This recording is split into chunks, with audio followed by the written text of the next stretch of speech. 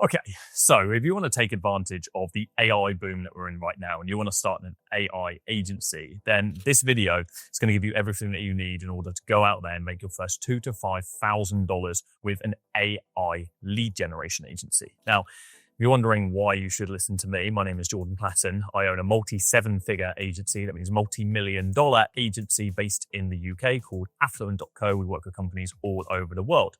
And I've mentored over 4,500 other agency owners over the past 8 years. And in the last 12 months, the majority of those agencies have been AI lead generation agencies. One of the biggest being V8 Media in South Africa. We're actually the largest agency in South Africa who recently pivoted their offer to AI lead gen.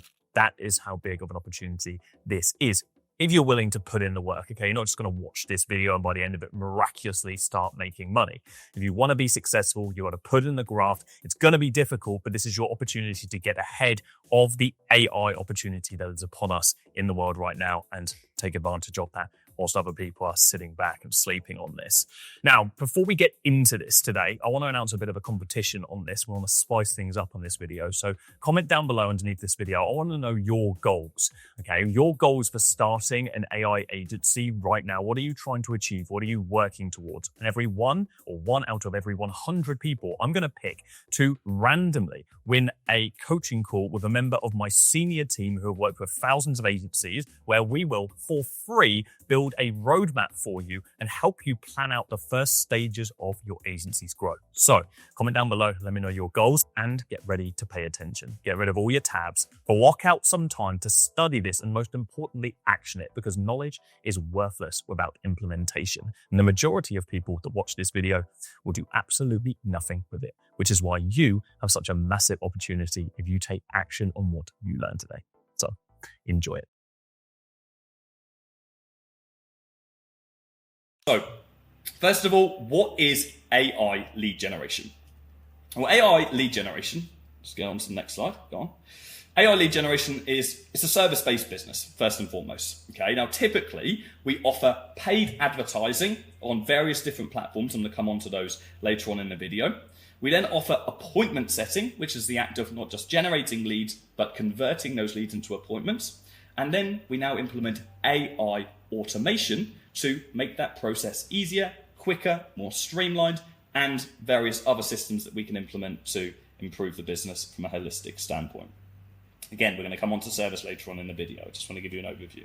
Now, we get paid every single month to do this, between $1,000 and $10,000 plus in some cases. In fact, I've had clients pay me up to $50,000 for an agency service. Okay, now you can do exactly the same once you gain experience. That's not typical for a beginner. When you're first starting off, you're probably going to be charging around $1,000. You might even get a client over the line on a free trial because a case study, as in a testimonial, is worth more than money in the early stages.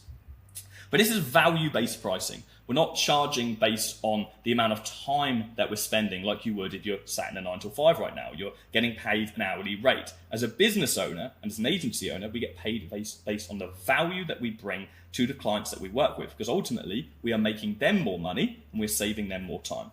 And what we're looking for is lifetime value, otherwise known as LTV. Not only are we signing up a client once and getting paid $1,000, for instance, but that client might work with us for 6 to 12 months and even more in some cases. Right now in my agency, Affluent.co, we've had clients that have stayed with us for quite literally years because we've generated such great results for them over time.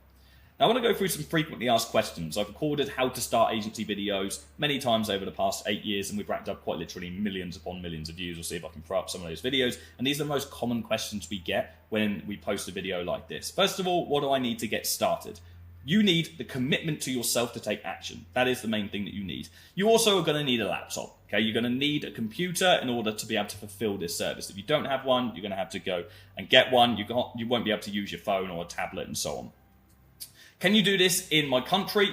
Can I do this in my country? Sorry. Yes, you can. You can do this from anywhere in the world. You just have to consider that if you are in a developing country, you are going to be signing up clients on a smaller retainer, so there's a smaller monthly fee than somebody else who is based in a more developed country. In the future, you can certainly branch out and reach out to those more developed countries and sign up clients overseas. You absolutely can, but it will be more difficult for you in the early stages. You want to get case studies and proof, first of all, before you do that. What if I don't have much time? Well, I started my agency when I was in a 9-to-5 job. I woke up very early in the mornings, started studying. I also then used my lunch break and my evenings. I've worked with thousands of people that have been in 9-to-5 jobs or studying full-time in university. In fact, it reminds me of Ollie Hudson and Joe Marston, 2 guys started in university, full-time study. They now make over $750K a month in their agencies. Crazy. That is not typical whatsoever, but that's an example of 2 people that have literally started from university. There's interviews on YouTube. We'll put a link in the description. If you just search, you'll be able to find it. Do I need existing experience? No, you don't need any experience whatsoever. Of course, you are going to need to be able to speak to people. So generally speaking, conversation skills will help. But what I'm going to teach you today are the foundational skills you need to actually start an agency. An agency is a conversational business. We're talking to other people and offering solutions to them that they fundamentally need. It is not precious sales or hard sales, because we are selling something that they need in order to help their business grow, especially when we start offering AI lead generation, which is like making people hysterical right now. So, what are the 3 key stages of success? These are the 3 things that we're going to be going through in today's video. Number 1, we have finding clients. So who, what, where, and some prospecting. Okay, so who are we going for? What do they actually do? And where can I find them? And then prospecting, which is also kind of otherwise known as lead generation. So this is the act of finding potential clients. I'm going to be drawing some stuff out today on the iPad for you guys too. So we can really drill in these points and so you can get a deep understanding of it.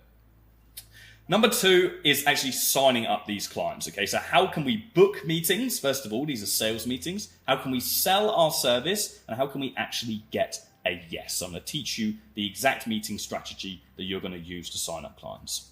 And then finally, number 3, getting results. So what tools are we going to use to get results for AI lead gen? What is a strategy build looking like? And how can we actually scale up these results for our client? So how did we get to this point where we're now offering AI lead generation? Well, when I first started, the most in-demand service was SMMA, a social media marketing agency. We used to run organic social media management. So we would manage someone's Facebook or Instagram page. By someone, I mean a local business. And we would post images and videos on their behalf and hope that it would generate them more sales. Sometimes we'd also run very low cost ads, again, to try and boost that company's sales. And this is the model that got me from 0 to 10K and 10K and beyond.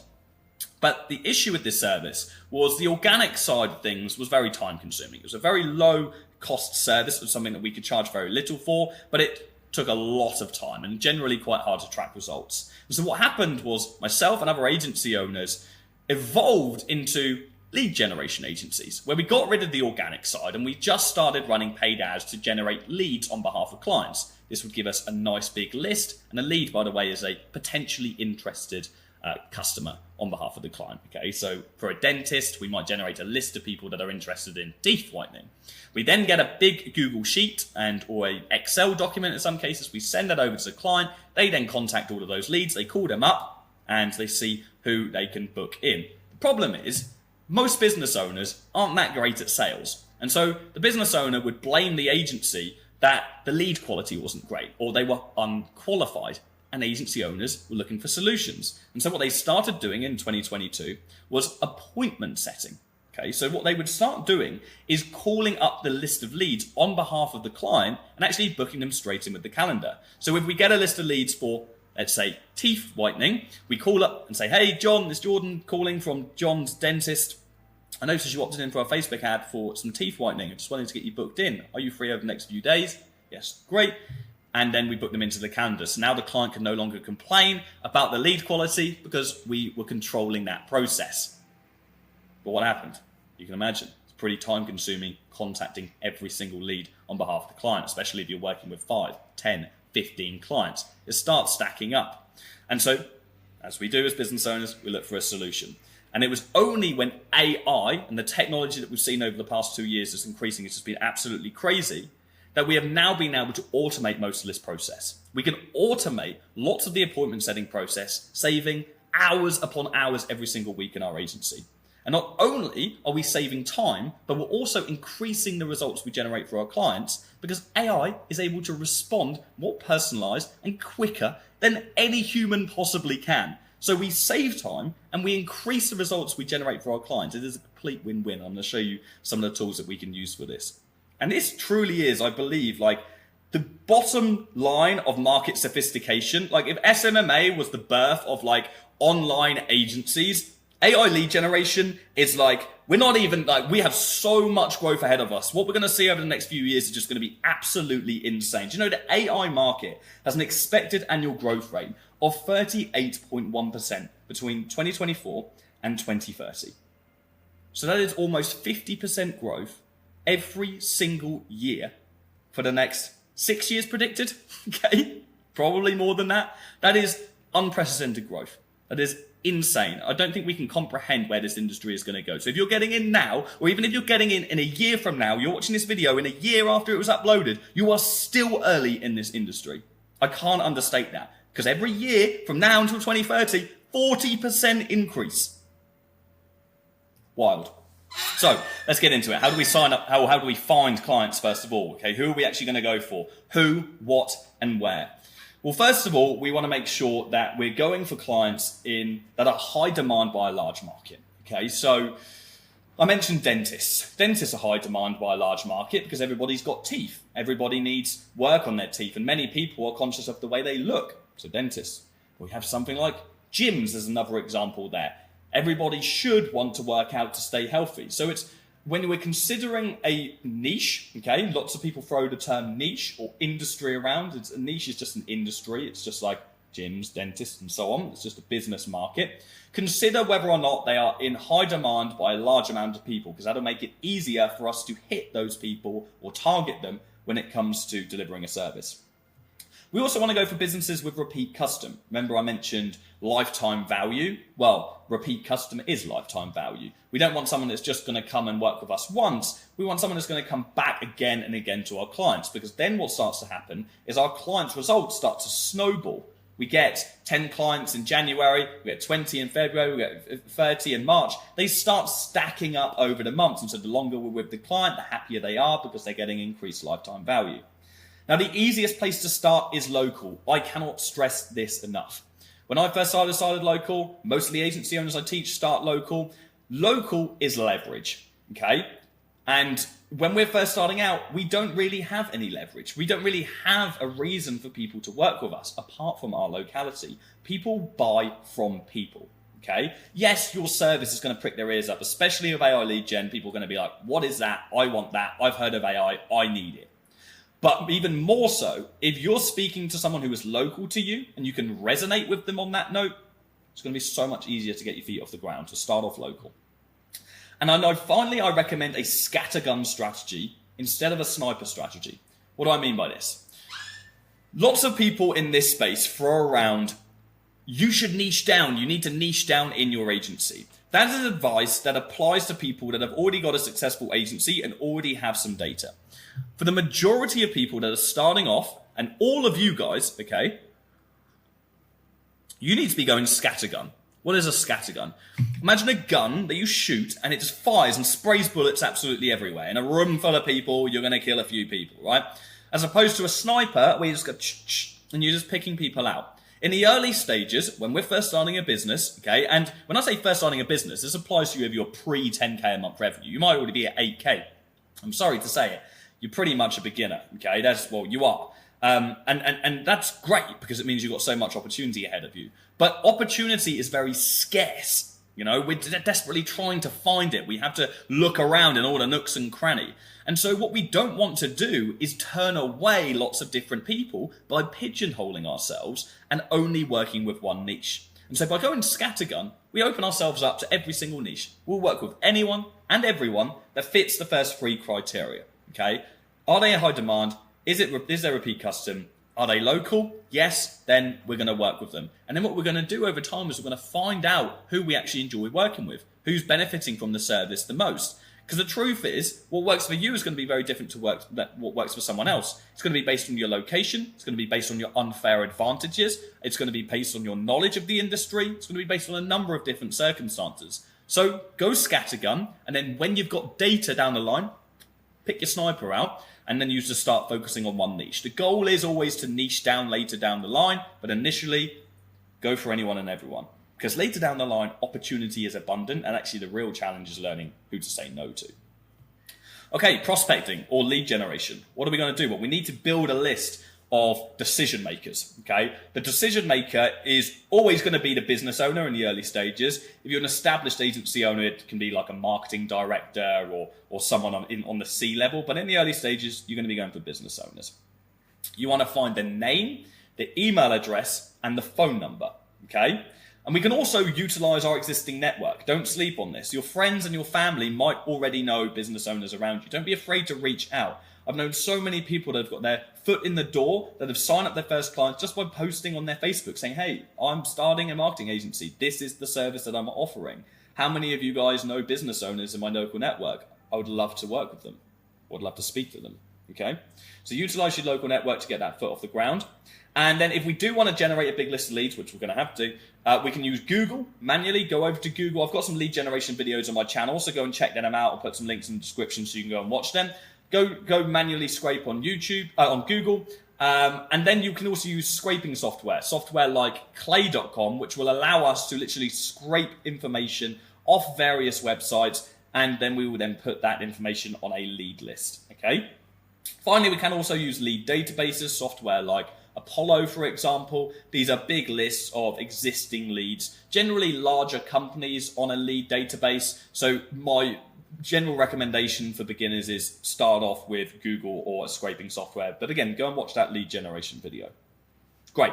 So I've got a big list of leads. These are our potential customers. We're going to go, and these are all our local businesses that we can reach out to that are going to be worthy of this service. Okay. And anybody is worthy of an AI lead gen service. If you need more clients, you need AI lead gen. And if you don't implement it, I don't think people understand yet that there is going to be a complete bloodbath in all business with this AI, because if you're a dentist that's been around for 20 years and there's like another dentist that's been around for like 1 year, but they're adopting all of these AI lead generation strategies to get new clients in, you're not going to be able to keep up with their level of marketing at all. So your 20 years of legacy and experience, the imbalance is completely screwed. Yeah, side note, business owners need this. And that's what makes it so exciting as an entrepreneur, because we're offering something that genuinely is going to change people's lives. And that's just incredible. So what are the best contact methods? We've got that list of leads. How are we actually going to get hold of them? Well, we want to use a multi-platform strategy. Okay, so we're going to hit these people from all angles. If you imagine you've got 5 friends that you wanted to contact, you probably wouldn't contact them all in the same place. You probably wouldn't send them all a WhatsApp. You might call one of them, you might SMS one, you might WhatsApp one, you might even Instagram message another one, because you know each of them have their own quirks, they all respond in different ways. Well, it's exactly the same with your leads. If you just email absolutely everyone, then what you're doing is you're pigeonholing your opportunity. You're not giving yourself the full chance to reach everyone where they actually are. And so we have to send emails, we can cold call, we can send DMs, direct messages on social media, we can even go door to door. Okay, so these are the main strategies that I recommend. And if you want to know what is going to work the best, I mean, you're not going to like it, the best is door to door, and then cold calling, and then probably DMs if done properly, and then email. Okay, and it's actually in which, like with everything in life, is the order of which is the easiest, okay, or the hardest, I suppose. Door to door is the hardest, the most intimidating, the most time consuming outreach acquisition channel, whatever you want to call it. But it is the most effective. I've gone door to door for over a year in a previous sales job. It was the only sales client acquisition strategy that we used in this. It was a software company reaching out to real estate agents. You can imagine me, a 21-year-old guy, walking into a real estate agent with 20 salespeople looking at you, absolutely grilling you. That taught me a lot of grit. Okay, it taught me a lot of resilience. And I've taught many other agency owners about door-to-door as well, and they've got incredible results for it. I've got a student, Gonzalo, lives in Spain. He signed up his first 6 clients going door-to-door, and he did this in under 2 months. Insane. But he did that through plucking up the courage for himself. If you want to do it, you should. And if you want some frameworks for that, maybe I can talk about it in a future video. Let me know down below. I don't want to get too sidetracked. Cold calling next, of course, is intimidating. You're going to be told no way more times than you're going to be told yes. That's probably the fundamental rule of sales. You have to understand that most people are going to say no to you, and that is absolutely okay. Every single no you get is an opportunity to learn and grow and develop. I remember in my first sales job, I would walk to the end of the office and I would shake in fear. I was in £5,000 worth of debt, but I knew the only way I could get myself out of that debt is if I got good at sales, if I figured this shit out. And so over time, actually within the first 4 months, I ended up being in the top 3 performers of that company, paid off all of my debt, and it completely changed my life. But I was literally terrified of cold calling when I first started. And I know some of you watching this right now are going to think, I don't want to do that. Like, I don't want to put myself through that. Well, reality check, business is hard. And to have anything in life that is worth having, it is difficult. There is no shortcut. If you want to sit behind a computer and just send emails and DMs all day, like, you're going to have to wait 2, if not 3 times longer to get the same result as anyone else who's prepared to do these other things. Okay, business is all about challenge. And in that challenge, in that struggle, is where all of your growth is. You have to crave growth. You have to crave challenge if you want to succeed in business. You have to do what others can't so you can have what others can't. Okay? So yeah, I talk about this a lot on the channel. We'll put some videos. I'll put some links in the descriptions for other videos you can watch. If you've got any requests, put some comments down below and I can talk about this more in the future. I've even got live cold calling videos on my YouTube channel. So if it's the first time you're watching my channel, go and check those out. Yeah, I was actually in Cape Town, where I am right now. Side note, I'll see if I can show you the view I'm looking at right now. Absolutely beautiful. But I was in Cape Town last time I recorded a live cold calling video. I come here for 6 months of the year. And so, yeah, I was only there for 3 months. Semantics. Let's get into it. Setting the meeting. So, first of all, you want to always speak to the decision maker. Okay, so you want to make sure that you're speaking to the decision maker, whether we're cold calling, door to door, DMs, whatever it is. Always speak to the decision maker. We don't want to waste our time pitching a receptionist, for example. And when we get through to them, we want to get straight to the point. We don't want to waste their time. We're not doing any niceties. We're not like saying, oh, my name is Jordan. I'm calling from X and AI. This is what I do. No, we're going straight in for the kill, and we're going to simply ask them or use what I call an attention hook. Okay, so we're going to say something along the lines of, hey, John, can you handle 5 more clients right now? Well, hey, John, I know you're busy, so I'm going to be quick. So diffuse. Again, watch a cold calling video. I just wondered if you're taking on more Invisalign clients at the minute. Straight in for the kill, pique some interest. And then we have scarcity. Now, scarcity is the act of controlling the perception of limited supply of something or limited amount of time to actually act upon it. And the main way that agency owners can do this, and it wants to be genuine scarcity, the main way that agency owners can do this is by stating that they only work with one of a certain business in a certain area. So we only take on one dentist. We're looking for one dentist in this area, and we'd love that to be you. Okay, so we're making it very clear that we have exclusivity. That's going to make the business owner much more likely to want to work with us because they're not going to want that to be a competitor. We could even say, look, we're only looking to take on one partner in this area. I am in conversations with one of your competitors, but you would be my preference. And that creates genuine desire. And then the golden rule is never pitch before a meeting. Okay, we never want to pitch before the meeting. Even if someone says, okay, like tell me all about it now. Yes, we can state an elevator pitch. Okay, so it's a simple statement that says what we do. Okay, so I work with this industry and this is what I do for them. Okay, so I work with dentists and we help them implement AI sales systems to get up to 10 new appointments per month. That's what we might say, for example. We leave it at that then. We then don't go into a whole bunch more information. If they start asking questions, you can say, that's a really great question. I don't actually have the time to go through it right now, but I would love to book in a meeting with you. Are you free tomorrow at 10 a.m.? And then we get that meeting booked. Okay, so the act of outreach is to secure a meeting in which we're then going to go through the sales process. We're going to be going through the meeting strategy that I'm going to show you in a moment. We never want to get roped in to selling in the outreach process because, I mean, number one, we're not going to have maximum leverage, okay? So we're not going to be able to utilize the way we look, okay, and our body language because we're not on a video call. And we're also just not going to be prepared. You want to prepare before a meeting. You want to get a good understanding. You want to do your homework on the person you're speaking with. You want to make sure you make them feel like an individual and not just a number. And to do that, we need to put in time to prepare. So don't get roped into pitching before the meeting. And if we implement all of this, we're going to be able to get our first meeting. But what we have to remember is outreach and securing meetings is a numbers game. We're going to get told no many more times than we're going to be told yes. But the key is we have to be consistent every single day and reach out to a number of people. We set a target. That might be 20 new companies a day. It might be 10 new companies a day if that's all you've got time for. Set that target and stick to it every single day. Some days you'll get no meetings. Some days you'll get multiple meetings. But the key is sticking to it every single day. So when we do get a meeting, how are we going to do that? Well, I mentioned we can do a Zoom call, so a video call. The best is going to be in person.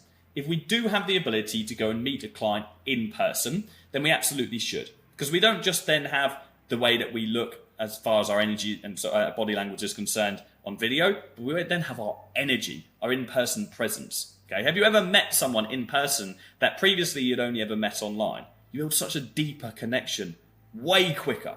And we build so much more trust with that individual because they're there sat in front of us. It is the same with our potential clients. So if you have the ability to do so, if they're not a million miles away, go and meet them in person. All of my first meetings were in person. Okay. I want to run through right now what is called the CPS strategy. This is the meeting strategy that you're going to use when you are then sat in front of that business owner, regardless of whether it's a video call or whether you're in person. CPS stands for conversational problem solving. This is a meeting strategy that I've developed over years and through thousands of agency calls and helping other people do the same and just listening to so many calls and adapting this. And it's a simple 4-part meeting strategy. CPS stands for conversational problem solving. Okay? Because all we are doing when we are speaking to a potential client for an agency is having a conversation in the hopes or the goal to solve their problems. Okay? And so this is what this looks like. Let me just get this iPad recording. And it starts off with attention. So we want to claim attention at the start of the meeting. We're going to jump on that meeting and we're going to start off with a little bit of small talk. We want to let that person know or feel that they're not a number. So we're going to say something to them that maybe throws them off guard or just shows them that we have done our research. Maybe we mention a recent holiday they went on and we saw that on their social media. Maybe we notice a hobby that they've got in common with us. Or maybe we mention something in their background or about their location that they're in. Try and make it as personal as possible and try and make it something that you wouldn't just be able to think about on the spot and something that shows that you've done your research on them before you jumped on the call. What we're trying to do is straight away set the tone that they are not just a number, that we're not speaking to loads of people today, that we genuinely care about them. We can then have a little bit of small talk surrounding that topic, and then we're going to make a statement that frames the meeting, that lets them know exactly how it's going to go. And this is otherwise known as controlling the frame. Because in a meeting, there are 2 people, and somebody has to be in control of that meeting. That person has to be you, and we have to do this in a very subtle way. So we might break our small talk and say something along the lines of, so John, thank you for jumping on the meeting today. The way this is going to go is I'm going to start off by asking you some questions. I want to learn a little bit more about your business and your current position and maybe what you're currently doing when it comes to lead generation. And then if we identify an opportunity for growth and how we can help you, then at the end of the call, I may make you an offer on how you can work with us. Sound good? Okay, so you can rephrase that in whatever way you want, but we just want to state that we're going to ask them questions, we want to learn about them, and then only if we identify opportunity will we then make them an offer at the end of the call. They say, yes, okay, sounds good. Say, great. So I know I reached out to you, I know I called you on Tuesday and offered you the meeting, but you said yes for a reason. Why was that? So now what we're doing is a little bit of reverse psychology. We're putting the ball into their court and making them think about what motivated them to have the meeting with us. And this usually opens up the conversation. And that leads us onto the next stage, which is identify. So we are going to identify the client's current situation. By asking this framing question, the client is going to talk about, or the potential client, the prospect, is going to be talking about all of the issues that they currently face. And they might say, oh, we've got a lead generation problem. And so what we're trying to identify, first of all, is their current situation. And then we want to identify their desired situation. And then we want to identify their need for help. So we start off with current situation. And the biggest weapon that we've got in this identify stage is active listening. We're going to listen to the problems that they're stating to us. We're going to listen to their current situation. and we're going to practice active listening. We're going to nod, okay, and then we're going to ask intelligent questions in response. So if they say to us, we've got a lead generation problem, tell me more about that. What are you currently doing? Well, that's annoying. What's the cost of that continuing to happen? Okay, there are many things that we could say. Think about when you're talking to a friend.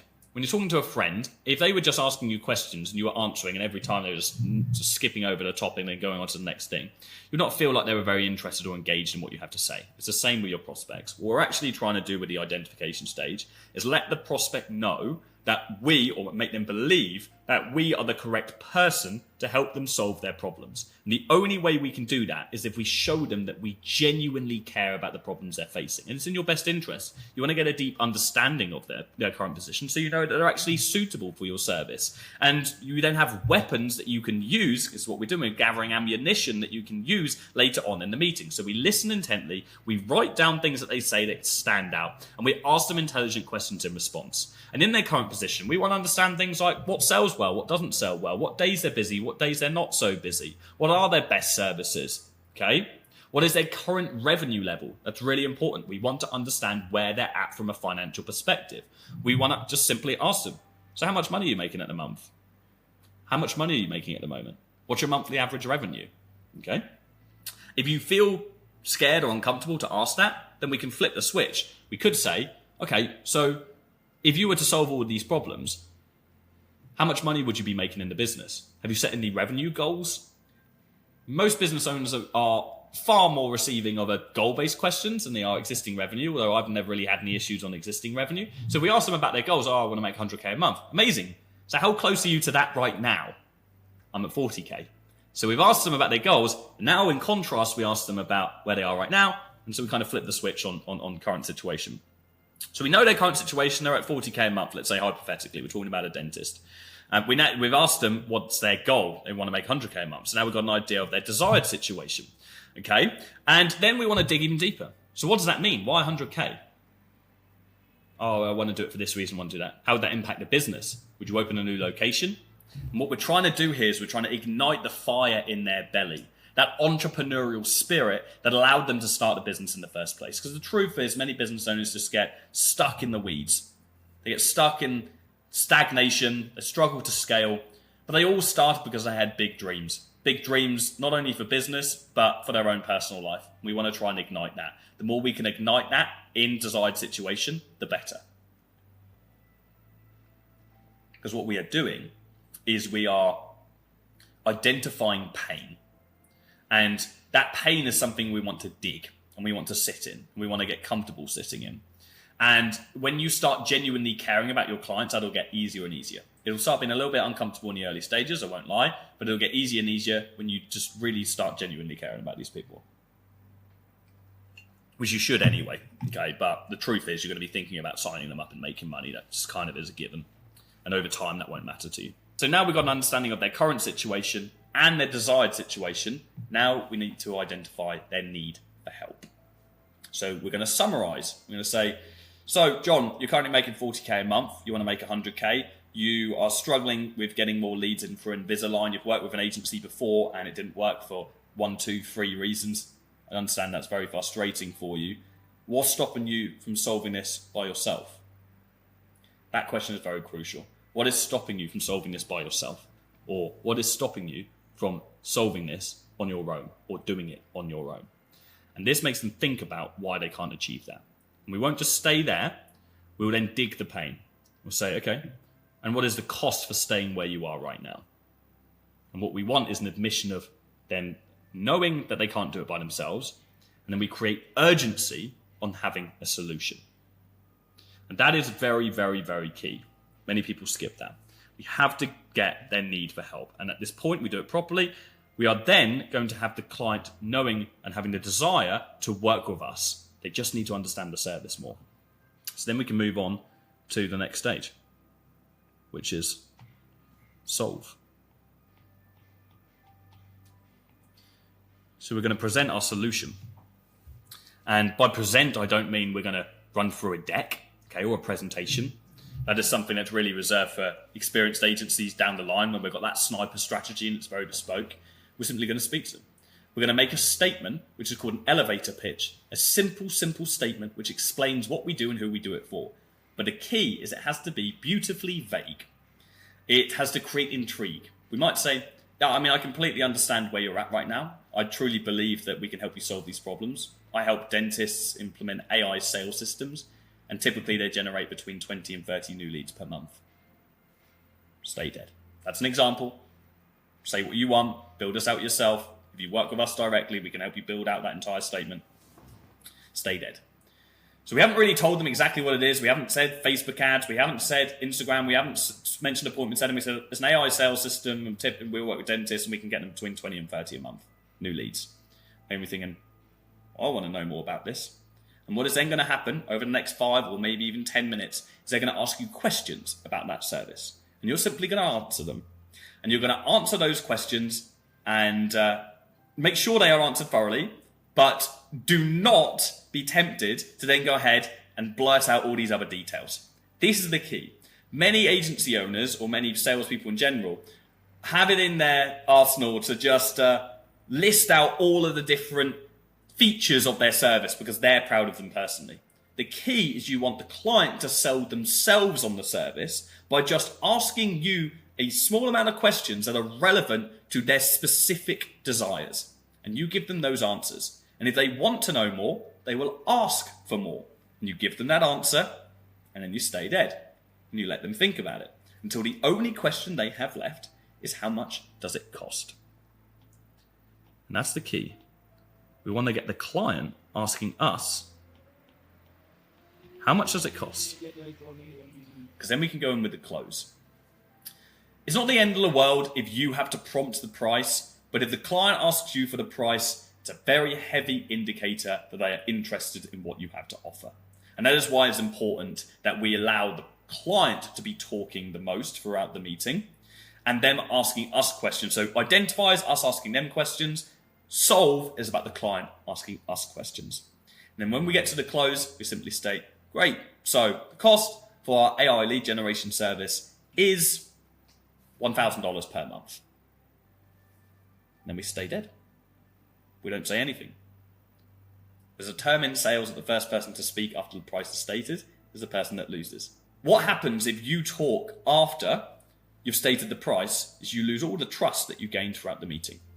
So the key is we have to make sure that we stay dead after we state the price, and we allow the prospect to either say yes or give us an objection. And if we get an objection, that's absolutely fine. Objections are not a rejection, they are just a request for more information. Probably an indicator that we did something wrong earlier on in the meeting. That's absolutely fine. I have closed countless meetings over the years when I've had objections. In fact, I would go as far to say that over 50% of meetings that you will close in your agency, you will have some kind of objection before you get to that final eventual yes. And the key with objections is we want to affirm to the prospect that we understand. Okay, so I understand that you don't have the time right now, or you think you don't have the time, but you don't need to spend any more time. We're going to manage this whole thing for you. We're going to appointment set. All you have to do is continue doing what you already do. And that's turning up to meetings and giving people teeth whitening. Okay? I understand that you want to speak to your wife, but what is it you want to speak to your wife about? Oh, I need to understand blah, blah, blah. Okay. So is there anything that your wife could say that would change your mind on this? Because you're in, right? Yeah, I'm in. But she could say this. And what then happens is usually, just as a side note with, I want to speak to my wife or I want to speak to my business partner objection, is they will then give you the objection that they want to give, but they don't have the confidence to give. Mainly when someone says, I need to speak to my partner, it means I'm not really interested or I want to think about this. And so if we prize that out of them by diffusing it and not putting it on them, and we say, what is it your partner could say that would change your mind? Then they're much more susceptible to giving us the truth. So we go through the objections. Hopefully we get a yes. We get a yes. We simply book in an onboarding call. An onboarding call is where we are then going to go through the initial stages of getting started working with the client. We're going to get access to all the materials we need to gain access to. We might talk through strategy. We're going to book that in for a maximum 3 days in advance. Yeah, 3 days max. 5 upper limit, but we want to do it as soon as possible to get the client secured. And then we're going to send over an agreement with a payment link, and we're going to get that payment secured. If you can get a payment secured on the call, fantastic. Sometimes it doesn't work like that. That's absolutely fine. We can send it over. I also recommend sending them a WhatsApp message and getting their mobile number. If you get the mobile number, then you're going to be much more likely to stay in closer contact with the client. And it's always going to be much easier. Great. So we get the client signed. We get them over the line. Truth be told, you're probably going to be closing 1 in 4 clients in the early stages, 1 in 4 meetings. Okay, so you're not going to be signing every single one. I'm never going to butter this up for you or give you unrealistic expectations. That's okay. That is just sales. If you're closing at around 25%, so you're getting 25% yeses to nos, then you're doing a pretty good job. Okay, if you're a little bit below that, that's fine. You might need some help from someone like me or someone in our community who can listen to your calls and give you some feedback. Many people go from low close rates to very high close rates. All it is just repetition of getting on as many calls as possible over a period of time. So that is the CPS strategy. That's how we get clients over the line. We have attention, identify, solve, and close. Use this wisely, and you'll be deadly. So we've got a client over the line. What are we going to do now? We're going to get them some results, right? We need to actually live up to what we've said, live up to what we've sold. We need to fill those boots, okay? Truth be told, you might do a little bit of blagging in the early stages. You're probably going to have a lot of imposter syndrome. That is completely normal. I know I did. I didn't even know how to run a Facebook ad when I signed up my first client. Now, do I recommend that to you? No. You can learn this stuff first and foremost. You don't want to be going burning clients, okay? You do want to have a good understanding. I'm kind of joking now, but on a serious note, you do want to have a good understanding of the service because you don't want to be like killing reputation before you got started, tainting the industry. So please do make sure you do your research. It was a very different industry when I first started. But yeah, there's still going to be some imposter syndrome. You're going to be thinking, am I really this guy or girl? Can I really do this? And the answer is yes, you can do anything you put your mind to. And you need to because you just signed a client. So you better fill those boots. That's how we're going to get results. Okay, so we're going to be going through the AI lead gen funnel process. So this is an overview of the entire service. I'm going to show you the best tools that you can use to implement this service. We go through understanding the value ladder. Okay, so some foundational marketing understanding here. How are we going to push people through this value ladder on behalf of our clients and have them making lots of money? And then finally, what are the trends to look out for in 2024? As I've said, this industry is going to change incredibly quickly, so I'm going to give you some things to look out for, or I'll be talking about them on this channel in the future as well.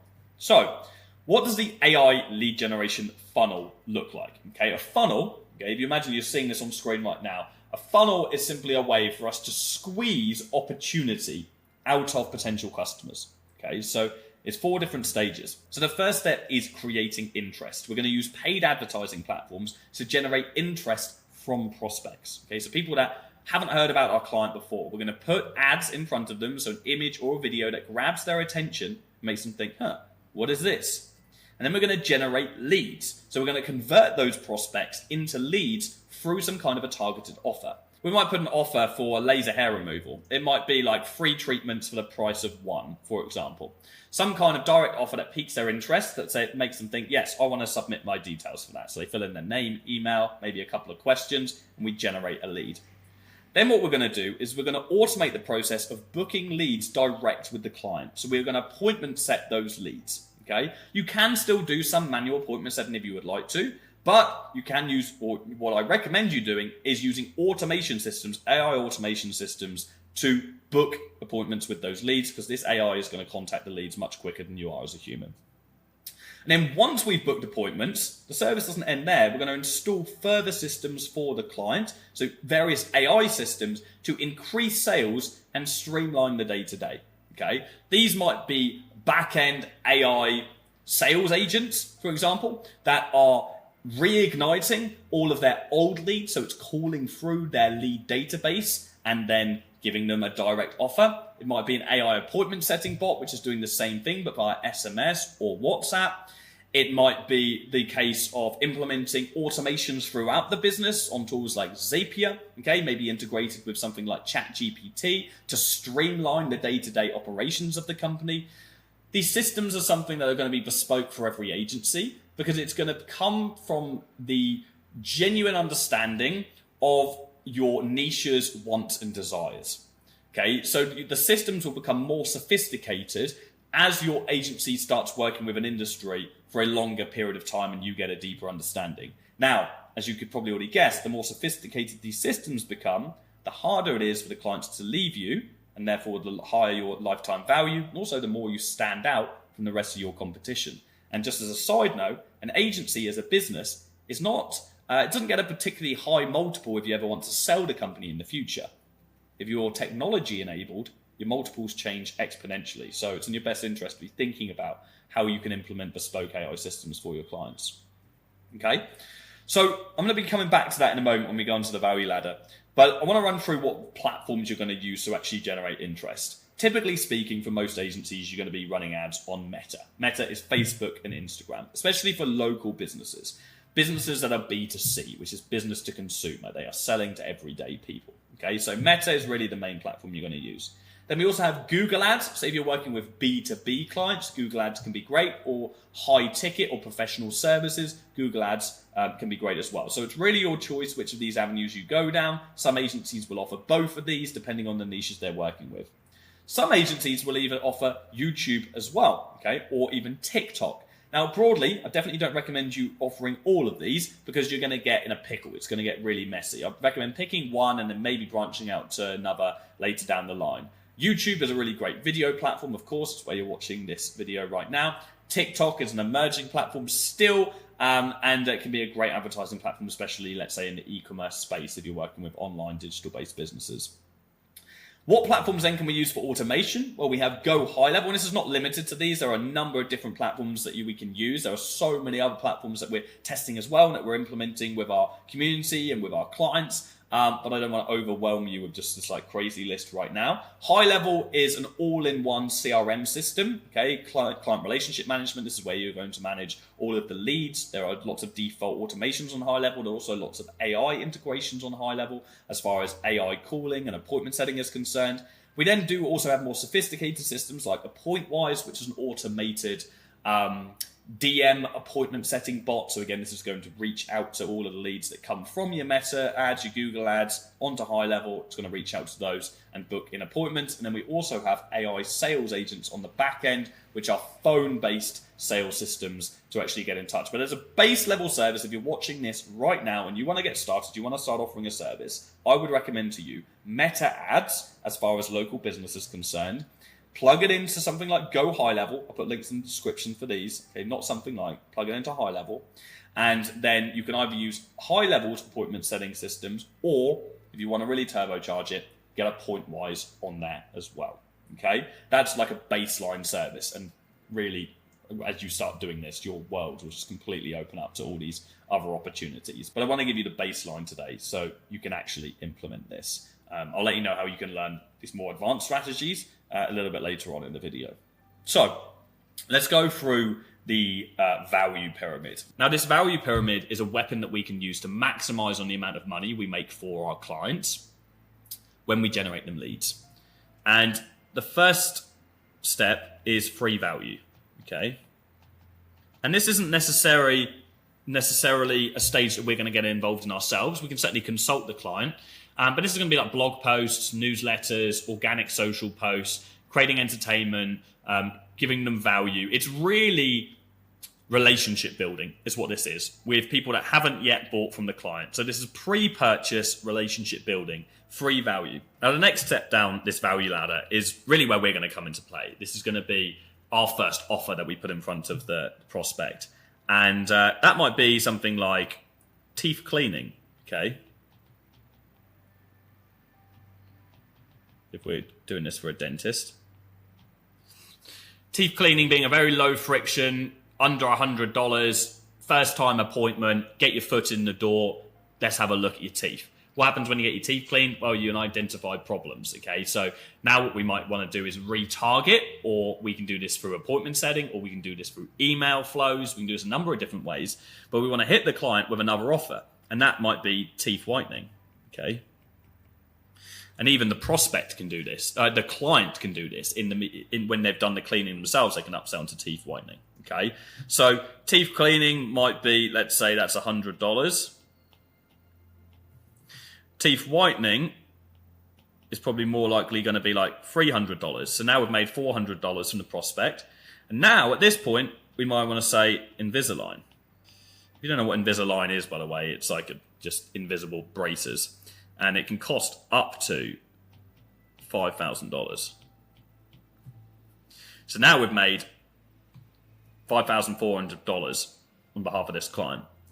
So now what we're looking at is, I mean, we can upsell, we can do implants and so on. There are many other things we can do. Implants will be like 20K in some cases. We might do veneers. There are lots of different things we can do. But all we're really trying to do here is look at like maximizing LTV, okay? That's what we're trying to do.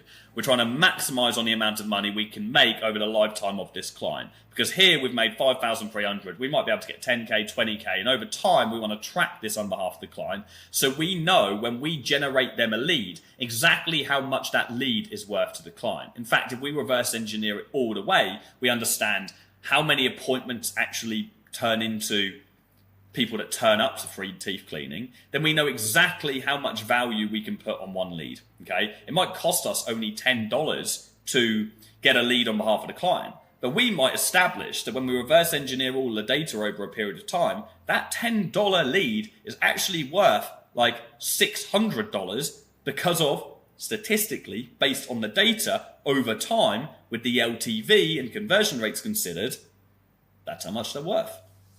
But only when we track this and we have a deep understanding of the value ladder and we actually implement this on behalf of our clients. We're not just taking that first purchase and forgetting about it. And that's where these AI systems come in. When we start to really think about the overall marketing strategy on behalf of our clients, not just getting them more leads or more appointments in, but thinking about how this affects the business on a larger scale and how we can increase the lifetime value. The higher the lifetime value on behalf of that the client actually experiences, the more they will spend on ads, the happier they will be, the longer they will stay with you.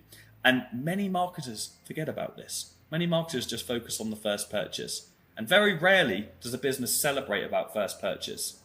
It's much more often about lifetime value. So this is the value ladder. This is the essence and the core of any great marketer. If we're generating leads on behalf of a client, we want to be looking at how much money we're making over the lifetime, not just the front end. And if we get a deep understanding of this from day one, we're going to be having very happy clients to stay with us for a very long time. And this is the core of an AI lead gen service. Okay, no matter like what systems we build, no matter what automations, no matter how much we streamline, if we don't understand the core principle of the value ladder and increasing lifetime value, then we'll struggle to keep clients for a lengthy time. Okay, and this gets easier and easier and easier when we work with specific niches over time as well. And don't worry if this is intimidating you. I'm trying to keep this as simple as possible for you. This stuff I had no understanding of, and the majority of people I've taught, in fact, I would say 90% of the people I taught have had no understanding of any of this stuff before they get started. Okay, we all have to start somewhere, and you'll be surprised how quickly you will learn when you actually start signing up clients. So what are some of the future trends for 2025? A lot of this stuff already exists, but I want to bring it to your attention because it's going to get a hell of a lot more sophisticated very, very quickly. Generative AI being the ability to generate images, videos, text, and so on, things that we can already do, but it's going to get much more sophisticated. Soon, entire ads will be generated automatically, and we won't, as marketers, have to really think about it at all. We'll just need to be thinking about the prompt, and so we need to be on that. AI sales agents, again, we can already do this through AI automation, through chatbots, and we can do this through phone calling systems. The phone calling systems at the time of recording this are getting pretty good, but they're not as sophisticated as they will be. They're certainly not mass outbound yet. By the time some of you watch this, it already will be. This industry is just going to move incredibly quickly, so we need to stay on top of it, and I'll be talking about this when we do. AI employees, not just chatbots that are fed with information, but actually being able to fully implement tasks on a computer. Okay, so basically being able to click around, access desktop softwares and so on, and really do what employees are already doing in their business. There'll be so much opportunity to implement this on behalf of your clients when you've got a deep understanding of who they are and what they do and what their needs are. And this is just going to be just game-changing for agency owners. And then finally, I've added on here a little fun one that I'm personally really excited for is extended reality, which is XR. We've all seen Apple Vision Pro, which is kind of a mix between VR and AR, augmented reality. That's what XR is. And this technology is going to be more globally used and just more widely adopted over time. We'll probably estimate about 2 years before we start seeing like actual normal glasses that we can use. When that happens, there's going to be advertising everywhere. It's going to be a gold rush for agency owners. So I always wanted to keep this front of mind. I'm looking forward to playing around with that myself. So your options right now are pretty simple. You've already got to this point in the video, and for that, I say well done. Many people have probably already dropped off, but not you. You're here for a reason. You've probably got lots of notes, and you're ready to actually get started on this. And I hope at the very least, you're going to take action on what you have learned today. But what you take action on is a decision you've got to make. You have to decide whether or not you want to go at this alone, by yourself. But as we've established, this industry is going to increase at a rate of 40% every year. I will always put out a weekly YouTube video and endeavour to give more away for free than other people have you paid for. I do talk about a variety of different topics, so it's going to be hard for me to keep you up to date with every single change that is happening in this industry at every level. And of course, I run one of the largest education industries in the agency space and have done for 7 years. And that is where the pioneers of the AI lead generation space will be. That is where I will be every single day, helping this industry, driving this industry forward, and all of the agencies within it. And so if you want the true unfair advantage, if you want to skip the stairs and go to the elevator, if you want to stay ahead and you want to be an early adopter and a winner in the AI lead generation space, then I'd like to invite you to partner with us and join our mentorship program, Agency Launch. Inside of Agency Launch, we will work with you one-to-one every week to help you lay your foundations, find and sign ideal clients, deliver an incredible service to them, not just what is working right now, but as and when the service develops and evolves, you'll be the first to know and you can implement it, and you'll get the support as and when you need it. Now, we'll also give you access to a full A to Z training course, so you will learn every single molecular detail of building and scaling a successful agency. And this is not just a course created once and never updated. This is a brand new program, but it's updated every single month by our product team. It's an evergreen program in the way that it's been built. So you'll always be in the know in the latest that is working. You get access to our plug and play resources library. Okay, these are years and years worth of resources, SOPs, and worksheets that you can plug in straight to your agency, all AI enabled. You get daily group coaching calls, so you can jump on daily live group coaching calls with other agency owners who are asking questions. You can have your questions asked as well, and just get involved with other people on the same path as you. You get access to the private community with all other agency owners at all different stages of growth. You can make new friends. Entrepreneurship is incredibly lonely, and not many people talk about that. And being part of a community of other people on the same path with you to help drive you forward and to sharing their wins every single day. We have students that are sharing Ring the Bells, which are them signing new clients. And you can just absorb that motivation that will drive you forward. And then you get access to our Agency Matrix software. This is an AI data tracking software that we own exclusively. We built this ourselves for our own agency, and it'll help you track every single number in your agency and gain crystal clear clarity on everything that you should be working on a daily basis. This will propel you forward, and this is just an unfair advantage versus anybody else who does not have this level of clarity. He's just trying to figure things out on messy databases and Google Sheets. The Matrix is something else. So what makes us different? What sets us apart from everybody else if you've never watched our content before? We've been educating agency owners for 8 years now in our education programs. I don't know many educators that have been around for as long as we have, and our training programs are CPD certified. CPD is the global standard for high quality education. It's a service that universities use to ensure that their training is of the highest standard. I don't know another agency educator in the world that has their programs CPD certified, because you have to create your programs in a very specific way to ensure that they can be absorbed properly by the audience. We are real agency owners, first and foremost. I owned an agency and still own that agency to this day. I was an agency owner before I was an educator. And all of our coaches have either been agency owners or are agency owners currently. So you'll always be getting qualified advice from people that have been there and done it, not in the trenches.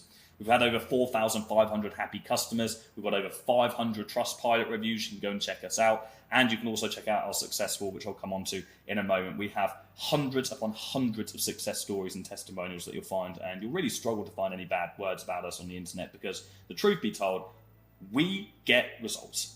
And the reason why we get results is because we genuinely care about everybody that we work with.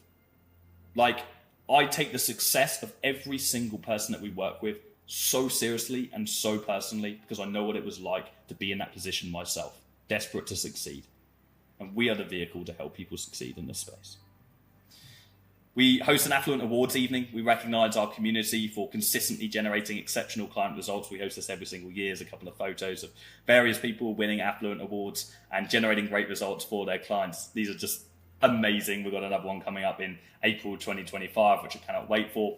We've helped people like Asher go from 0 to 10K a month in 6 months. He quit his 9-to-5 job. These are interviews that are available on YouTube. You can check them out. Nicholas went from 0 to 21K a month in just 6 months. He quit his 9-to-5 job. Aidan went from 0 to 10K a month in 6 months. He made 7K in a single day. Winston went from 0 to 6K a month in just 3 months and he escaped his sales job. Jamie signed 6 clients in just 30 days and quit a job in a bar. And again, you can check out our success score. I'll see if I can throw it up on screen right now. We have tens, if not hundreds upon hundreds of testimonials, and the list just goes on and on and on. In fact, our website keeps crashing because we can't find a system that can upload enough videos that will allow it to actually work on most devices. So if it crashes for you, I apologize. It's because there are too many testimonials uploaded. So look, if you want to work with us, then I'm going to put a link in the description. You can click that link and you can book a call with a member of our team. This is a very casual call, no pressure whatsoever. We're just going to learn a bit about yourself. We'll then outline the roadmap to actually succeeding. And then, of course, if we're both a good fit for each other, we'll invite you to join the program and you can get started right away. We also do have a guarantee. So if you join us within 6 months, we guarantee that you'll sign at least 10 new clients, or you don't pay at all. You get a full refund. And we'll work with you for free until you do, because we care about you getting results first and foremost. That is the most important thing to us, that every single member that joins, who puts in the work, gets results. Now, I will add, this isn't a small investment. So if you're watching this right now, you don't have capital to invest, that is fine. Don't be hard on yourself. Implement what you've learned. Truly go ahead and implement everything you've learned today. Make sure you're subscribed to the channel. Turn your notification bell on. Absorb the rest of our content. Keep on top of it and actually implement it. Don't be the kind of person that just watches a video like this and lets an opportunity slip by. What I said to you at the start of this video wasn't just scarcity or a hook. This is about to be the most in-demand service in the world. Business owners need to do this, and we're about to see a huge power imbalance come for local and online business who don't adopt AI lead generation services. This is your opportunity. Make the most of it. I'll see you soon. Cheers. Today, I'm going to show you the most profitable niches to work with as an AI lead generation agency in 2025. I'm even going to give you access to a big list of niches that you can choose from, because I know you guys like simple options laid out for you. Now, for those of you that don't know what AI lead generation is, it is the evolution of the SMMA business model, or the agency business model, service-based business, in other words. Now, this is the business model I started in 8 years ago when I first started my entrepreneurship journey, a company called Affluent.co that I've since made many, many millions with, and I still own that agency to this day. Now, I've also helped thousands of other people start agencies of their own through free content like this on this YouTube channel. I think we're on our almost 900 upload now. It's been a very long time. It's always been my mission to give more away for free than other people would have you pay for. Now, AI lead generation is your opportunity to get involved and take advantage of the AI boom we find ourselves in right now. Know if you're watching this video, you are early to this opportunity. So, if you do want to learn more about the model in general, I'm going to put a link in the description from a recent upload that I put out, which does explain that evolution in a bit more detail, and of course, the model in general. So feel free to go and watch that after this one today. So we're going to be covering niches, and firstly, I think it's important to understand what a niche actually is. A niche is an industry, okay, like a gym, like a dentist, a real estate agent. These are generic niches that you may have heard about if you've been exposed to the agency industry for a long time. And in the agency space, we're often told that we have to niche down in order to be successful. So I'm actually going to run you through some notes that I've written on this from an internal training that I did in our private community. And the reality of niching is agencies feel they have to niche down to be successful. But this is a false reality. Now, don't worry, you're not going to have wasted your time on this video thinking you're not going to get this list of niches. I am going to give you a list of niches today, but we have to understand that you don't need to pick a niche to be successful, okay? That is a reality that has been sold to you based on people that don't actually really own agencies and know what it's actually like to have one. The truth is, you can build a successful agency being either niche or also being broad. I know many agency millionaire who works with absolutely any industry. They don't just work with a specific. But the reality is the broader you are, the more complexity you invite into your business. What do I mean by complexity? Well, the more people we work with, the more hats we have to wear from a strategic standpoint. If we're working with a law firm 1 hour, and then the next hour we're servicing a gym, and the next hour we're servicing a recruitment agent, then we have to think strategically differently for each of these individual businesses because we have to market them in different ways. Now, this same carries through for when we start hiring a team. We have to have people that are able to work with a number of different industries. Okay, now that means we're going to have to spend more to get that better quality talent. It maybe even means that we're offering different services to keep everybody happy, and therefore we have to hire different departments. And so with more complexity, we're talking about more stress in the business, but we're also talking about lower profit margins because our expenses are higher to deliver the same service. Now, on the flip side to that, the more specific we are, the less complexity we invite. And so the more replicable the business is, the more repeatable the business is. If we only work with one person and offer one kind of service, then we can copy and paste through everyone else that we work with. And therefore our team needs to be smaller and our profit margins are higher. And even more important than profit, because don't get me wrong, the majority of you watching this, and certainly when I first started, you're going to be money motivated. The reason you're starting the business is to make more money, right? But know that starting a business is way more stressful than whatever other situation that you're in right now. And so why would we knowingly make that business even more stressful by inviting complexity into it? So yes, we want to make more money. And if we want to make more money, we want to have higher profit margins. But even more so, we want to actually be able to enjoy that money. And so we want to reduce the stress that we have inside the business by keeping it as simple as possible. So whilst you can build a successful agency, being broad, all roads point to going as niche as possible because our profit margins are higher and we reduce the daily stress that we face as a business owner. So it's a win-win. Well, the best niche for you to work with is your biggest unfair advantage. It is the niche that is the most obvious to you, that presents itself to you based on your previous life experience. Your business didn't start when you made the active choice to start an agency. Your business started years ago. It's an accumulation of all of the collective experience that you have curated through everything that you've done in your life that's brought you to this point. So ask yourself, what do I already know better than most people? Okay, do I already know something that other people don't? Do I have an unfair advantage in a specific niche? You can look at your past, which might be your jobs, it could be your hobbies, it could be your family business. Okay, this will call out to you, it will be obvious. If you're having to really dig into this, then you probably don't have an unfair advantage in a niche, and you shouldn't just pick something at random in that instance. And I'll come on to what happens in that case in a second. Now, an example of this would be, of course, you worked in a financial advisors in the past, you enjoyed that role. Well, that might be a nice place to start. A financial advisors is a great niche for AI lead gen. An example of that would be Brennan. Brennan is one of our mentees. Now, Brennan made 250 grand in his agency in just 4 months, which is crazy. But Brennan, you should go and watch this video in your own time, worked previously in Formula One. And so when he started his agency, he started working with companies in motorsport, and hence he was able to leverage that unfair advantage he had to make a crazy sum of money in a short amount of time. This is not typical at all. Brennan absolutely nailed this. You should go listen to this story. It's incredible. But Brennan understood that because he'd worked with an industry, he already had an advantage that he could use and leverage, and that enabled him to scale so quickly. I ultimately just want to leverage our insider knowledge. It is our edge. Now, quickly, for those of you that want to get access to these notes in this document, I'm going to put a link in the description. That link will send you to sign up to our newsletter, where I send daily emails and we provide value to you guys on a number of different agency topics. So it's a win-win. You get daily value from me, but I'm also, in the first email that you get from me, going to send you over this document that I go through today so you can go and study it in your own time. And you will also get the big niche list that I'm going to be going through shortly. But getting back to it, I'm going to presume that you don't have an unfair advantage right now, because if you did, you probably wouldn't be watching a video on the best niches to work with, right?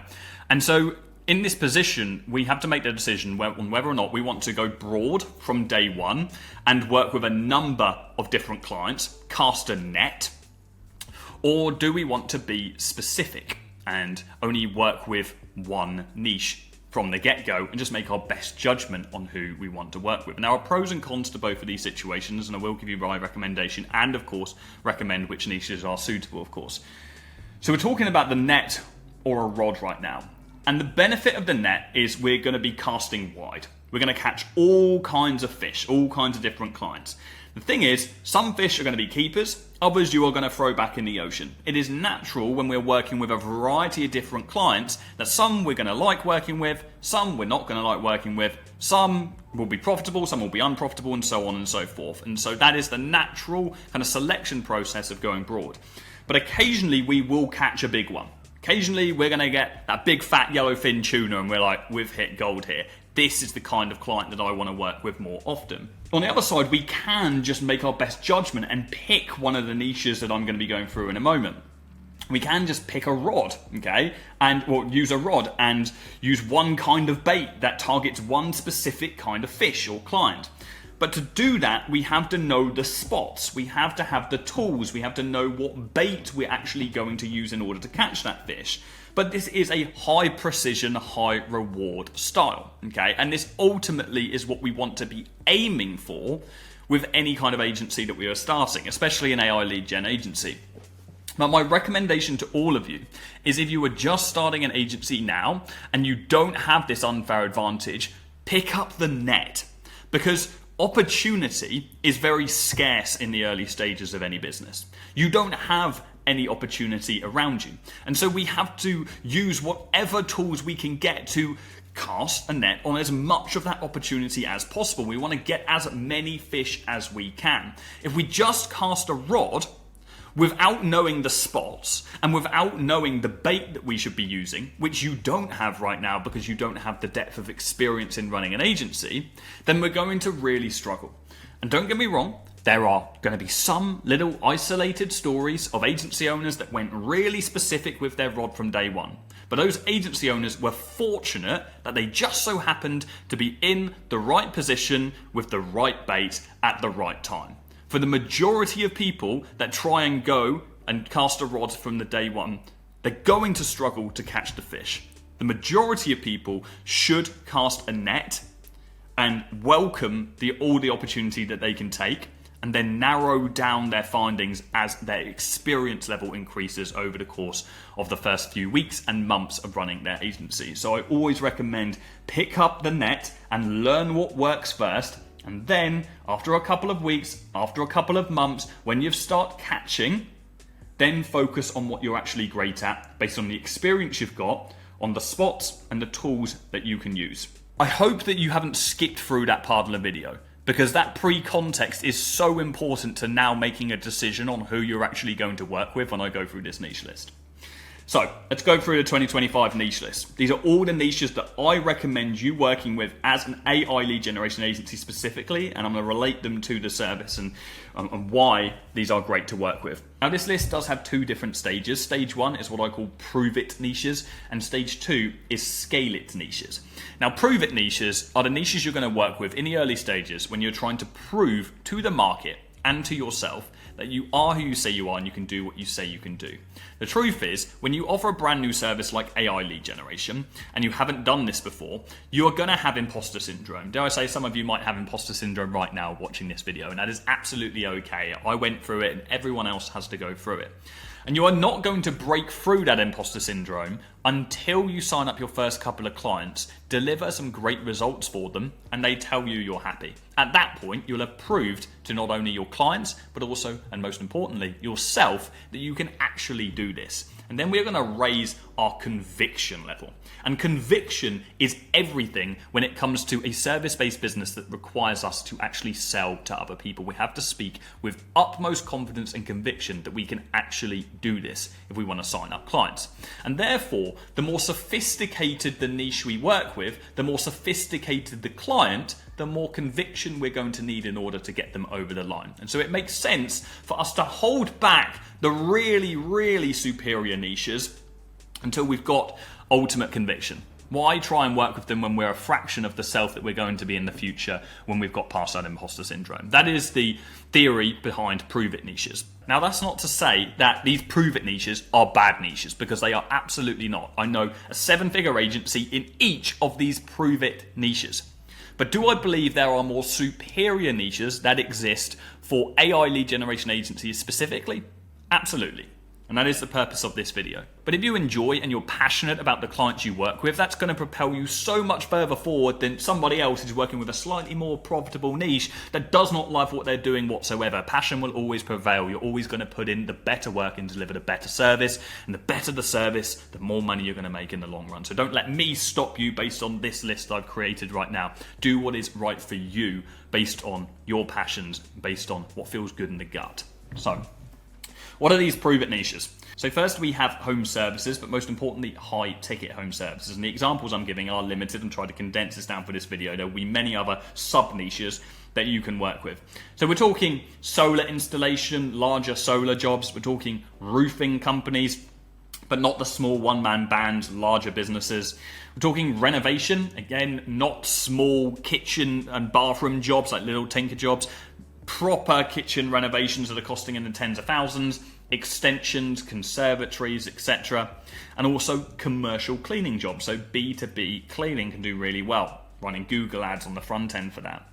And we also have health services, again, high ticket. So cosmetic dentistry, not your run-of-the-mill local dentist. Aesthetic clinics, but Botox and fillers. Again, being mindful of all these niches, we're not going for the small one-man bands that are just getting started. We're looking for people that have got at least 5 team members and they've got the ability to scale and the desire to grow. Specialist gyms, bigger CrossFit gyms, bigger yoga studios, etc. F45. Weight loss clinics, okay? Specialist weight loss clinics can be incredibly high ticket services and a very, very profitable niche to advertise on Meta.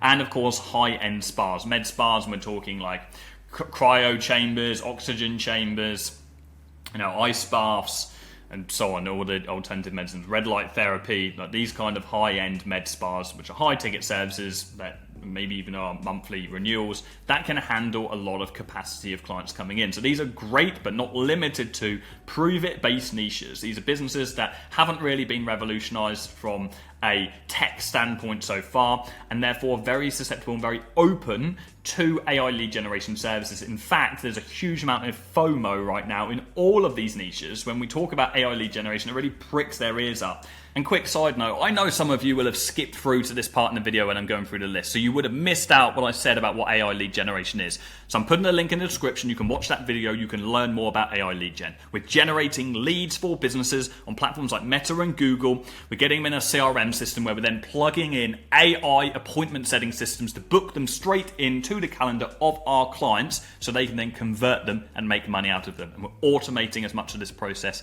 as possible. So we need clients that can handle a large lead volume. So these are our prove it niches, perfect niches for us to start off with. If we're casting the net, you can work with 3 to 5 of these niches. Like pick 3 to 5 of them and start reaching out to them in your local area, okay? And then if you don't like one of them, you've caught a couple bad fish, then get rid of them.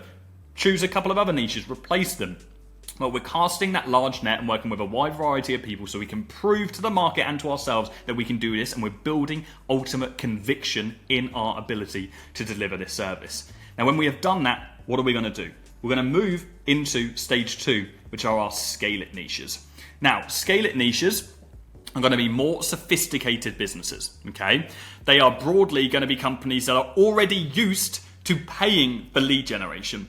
But the good thing is, these guys are used to paying for archaic lead generation strategies. Dare I say that are probably companies that have monopolies in their space that are already generating all the leads and selling them on. Now we're offering an alternative service to something they are already offering, that they're already doing or paying for, which is more superior and probably in some cases even cheaper than what they are paying at the moment.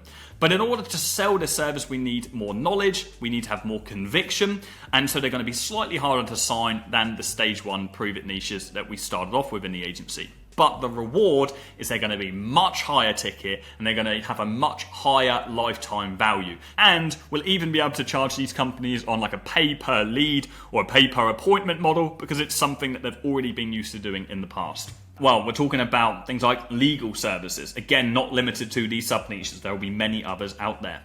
And so we've got like personal injury lawyers, we've got family law, insurance fraud. This is a massive one.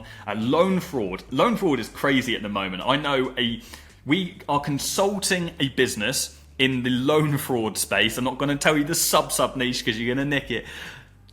That is spending £100,000 sterling per day on Meta. Mental. Okay, we're consulting them. I wish we had them on a pay-per-lead model, but we're just looking at the ad account, consulting them on some creative-based stuff in our agency. Absolutely crazy. So they're spending millions upon millions every single month, generating quite literally hundreds of thousands of leads for their business. Huge amount of upside. If they were paying an agency, they'd be paying hundreds of thousands in pay-per-lead models. Now, who springs to mind in this? I'd recommend you going to check out Joe. Joe owns an agency or co-owns an agency called Leadly. These are a very successful agency in the UK. They make multiple hundreds of thousands. Go and watch this interview. Joe talks about his high-ticket lead generation agency and the kind of clients that they're working with and the setup of the business. A very insightful interview. Go and check that out in your own time. Okay, and this is an example of an established lead generation agency that is working with these higher ticket legal service businesses. Next, we have financial services. Okay, so we're talking tax preparation. We're talking wealth management, like financial advisors. We're talking debt consolidation. We're talking credit repair. Okay, these are the main financial services. Even accountants you could work with as well. Although accountants are they're going to be less scalable, which is why I haven't put them on here. Okay, tax preparation is really it's going to be more scalable. It's going to have bigger enterprise. Or maybe the big accountancy firms you would be able to work with. And again, another video that I recommend you checking out is Rory. Now, Rory, this is an interview I hosted with Rory. He's one of our senior leaders in Elite, one of our senior coaches. Now, Rory's built an agency over $500,000 per month, works with legal service businesses, absolutely smashes it, an agency called CSM Agency and also called Evolve Marketing. Go and check that out in your own time where he breaks down the success of that business. Next, we have education. So we've got online training platforms. We have coaching services. Okay, now it's no hidden secret. I own an online education business. I am the ideal client for an AI lead generation agency. Okay, we deal with huge amount of lead volume, thousands of leads every single month, 1,000 booked calls. We can handle that volume, and therefore using AI systems, which we already do, in order to streamline that entire process. Very valuable to us. And there are many other businesses just like mine that aren't yet utilizing AI. Now, could you work with these guys as beginners? No, absolutely not. You just don't have the depth of experience to speak to a business owner like that with enough conviction and to position yourself as an expert. The likelihood is if they own an online business, they're going to know more about this than you do already. And so we need to work with those prove-it niches to get our foot in the door, to get a good understanding of it before we then utilize these guys. We don't want to waste the leads, waste the opportunity. It's not just online training programs, but also coaching services, so consultants and so on as well. This might be online fitness trainers and PTs, for example. Now, an example of this, let's say we are working with online fitness trainers, which is a huge booming industry. We work with an online fitness trainer. We run meta ads for them to an offer to people that want to get a custom meal plan, a free meal plan, and then we import them onto our CRM system from Meta that generates those ads. I'd recommend go high level, check them out, and then we'll plug in Appointwise, which is a text-based appointment setting system that automates the process of sending WhatsApp messages to each and every one of those leads, qualifying them. It might ask them a question like, hey, what are your goals? Do you want to gain weight or lose weight? What kind of foods do you like? And then maybe we can send them over to a booked call, so we can automatically book them in with the client's calendar where they can speak to them and deliver that meal plan. Or if we want to go a step further, and which is the ultimate manifestation of the AI lead generation service, we build a custom AI system that creates that meal plan for them based on the information that Appointwise gathered in that qualification stage, all done completely automatically. Sounds complex, it's not. You could set all of that up inside of one day with the tools that we have right now. That is an exceptional service for an online PT and personal trainer. Okay, so it's not just the appointment setting side and getting people booked into the calendar. The best AI appointment setting agencies, the best AI lead gen agencies are the ones that are going to build custom systems on the back end that make everything more efficient. And the only way that we can do that is through working with a specific niche and getting a deep understanding of their needs and desires. okay? The appointment setting side is going to become the baseline. The custom systems, that's when things are really going to get exciting. That's when we're talking about owning significant portions of market share in a business. In fact, I'm going to talk about market share in a moment. It's important that all of us get a grip with this and we predict what market share we can actually get in the niche that we choose. We then have other online businesses. We've got staffing and recruitment, specifically virtual staffing, massive industry at the moment, rather than like conventional recruitment businesses. Agency owners are great for AI lead generation, and software companies. Okay, typically B2B software companies will be easier to deliver these services to than B2C softwares would be. But these are all great scale it niches with massive upside. Again, they will be harder to sign, but you will get a much higher LTV, and you'll typically be able to get these businesses on performance-based models because they're very used to doing this. That's not to say you can't get these guys on performance-based models, but they will be more lucrative here because the upside is much larger with these companies who could quite literally spend millions on a monthly basis, as we've seen with that loan fraud business as well. Great, so we've got an understanding of our niches. We're equipped with our net and we're ready to cast out to a number of different prove-it niches. We're then going to switch to our rod, we're going to switch to our hard tackle, and we're going to go sniper, just working with one of these scale it niches in order for us to keep this business low complexity so we can have maximum profit margins and maximum peace in our lives so we can actually enjoy the business that we've started in the first place, presuming you guys are starting business for lifestyle and you're not just a lunatic. Some of us are. Sometimes I wonder which side of the coin that I'm on. Okay, final thing we need to go through today, and this is something that not many people talk about, but it's so important we have an understanding of this, is what our TAM and our SAM is. Let me ask you the question. Do you know what your TAM is? Your total addressable market. This is the total amount of people available to us in a specific niche. Why is that important? Well, if we don't know how many people we could potentially sign, we'll never be able to forecast or predict how much money we could potentially make in our business. So, let me break this down for you. Your TAM, being your total addressable market, is the entire market size if you owned 100% of it. So let's say, hypothetically, we're talking about personal injury lawyers, okay? Or let's say we're talking about gyms. I've already got an example here. We've got 10,000 gyms in our country. That is our total addressable market. Well, next we have our SAM, our serviceable addressable market. We're not going to want to work with all of those gyms. There's going to be a slice of them who are actually qualified. By qualified, I mean they are the businesses that we want to work with. Now, the qualification for you is going to be different depending on the people that you've worked with in the past, the kind of gyms that you want to work with. It might just be F45 gyms, for example, and it might be F45 gyms with over 10 employees, okay? Because you know, based on working with them, those are the people that are going to be great.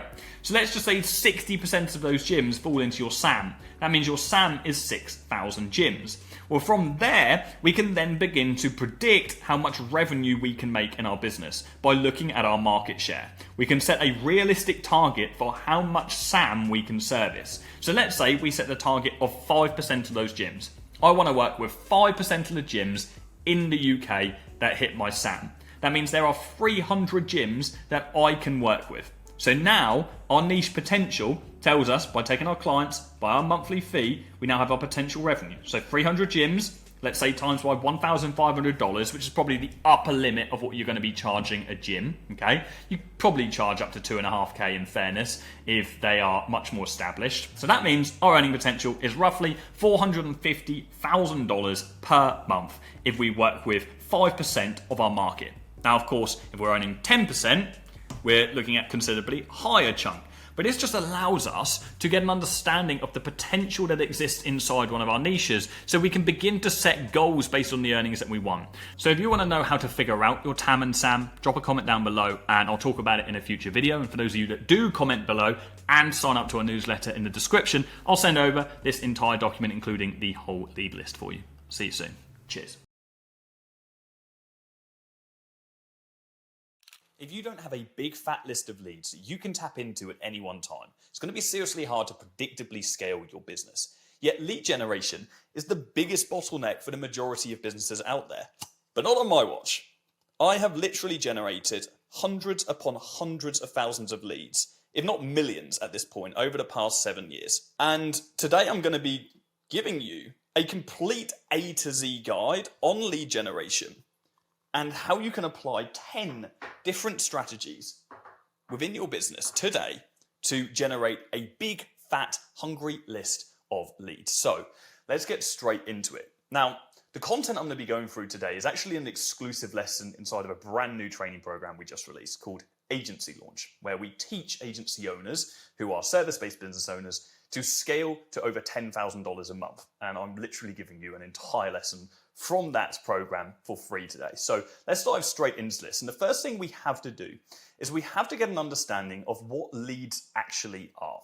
Now, leads are the lifeblood of your agency. Now, if you're in any business that requires lead generation, you can apply this knowledge. So I am going to be talking specifically to agency owners right now, but if you're in any business that requires lead generation, you can apply these strategies that I'm going to teach you today to your company, trust me. Leads represent potential clients who are yet to show interest in your services, okay? By effectively generating and outreaching to leads, you will drive revenue and expand your client base. Now, to generate high quality leads, it's essential to have a clear understanding of your ideal customer profile, your ICP. Okay, so we want to get an understanding of who our ideal customer is, first of all. Who are we actually trying to target? What is their demographic? Where are they based? What is their industry? What is their job title? Presuming you're in a B2B business, who exactly are we trying to target? We have to hone in on our ICP first of all. Okay. Now, by knowing who your ideal clients are, you can tailor your lead generation efforts to attract individuals who are most likely to convert into paying clients. It also pays to have a solid understanding of your total addressable market, which is your TAM, and your serviceable addressable market, which is your SAM, so you know your limits ahead of time. Now, total addressable market is the total amount of potential clients in your said niche, okay? So how many people internationally could we potentially reach out to, or if you're not going international, within your certain area? Then we have serviceable market, so SAM, these are the people that are actually qualified for the product or service that we are trying to sell. So you might have 100,000 dentists in the world that you can reach out to, but you might only want to work with 50,000 of them because only those dentists are over 10,000 a month in monthly revenue, so they can afford your service, for example. So we want to get an understanding of our TAM and also our SAM, because this lets us know where our limits are. So we know if we've got a lead list of 100,000, we are there. We've got the maximum amount of dentists. If we don't understand those figures, we're coming into this blind and we don't know, where that lies. So let's get going. First of all, we must get an understanding of what a lead is, okay? So we need to understand the difference between a lead and a prospect. A prospect can be defined as the following: an individual or business that has shown initial interest in a company's products or services, typically by providing their contact information or engaging with the company in some way, for a website, event, or marketing campaign. So a prospect is someone who is actively interested in your service. They've already responded to maybe your cold outreach or your ads, and so they are warmer down the buyer's journey. Unlike a lead, which may simply be an individual or business that has expressed some level of curiosity or engagement, but not always. Okay, the majority of leads won't have expressed any kind of interest in your business so far. It will be a cold list of potential customers. A prospect has usually been further qualified, meaning they've demonstrated specific traits or behaviors that suggest they may be ready for a sales conversation. Now, let's look at what a lead is. A lead is a potential client who has been identified as someone likely to benefit from or show interest in a company's products or services. So unlike a prospect, a lead has not yet been fully qualified, meaning it is uncertain whether they have a necessary budget, authority, or immediate need to purchase. Sales leads represent the first step in the sales process, and further effort is required to nurture and qualify them into potential buyers or prospects. Now, by establishing specific and clear lead criteria, you can focus your efforts on high quality leads that are more likely to convert. So let's go into lead criteria. Lead criteria are the specific characteristics or qualifications that a potential client must meet to be considered a qualified lead for your business. This criteria can vary widely depending on your industry, your target market, and your sales strategy. So what are some of the common mistakes when it comes to setting lead criteria? And by the way, it is so important that you study this and you don't skip through to when I show you the actual strategies that you use. The biggest problem most businesses have in lead generation is not actually finding leads, it's actually finding the right leads for their business. And the reason they can't do that is because they don't have a deep understanding of what a good lead actually is. So pay attention to this stuff. Close your tabs, write this stuff down, truly study this. It's the full guide today. We're going to be going through the theory, we are going to be going through the action, but in order to build a great lead list, we have to have a deep understanding of what a great lead is. So what are the common mistakes when setting lead criteria? Well, first of all, avoid setting overly broad criteria that capture too many irrelevant leads. So for example, leads must be male under the age of 75. That's a pretty broad lead list. We want to be as specific as possible. Don't set criteria that are too restrictive and exclude potential clients. On the flip side, for example, leads must be based in Oxford, London, have a household income of over 1 million per year, own a luxury vehicle, and have a university degree in engineering or in business. Okay, that's very unrealistic. That TAM is going to be incredibly small. And also don't lack specificity. Jesus, it's been a long day. When setting the characteristics you're looking for in ideal leads, okay? So you want to be specific, but not too specific. It's a balancing act. When setting a lead criteria, you should ensure your lead criteria aligns with your ICP to attract the right audience. So go and look at and write down your ICP first before you proceed. Determine the most important factors for qualifying leads, such as industry, company size, job title, or budget. Assign points to leads based on how well they meet your criteria to prioritize follow-up efforts. This is actually so slept on because it's time consuming. When you generate leads, if you have some kind of a lead scoring system, so you know who the highest quality leads actually are, you can prioritize those leads in your outreach efforts or in whatever means you have to actually convert those leads in the future. Okay, we can prioritize the best leads on the system if we have some kind of scoring system. Now, once you've defined your lead criteria, you can create organized lead lists to manage your prospects efficiently. You can use the lead list template that we've set up. I'm going to show you a lead list template and you can replicate this for yourself. We'll go through that in a moment. In fact, I'll show you that now.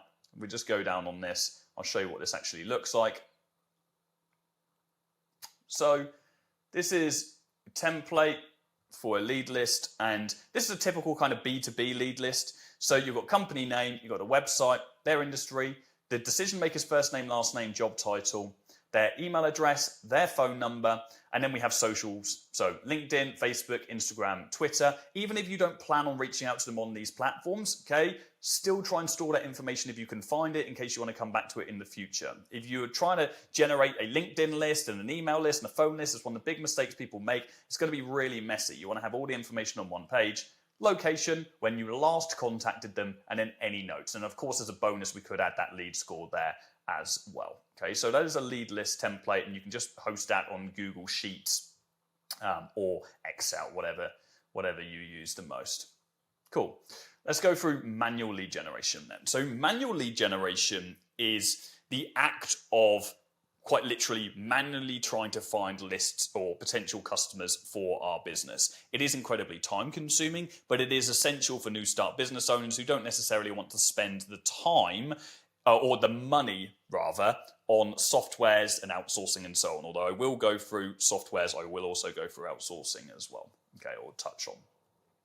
So manual lead generation is when you actively seek out and capture potential leads. It's a hands-on approach to identify and acquire potential clients. It involves activities that require direct human interaction or effort rather than relying on automated tools or software. It requires effort, persistence, and time. It will take time, but manual leads are, broadly speaking, higher quality than any leads you generate through a software because it's up-to-date information, you've actively validated it. When I work with agency owners, I always recommend that in the early stages they manually generate leads. They've got a good understanding of the leads that they're actually generating, and they have a good understanding of the process it takes to generate leads, because software simply automates that manual process, but then they store it all on a database, which means the leads can get very outdated. So if you've ever heard of a tool like D7 Lead Finder, which is a lead list I do not recommend to you guys, they famously store just vast amounts of lead data, but it's so outdated. And so if you do manual lead generation, you're going to get a higher quality batch of leads, which means your time to reward or time to client signed ratio is going to be a lot healthiher. So you should do manual lead generation when you're a new agency or you have limited budget for automated tools or outsourcing. As soon as possible, you want to outsource lead generation though and switch to more advanced methods, since manual lead generation is time consuming and can be slow. I can't over exaggerate this enough, okay? Or I can't stipulate this enough. Lead generation is time consuming. When you do have the financial means to outsource lead generation to a high quality software or an outsourcer, you should do, because if you are, let's say, an agency owner or a service provider, your time is better spent in other areas of the business, like actually jumping on sales calls or actually delivering your service. And so it is, broadly speaking, the first thing we want to outsource in a service-based business. So what are the pros and cons of manual?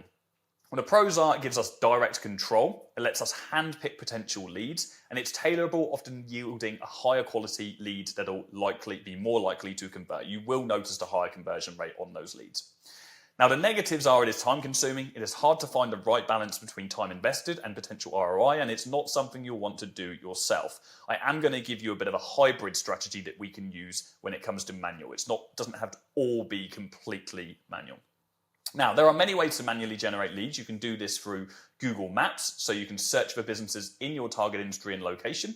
You can use LinkedIn, so you can connect with professionals in your network and industry. We can use other social medias, so Facebook, Instagram, and X or Twitter.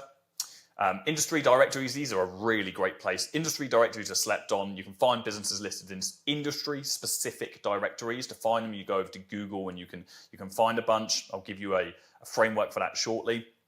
And then, of course, job boards, so you can identify potential clients who are hiring for the services that you actually offer. So go over to job websites. And then finally, we have networking events. So you can attend industry events to meet potential clients in person. Now, of course, this is a bit of a curveball. It's not digital, but networking events are an incredibly high ROI activity. You will very rarely attend a very strong industry event and not be able to sign up at least one client. It's a fundamental part of our marketing strategy in our agency. We always attend events at least twice a quarter. Now, we can have a look at the manual lead generation instruction guide at the end of this lesson. I'm actually going to run you through that in a moment, but let's just finish off this last bit of text. So we're going to evaluate the relevance of lead avenues. And so we want to make sure we're evaluating each avenue that we're actually using in our business based on the ICP and the lead criteria. So I always recommend, if you've got your ICP figured out, test out all of these different avenues, okay? But then you want to establish which of these are actually worth your time. You don't want to always be flicking between them. You are going to notice very quickly where you are finding the majority of high quality leads. So we want to consider factors like, where does your ideal client spend time online? Specific directories or events related to your industry, how easy it is to reach potential leads through each avenue. And by effectively utilizing manual lead generation, you can identify and connect with potential clients who are a good fit for your agency. So the next thing we're going to do is go through automatic lead gen. But before we do, I'm going to start running you through some manual lead generation techniques. So this is a manual lead gen guide. Now, it is important to note that what I do in these actual lessons themselves, when we're going through this training content behind the scenes in our programs, we record a video, or I record a video where I go through all of these in intimate detail so you can see exactly how these strategies work and can be applied in real time. I'm going to be running you through a bunch of screenshots right now so you can get a good understanding of how to use all of these strategies for yourself, which will be perfectly adequate for this video today. So Google Maps is the first thing that we're going to look at. Google Maps is an incredible source for finding local leads, okay? So you can find many leads in very limited time just by searching simple keywords like, for example, here we have solar energy in Norwich. I want to make sure that you can actually see this. Hopefully, if you put your screen on full screen, this should all be nice and clear for you. I will just zoom in a little bit more just in case it's not super clear. So solar energy in Norwich, we see it brings up all of the leads in the local area. Now we have a nice list. So if we're going through manual lead gen, okay, and we are going to go through automated techniques, but this is for those of you that haven't got financial resources to do that yet. We will cover that. You would then go through and you would take the details. So you've got the company name, you've got the website link, you've got the location, the phone number, and so on. And we would just simply copy and paste that information into our lead list, okay?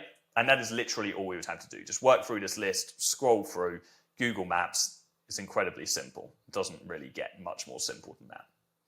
Next thing we have LinkedIn. Now, LinkedIn is an incredibly powerful professional social media platform. I used to work as a business development director in a advertising company where I used to sell advertisement packages for online publications. And LinkedIn was the #1 lead generation strategy that we used in that company. In fact, they wouldn't even let us use other lead generation strategies. And so I've got a pretty good LinkedIn profile. You can go and check it out for yourself. Got a ton of endorsements, hundreds and hundreds on there. I've managed to book meetings and generate leads from the likes of the creative director at Universal Studios, who's left me a testimonial on LinkedIn. He flew me out to Dubai when they built Universal Studios out there. I built a relationship with him purely off lead generation on LinkedIn. I've generated hundreds and hundreds of thousands of pounds for the companies I used to work with from LinkedIn alone. It's a very powerful way for you to generate leads. And actually, LinkedIn serves as the foundation for many different automation softwares. I'm going to highlight some of them shortly. I'll highlight which ones depend on LinkedIn to actually find information. Okay, it really is the backbone for a lot of automated lead generation tools. If you are going to use LinkedIn, I would recommend using LinkedIn Sales Navigator. I do have a full video on this YouTube channel where I go through LinkedIn Sales Navigator and actually teach you how to outreach to leads using Navigator. So we'll put a link in the description. I'll probably reference a few videos throughout. And so we'll put a link in the description to that. You can go and check this out in your own time. But with LinkedIn Sales Navigator, you can search for leads based on criteria like job title, industry, and location. And it's a much more in-depth search criteria than free LinkedIn. You can save leads and accounts to keep track of your progress. So you can build a lead list in LinkedIn directly. You can view insights and updates on your saved leads and accounts. So if they've got into new jobs, if they've posted content, you can have some valuable insights that'll aid your sales process when you actually reach out to them. And most importantly on LinkedIn, you can send personalized messages and emails to your leads and accounts. The way LinkedIn works is if you're not connected to someone, you can't send them a direct message. And so an email is a way to bypass that, and you can send the messages even if you're not connected. So here's how you can use Sales Navigator. If you don't already have an account, obviously create one, and you'll need to upgrade to an advanced plan. Okay, you can just go ahead and just get the core plan. It'll be absolutely fine. So an advanced plan in general, you don't need the advanced plan, okay? And you're going to use the advanced search function at the top of your page, okay? And you're going to search for leads that match your ICP. So you can see in this instance on this criteria, we've got, let's see if I can zoom in on that a little bit. Okay, yes. So we've got UK, we've got solar, electric, power generation, and we've got job titles, managing director, owner, founder, co-founder, director. We can do things like company headcount if we want to just make sure these are a business of a certain size. In fact, if you're trying to qualify leads based on their revenue, then company headcount is usually quite a good indicator. It's quite hard to find company financials for small businesses, but if they've got, let's say, 4 or 5 team members, you can be pretty sure they're making over 10, 20K a month because they wouldn't be able to pay all those people full time, okay? So we can judge based on the company headcount. You're then going to save the leads that match your criteria to Sales Navigator, okay? So you can just hit the Save to List button at the top, and you can then tick the All Select button, which is going to select all of the leads that are on your page right now. Okay, and then you can manually transfer the information from your new saved list to your lead list or use an automation tool to convert it into a CSV. I'm going to show you how to do that, but the tool you would use would be Phantom Buster. There are many tools that you can use, but Phantom Buster is a really great tool where you can download your LinkedIn lead list and export it to a CSV, and then you can just simply transfer that over to your Google Sheet for ease. Okay, let's look at social media platforms. So we're going to go through Facebook, Instagram, X, and other social media. Facebook, for me, was one of the most effective lead generation platforms alongside Google Maps. When I first started my marketing agency, I scaled that agency to 10K a month in revenue in just 3 months, and it depended on me cold calling businesses every single day. So I had to ensure that I had enough leads every single day to continue cold calling. From Google Maps and Facebook alone, I manually lead generated my whole way to 10K a month in the business, okay? So Facebook is a very powerful source for you to actually find some leads. And it is the world's most popular social media site. I mean, to be fair, if this survey was new, it would probably be Instagram. But Facebook is still considered the most popular social media site. Facebook owned Instagram, same thing, you know. So we're going to start off by identifying groups. Groups are a great way for you to find. So if we were still going with solar energy, we would just search solar energy UK if it's UK is our ICP, and then we will find all these groups. Look, we've got 22,000 members here. We've got 3,000 members here, 10,000 members here. These are so many leads in this niche. Now, it's not always just going to be business owners. There are going to be consumers in there as well. So we are going to have to filter through it. But you're going to join through these groups, and then you're going to look through the members list and identify potential leads who match your ICP. You can also then easily find companies that match your ICP by searching for pages. So we don't just have to go on groups and look through the members, but we can also go and hit companies, and then we will find direct leads as well. Don't just have to search your country, you can also just search your city in the same way that you would on Google Maps, and you will still find people as well.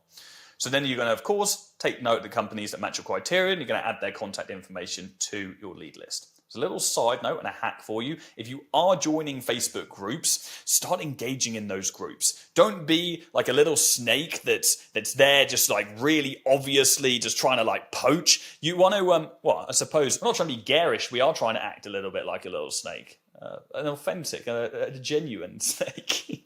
You want to ensure that you are not obviously trying to poach clients in the group. In order for you to build authentic authority inside of a group, you want to be responding to people's posts genuinely, just trying to provide help and give information to other people. When you find yourself in a position that people are engaging with your post and you're providing value authentically, people will start coming to you. And that's how we start generating inbound leads, which is a completely different story. Maybe we can record another video in the future, but inbound leads are the holy ground, and you will only be able to build a reputation in these groups if you act very subtly, you move relatively slowly, and people can't smell out that you're trying to generate leads, because they will smell that out and they'll reject you straight away. So you've got to be very careful. That's the biggest mistake people make. They come in and they're like trying to post a lead magnet, like, who wants to download this ebook I've got on the best marketing strategy for solar energy? Everyone's like, You have to be authentic with that. Cool. Next thing that we have is Instagram. So Instagram is a great platform as well, huge for lead generation. What I love about Instagram is, the first thing we can do, the pretty basic form, is we can go on a ideal lead. So we can find an ideal lead in our ICP, and we can go on their followers, and we can see who else. So you can see from this one, Good Energy, there's a couple of other energy companies straight away. There's also one at the bottom there.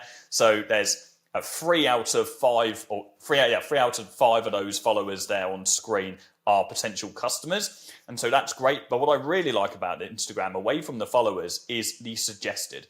When you go ahead and you follow a page, so if you follow someone from your ICP, you will then get a bunch of other suggested pages, and these will usually be perfect criteria or ICP as well. So go through and have a field day on following a whole bunch of potential leads and then looking at that suggested, and you'll be able to filter through that as well and pull data off. Again, you can use something like Phantom Buster to scrape these leads in the future, so you can go ahead and you can actually automate this process. In fact, I'm not going to get ahead of myself. We'll wait until we get onto that shortly. Okay, next thing you can do is look at relevant hashtags to find leads. So you can always check the most recent tab. So when you do search a hashtag at the top of Instagram, it's going to be top posts, but you want to click most recent, and that's going to bring up the majority of normal businesses. The top post is like trending content and so on, which is normally going to be conglomerates, which won't always be your target ICP. Now, you want to remember to engage with posts and comments on these pages to build relationships with other users. And again, you want to write genuine comments that show enthusiasm, curiosity, and interest, and avoid jargon like check your DMs and so on. Okay, people will smell that and they won't like it. Cool. X, or Twitter. You're going to use a search function on each platform to find users who match your ICP. So the basic search, like we have been doing on Facebook and Instagram, we can then go on their followers and make sure we identify people there. What is quite nice about X is when we look at the follower list, we can see the bios. So it's very easy for us to identify who is actually a good lead and who isn't a good lead for us. Okay, next thing, there is also a suggested. So when we follow someone on X, we do get that suggested. So you can see that there, we do get that suggested there coming up on the side too. So makes life a lot easier. Final thing, again, hashtags. If we put in the hashtags relevant to our industry, we will find potential leads that way as well. So X is pretty much identical to Instagram in the way that we can use it. We don't have groups, but we do have suggested, and we do have followers and so on. Other social media platforms like Pinterest, Snapchat, TikTok, and Reddit can also be useful for generating leads depending on your industry and ICP. And when considering whether to use a particular social media platform for lead generation, think about your ICP and where leads are likely spending their time online. Research each platform and investigate their user demographics, which can take time, okay? But actually, like lots of these platforms do have blurred lines. So it's going to be very niche specific. It's not going to be based on the age, their gender. It's going to be based on industry specific. So like, for example, you won't find many home improvement businesses on LinkedIn, okay? Equally, you probably won't find as many software businesses on Instagram, for example. So from there, you can determine which platform to worth investing your time. Remember, social media platforms evolve quickly, and it's important to stay up to date on new features and trends that may impact your lead generation strategy. Next, we're going to go through job boards. Told you guys, we're getting through a lot today. I'm giving you the source. I'm just tired of seeing people struggle with lead gen. It is such a shame if lead generation is the biggest bottleneck in your business. Every business should have that big, fat, chunky list of total TAM. Okay, who is my TAM? Who is my SAM? I want that big, fat list of leads. Never let lead generation be a bottleneck again. You just wait till we get through this automation stuff. Okay, so job boards. On job boards, you'll be able to identify potential clients who are hiring for the services that you offer. Job sites are a valuable resource for finding leads, especially when targeting companies hiring for marketing roles. So here's how you can leverage job boards to generate leads manually. I'm going to start off by identifying the job titles that are relevant to your agency's services, such as marketing manager or digital marketing specialist. This is tailored towards an agency, of course. So you are going to be looking for those job roles first of all. If a business is advertising for a marketing manager or a digital marketing specialist, the likelihood is they need someone to fulfill a digital marketing service. So you can go in, you can reach out to them and say, hey, look, instead of paying all these employee taxes, instead of having this whole headache of onboarding someone, waiting for notice periods and so on, and then you find out the person isn't even good, why don't you work with an agency and pay us directly? And we can do this, we've been doing it for X amount of years and we've got these results and blah, blah, blah. So you're going to go on, let's say something like Indeed, to simply search marketing manager, and then you'll find a number of different roles and you can reach out to those companies, or you can just write down the company name, just put them on your lead list. And in the notes section, put a little note to say where you got the lead, so you've got the context, actively looking for marketing manager, for example. So you're going to look for job postings that are recent and indicate the company is looking to fill the position. You're going to take note of the company name. You're going to use the information to reach out to them.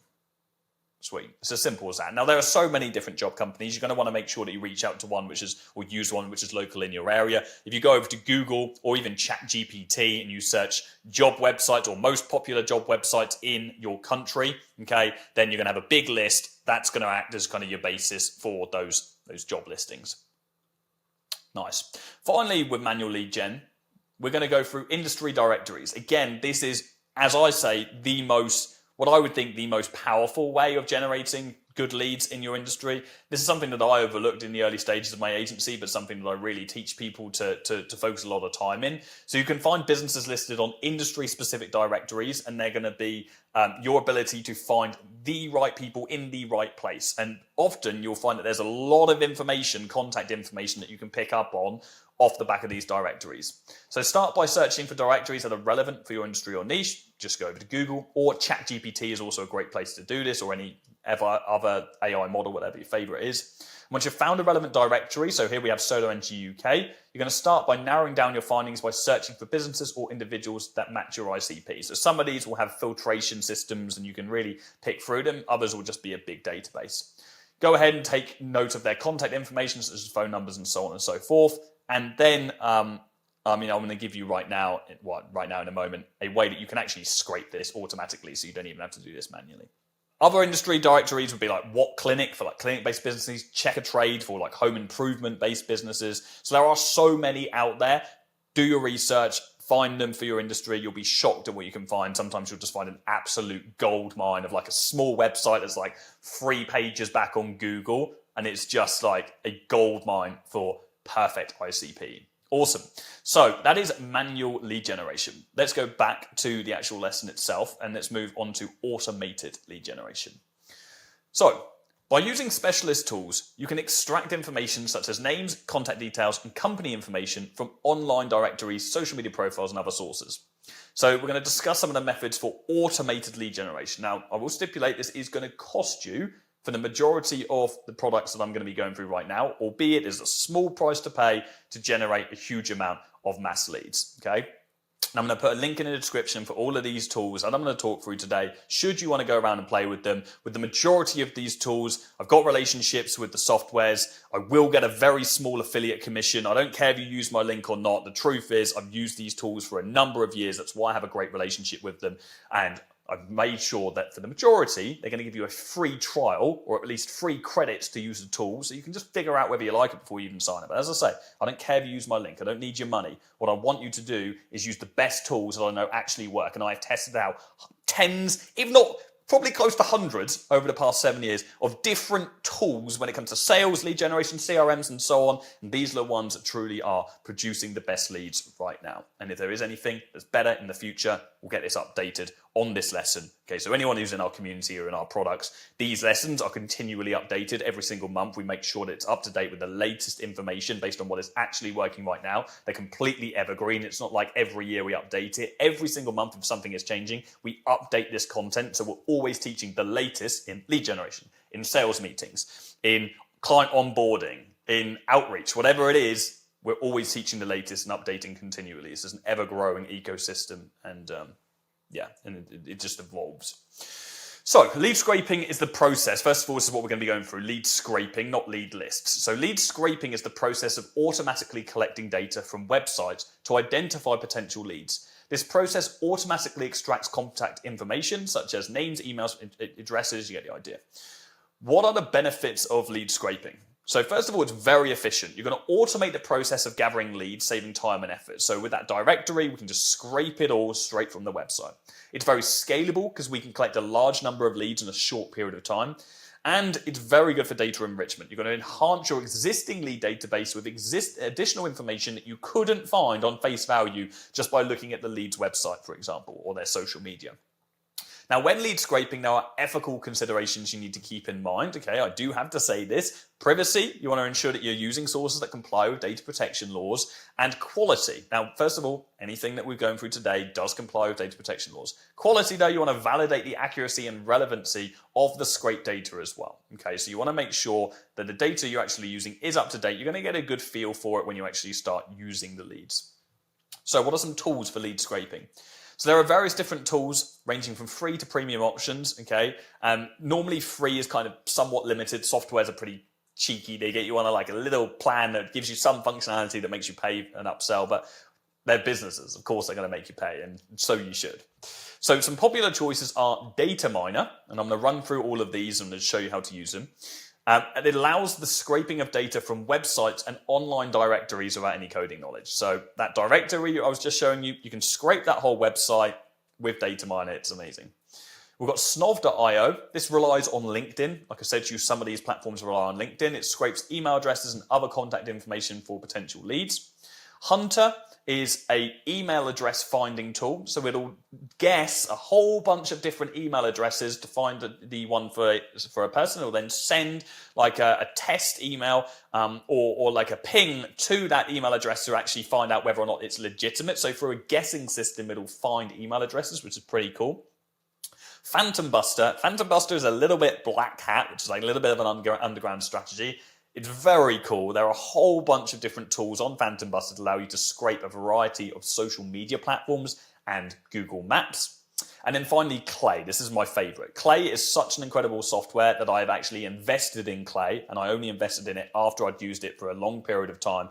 Clay is without a doubt my favorite lead generation tool that exists, bar none. And if you want a really in-depth video where I go through Clay and break it all down, then I'll put a link in the description. You can go and watch that after this. It's absolutely fantastic. It marries so many other softwares together in one, and it searches the internet for all the information that you could need. It's fantastic. I can't stress that enough. It streamlines lead generation and it personalizes outreach efforts as well. So you can actually use it to create personalized messages that you're going to send out based on the information that it scrapes. So we're going to look through the instruction guide, but first of all, we're just going to finish this part of the lesson. There are some nuances between lead scraping tools, but here are some fundamental steps you have to go through when it comes to lead generation tools. So we're going to identify your target websites first of all. Usually we have to have a source website. Not with all tools, but some or most, we have a source website first of all. We're then going to create a scraping project on the tool. We're going to define the extraction rules for the data. Okay, so what do we actually want to find? Names, emails, company information, phone numbers, sometimes even mobile numbers. Clay is exceptionally good at finding mobile numbers. You're going to run the scraper to actually find the data, and then you're going to clean and organize your list to a usable format. Cleaning cannot be slept on. If you generate a big list of leads and you don't verify the leads and you don't clean them, I will teach you how to do that. Big issue. Your emails are going to be bouncing like no tomorrow. You're probably going to get blacklisted, and this is why people have big deliverability issues, and they don't realize that they have big deliverability issues. It's because they haven't verified the leads that they've actually generated. Now, scraping can take time, especially for large data sets, so be patient, but it is going to be quicker than manual. We're going to experiment with different extraction rules to optimize results and avoid scraping websites that prohibit data extraction.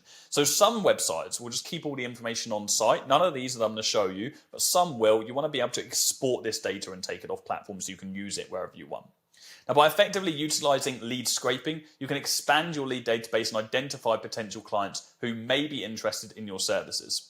So we are going to move on to lead databases. But before we do, just check, before we do lead databases, I'm going to go through the worksheet and run you through how to actually use some of these lead scraping tools that we've gone through. So we'll start off with Data Miner. This is incredible. This is just a Google Chrome extension, okay? And so you can see it here in use. If we go on Google Maps, for example, we click Data Miner, there are a number of different what are called recipes where people have created little scripts that allow you to scrape data based on the website that you're on. So here we've got aesthetics in London. We've got a couple of different, we've got a basic scrape, we've got an advanced scrape, and this will just scrape more information. We press one of these and it'll create a CSV of all of the pages on the screen. So we don't need to manually write down all those leads. We can just automatically scrape them using Data Miner. Very, very cool. If you go on a directory as well, you can then go and scroll to the bottom and you can click Data Miner and then you can scrape directories. You can create your own recipes as well. So you don't have to, and you can see what this actually looks like here. Exporting all this list of leads. You can also create your own recipes. Lots of directories will already have recipes that people have created. It's actually relatively easy to create your own recipe. Data Miner have a whole bunch of different YouTube videos that you can follow to create your own recipes. So if it is a directory that nobody's scraped before, and that's a home run, that's pretty good, then you can go ahead and you can create your own recipe to do that. And that will simply mean that you're going to essentially just be marrying up fields. You simply say, okay, I want to select a name field now, and then you just click on screen, watch what the name field actually is, and then it'll go and find that information, or it will know to take that information. So after you've done it, you're going to wait for Data Miner to scrape the data. It can take some time with this tool, but when I say some time, I mean a matter of minutes, not hours. And once the data is scraped, it's going to display all of that in a table format, and then you can export that into CSV or Excel, and you can copy it to clipboard as well. Just do a CSV, and then you can import that into your Google Sheet lead list. Okay, there is a tutorial page from the Data Miner website. If you go, so you can see that link there, dataminer.io/help/recipe creator, and it'll teach you how to use this tool. This is a very, very low friction first step up from manual lead generation. Thoroughly recommend it to all of you guys. Next, we have Snov. As I said, Snov scrapes email address and contact information for potential leads. This does have LinkedIn as kind of the main backing for Snov. Might not do now, but it certainly was within the last 6 months when I last checked and did my research on this. They do update, of course, so don't hold me accountable to that. But as far as I'm concerned, Snov used LinkedIn as the source. So what you're going to do is create an account. You're going to navigate to bulk domain search is probably the best function here. And then under find leads, okay, you're going to upload a CSV of any company names or website domains that you've generated. So Snov is one that will scrape the internet to find the contact information for leads that you have already got websites for. So you have a big list of potential clients, and you want to find the decision maker, who's the marketing manager, who's the managing director, etc. And it's going to get that information. Now, once uploaded, you'll be able to ask for a search option. Okay, so you're going to start by selecting for a search for prospects. Okay, Snov calls leads prospects. Prospects are people that are interested. So Snov is actually wrong. Leads are just people that are, maybe interested, but mostly not interested. They're cold. Prospects are warm. You will also want to collect only 1 to 2 prospects per domain. You don't want to have like 5 different decision makers per domain. It's going to get very messy. You're going to use a lot of credits. And then you can also add a filter by position to match your ICP, so you know you're actually getting a list of the right people. This said, it is wise to keep filter by position blank, as Snov will find the highest ranking prospects within this filter anyway. Now, you risk finding out on good leads if you are too strict with filters. So as with all lead generation, there's a balancing act between making sure it's nice and strict so it's core ICP, but also not being too strict so you're getting very, very few leads coming out. Now, you'll be able to filter through these prospects manually in the next step when you hit Start Search. And then you're going to get a big list of leads. And here we go. We can see it's got domains processed, domains with results. So it's pretty good. Out of the 29 domains, it actually found results for 17. And then you can just hit Add to List, and you can create a new list, and it's going to create a big list for you that you can use, and you're going to see all of the prospects, and all you'll do is just hit the tick box to the prospects that you actually want to get rid of. And finally, at the end of it, you can hit the Export button, which is always pretty obvious. It's just an export button, and you can download as a CSV, and you can upload that into your lead list. Okay. Now, there is some information on Snov on Udemy. There's a great course on Udemy, very low cost. There's also step-by-step tutorials on YouTube as well for using Snov. Many people use this tool. Now, there is a bonus. Snov do have a great Google Chrome plugin. That's a LinkedIn prospect finder. So if you just search LinkedIn prospect finder, it'll help you find email addresses of prospect directly within the LinkedIn Sales Navigator. So this is really the biggest indicator that Snov uses LinkedIn as the back end. So when you go on LinkedIn search, you find some leads. Let's move that. It's then going to see the prospects. You hit select all, and then you can save them straight away. So you can use Phantom Buster for the same thing. LinkedIn Prospect Finder is a very easy way to do it on Google Chrome. It's very low friction. So if you're already using Snov, you might as well try it out. And what I recommend you doing is you then go through the same process. You delete leads you don't want. You export ones that you do. What I recommend you doing with all of these things is like, sign up to the free trial, see if you like the tool, figure out where most of your leads are, and then just get rid of the software if you don't want to use it. I am going to give you one big final recommendation towards the end of this video on, let's say, money is no object. What is the most effective way to get a big fat list of leads in your ideal ICP using just one tool? It's maybe a couple, but it's a very limited process. I'm going to give you that process. What is the ultimate lead generation process if money is no object to get a big fat list of your TAM? I'll run through that towards the end of the video. Next, we've got Hunter. Hunter is a popular lead gen tool that allows you to find email addresses for contacts with a specific domain. So you go over to the Hunter website. We don't need screenshots here. It's so simple. You go on and you navigate to domain search. You're then going to hit search. And then all you're going to do is you're going to put in, you can either put individual website links and it'll then find contact details from that, or you can upload a list. And Hunter, as I said, goes through guessing. It'll guess different emails until it finds one which is actually right. And then, same as usual, you can just export a list. Now, there are tutorials on the Hunter website, so hunter.io/webinars, and it will teach you how to use the platform in depth. Next, let's get a little bit saucy. Phantom Buster. Phantom Buster is a very powerful tool. It's a little bit grey hat, sometimes a little bit against terms of service. The chances of you getting caught are very, very slim, and the chances of there being any repercussions are very slim, but I don't take any ownership if anything happens to any of your accounts by using the tool. I've used it for years. I haven't had any issue, but my liability's gone, okay? This is a virtual waiver by watching this section and choosing you want to use the tool. On Instagram, these are some of my favorite. This is not limited to. Phantom Buster has many, many different phantoms that you can use, as they call them, which are like recipes on Data Miner that you can use. These are my favorites. The first one is follow account. So what you can do is you go over to, in fact, I'm not going to go through the step-by-step on each of these because it's very, very simple and intuitive on the actual Phantom Buster platform. But I'll just talk you through what they actually do. Follower collector is quite simply going to scrape a list of all of the followers of a selective Instagram account for you. And then you can download a CSV of all of those followers. Very powerful. Multiple hashtag collector, you can input a number of different hashtags that you want to scrape all of the most recent posts for, and you can select how many posts that you actually want to scrape. Profile URL Finder. Profile URL Finder is going to... I need to recap on this one. Yes, of course. full names. So what you're going to do is you're going to enter names or company names, and it's going to find the Instagram profile. Massive, okay? Many tools struggle to find Instagram profiles. With this, you can literally just put full names of someone, you can put company names, and it's going to find an Instagram profile for those individuals. Very, very cool. Next, we've got Facebook. Group members export, pretty self-explanatory. You join that solar energy Facebook group, you can export all of the members from that group by using this Phantom. And then of course you are going to have to filter through that list and qualify. That is a crucial step of lead generation, but it's going to save you a hell of a lot of time. Facebook profile URL finder, same as Instagram URL finder. We can put in name or company name. It's going to find the URL for that individual. It's going to search through and find them for us. On X, follower counter, hashtag search export, profile URL finder. It's identical to what we've got going on Instagram.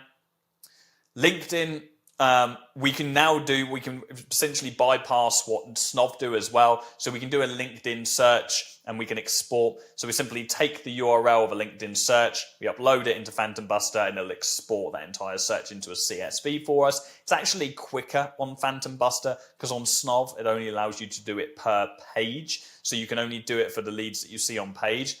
Phantom Buster will allow you to do a big export and it automates on the back end. So if you're looking to export LinkedIn Sales Navigator, Phantom Buster is actually going to be the better option for you. Google Maps. Google Maps, this is going to work in the same way or a similar way as Data Miner. Now, you could say then, why is Data Miner better? Data Miner is great because you can use it for directories and so on, whereas you can't use Phantom Buster for that. But this is a crossover of functionality like with many of these tools. You can put in a Google search URL and then Phantom Buster will go in and it'll export that entire list of leads for you. And then finally, Profile Finder. Okay, so with Profile Finder, you can then use this for a whole bunch of other platforms as well. So you can find the social media platforms for any contact that you've got, any business, and it's not just Facebook or X. You can do it for a whole bunch of different platforms that you specify as well. So this is something that I've highlighted here, like or accentuated, because finding profiles for people can be very difficult when they're not listed on the website. And if you're ever doing any kind of personalized outreach, especially via DM, you want to make sure that you've got the decision maker's social media profile, because if you reach out to them there and you go through the effort to find that profile, even if it's hidden, okay, which they usually are quite hard to find, then you're going to have so much more likelihood to actually secure a meeting and sign up the client because you're doing what most people aren't able to do. Cool, so that's Phantom Buster. Go play around, but there are so many different Phantoms that you can use. Now, the final thing is Clay. Now, I cannot recommend Clay enough, as I said. It's an all-in-one solution. It literally marries up hundreds of external software platforms, and its goal is to streamline project management, team collaboration, and the creative design process, okay? Now, by creative design process, I'm talking about your automatic personalizations of your outreach. Now, it is the most expensive solution, yet it will yield the highest quality results. I guarantee you that. And it will provide you with the path of least resistance to success, meaning you can focus your efforts elsewhere, okay? So Clay, it'll build a lead list from like LinkedIn companies. It'll find local leads on Google Maps. It'll do it on HubSpot contacts. It'll then find their tech stack. It can find recent news. It can find competitors. There are 150 different enrichments. You can find mobile numbers exceptionally well. I don't know how it does it, but it does. And if, let's say, you are trying to find a mobile number on Clay, it doesn't just look on one source like LinkedIn. What it will do is it will search 8 different databases. Okay, that's an arbitrary number. Maybe it's 4, maybe it's 5, but in some instances up to 8. Okay, probably even more than that. It'll, through order of elimination, search 1, be like, no, I couldn't find the mobile. Okay, search number 2, no, I couldn't find the mobile. Okay, search number 3, no, I couldn't find the mobile. Okay, search number 4, no, I couldn't find the mobile. And it'll continue doing that until it finds the mobile number through one of the softwares. Now, of course, it's not going to have a 100% success rate, but it's going to be a damn sight lot better than just searching one tool. And Clay does that entire thing for you, not just for mobiles, but for email addresses, and not just work emails, but also personal emails as well. You do have to be careful you're reaching out to personal email addresses. There is a bit of kind of a grey area on whether or not you're actually allowed to do that. You will get some good response rates. You didn't hear that from me. Clay's pretty cool. as I say, it's going to find the leads, enrich the leads, and it's going to connect to destinations. What is also great is it's not just going to enrich those leads and find the information, but you can connect it to Outreach or Customer.io or HubSpot or Apollo or Zapier, and you can then use those leads directly from the platform, and you can actually outreach straight away. You'll even connect to Smart Lead, which is the email automation tool. So you can literally directly outreach straight from the platform, straight after generating the leads. Now, if you want to learn some more about Clay, I'm going to put a link in the description. You can watch another video that I put out on YouTube going through the tool and showing you the power of it. Trust me, it'll blow your mind. Go and check that out for yourself, and you get a whole bunch of free credits with Clay when you sign up with a link that I'll put in the description as well. But I want to stipulate again, I don't give a shit if you do. You will get loads of free credits if you use my link. You won't if you use a different link. That's the benefit for you. Check it out. Cool, let's get back to it. Let's now move on to lead databases. Lead databases are collections of potential clients that agencies can use for marketing and sales purposes. These are ready-built databases that you can use, that you can just pay to get access to. These are centralized databases that contain millions of leads from various industries across various countries.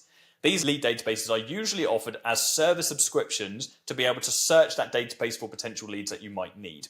Now, these databases typically contain contact information such as names, email addresses, phone numbers, job titles, and company details already, so you don't have to go and enrich them. And here are some recommendations for lead databases that you can use. There's Built With. Now, Built With is a tool that you can use to find websites and the software that they are built with. You can look at the search volume, you can look at the traffic volumes and so on. It's a great tool and it's a great database. Store Leads is a huge database of pretty much every e-commerce business that exists on the planet, literally millions and millions of leads. This was my secret for years. I really protected Store Leads for a long time because it was the main way that we generated leads for our direct-to-consumer e-commerce agency, and so I kept this one close to my chest. If you're an e-commerce, check out Store Leads. It's absolutely sensational. And then we also have Apollo. In fact, I'll just open up a link right now just so you can see. So Store Leads, you can see there's 13 million stores. Crazy. And it's already got the lead databases there ready for you. If you're in direct to consumer and you're not using this, what are you doing? And then we also have Apollo. We can open that link. Apollo is very similar as well. We've got big lists of leads. Apollo does use multiple different sources, so it's kind of a little bit like Clay in the instance that it uses multiple sources to find the leads. It just doesn't have as much of a detailed enrichment functionality, but what Apollo does have is massive, massive databases. You see like 275 million contacts and 73 million companies. So huge databases of what should be verified and qualified leads. Now, I have used Apollo for years and I don't always generate the best quality leads. I have closed many, many clients and made tens of thousands from the leads I've generated on Apollo. But, I mean, I'm going to come on to this in a moment. Lead databases aren't without their issues. Broadly speaking, when you use a list of leads that's already been generated, you do run the risk that there is going to be some stagnation in the information and that they've generated a long time ago. The person that is there that is no longer at the business and their mobile number is no longer the same mobile. And so you do run that risk. You have to verify the information, which we're going to come on to in a second. Now, they're going to help you find email addresses and also identify technologies being used by potential leads or potential prospects, that is right, to help generate potential leads. Okay, well, that's actually the other way around. I found an error there. So used by leads to help generate potential prospects. We did a SNOV. Although there are nuances between lead databases or lead providers, here are the typical fundamentals for using a lead database service. So you're going to create an account. You're going to navigate to the search field. This is pretty simple and self-explanatory, but I'll run through it anyway. You can search the leads on industry, companies, search, etc. They're going to find, you'll be shown a big list of the leads that match your criteria, and then you can filter through them. It's really important we filter through them. We don't just take the first answer. And then once we've found the leads that we want, we can export that list. It's great when you're paying for these lead databases. You can export them, get that uploaded into your sheet. Okay, save a couple of copies as well so you don't lose it. If you sign up to Apollo, you get their premium plan, you're going to spend a decent amount of money on it. You don't want to lose those leads in the future. You want to keep that lead list secure somewhere. Okay, You can also use a combination of different lead databases. And this is something I thoroughly recommend you doing depending on your industry. So for example, if you're in direct to consumer e-commerce, I'm giving you the source right now, you can use store leads to identify businesses that match your ICP. You can then export the list into a CSV file and then import that list into Apollo and use their enrich feature to find the decision makers' details. So you've got access to this database with 13 million direct-to-consumer e-commerce brands, and then you upload it into another database with 75 million different records, or 230 million, I believe it was, individual records, and you enrich the data. So the power of these two softwares then means that you've got this big, fat list of leads that are qualified on both ends. And sure, you're going to have to go through your own process of making sure they're ICP, but there's a huge, huge hack when it comes to saving time. Okay. Now remember, there are competitively used pieces of software. Okay, so there are other ones that you can use, and bear that in mind when you're coming into lead gen. There are always new tools that are coming out. That doesn't mean they're always worth it. It is always worth testing them. We're always going to test them, and if I find that one is better, I will upload this lesson, and you'll be able to see that if you're inside. And if not, I'm sure if it's really that great, yeah, I'll talk about it on YouTube, but not until I've kind of kept it in secret just for our private community for a decent amount of time so they can have that unfair advantage. And that is something, by my own admission, I do a lot. We hold stuff back for our private community because those guys have got to have the secret sauce, you know? Those guys have got to have the competitive advantage for a decent amount of time before I reveal it all on YouTube to tens of thousands of people. It's the only fair and honourable thing to do. It's also important to verify the accuracy and quality of the data because outdated data or irrelevant information can result in wasted time and resources, of course, and always weigh up the cost versus the benefits when deciding which lead generation site is right for your approach. Some of these can get quite expensive, so make sure you always use a trial. A little bit of formatting issue there, my OCD. Make sure you sign up to a trial before you pay for the tool, just so you know you're actually happy with the quality of the leads you're generating. Cool. So now you know how to generate leads using lead scrapers and databases. Let's look at how to ensure your leads are always top quality. So optimizing quality. There are some additional steps for making sure the quality of your leads are excellent. So we're going to start off with email verification. And you cannot skip this. This is not optional. You cannot skip email verification if you want to ensure that you maintain good email health in the future. So when it comes to the information you scrape, it's important to verify for accuracy and prevent wasting time. Now, there are many of these verification tools. The best I have used, and really the most cost-effective, is Million Verifier. Okay, it's a very cost-effective tool that allows you to verify email addresses on your lead list. Have a look at it here. It's going to protect your domain reputation. That is the main reason we're verifying. We just don't want bouncers. So it's going to check to ensure that all of your leads are actually good. It's going to tell you how many of them aren't. Okay, and believe me, it is painful. Sometimes you'll generate a big list of 100,000 leads, and only 60,000 of them will actually be verified. That's a pain in the ass, but it's better to get rid of 40,000 than get white or blacklisted on your email, and then your outreach efforts are completely kaput.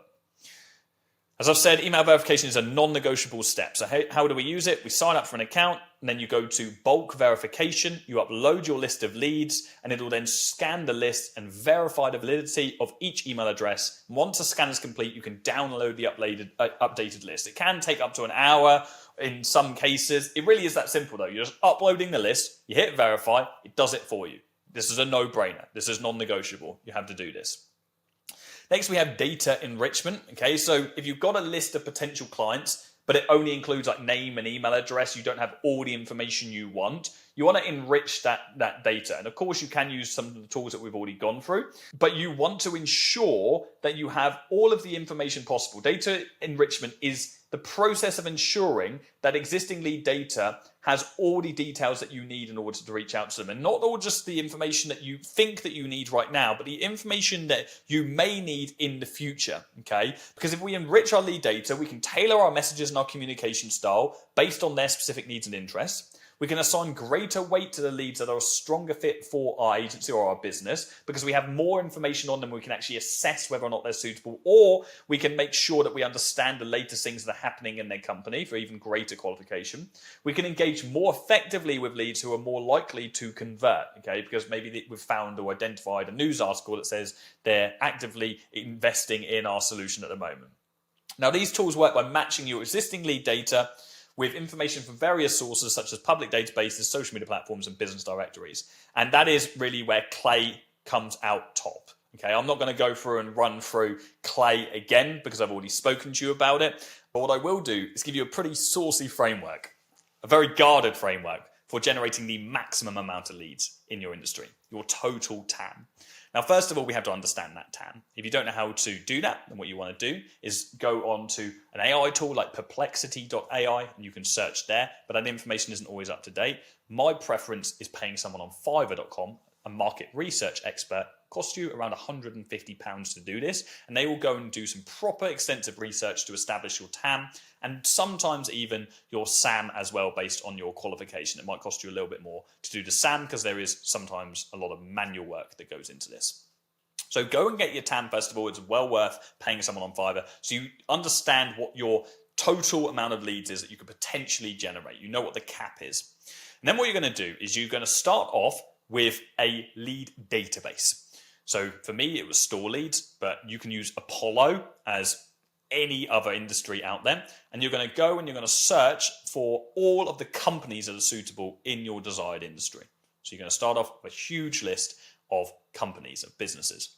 You're then going to use the same lead database, so Apollo, for example, or if you're using store leads, you'll have to move them over to Apollo to find the decision makers.